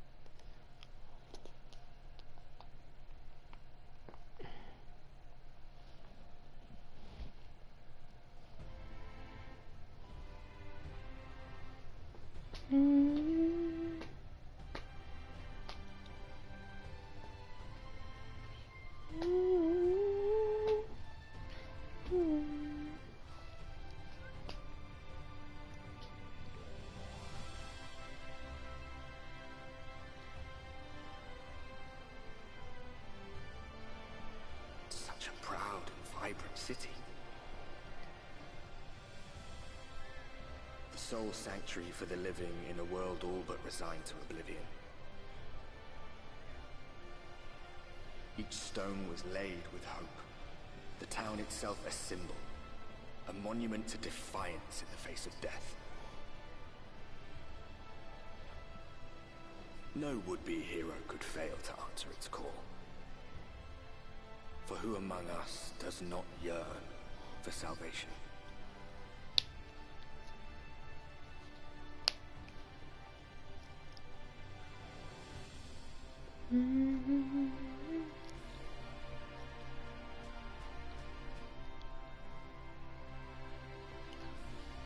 Alright, we're finally here.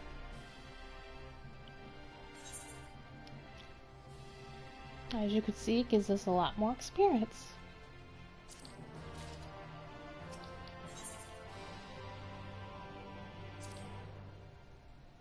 Oh.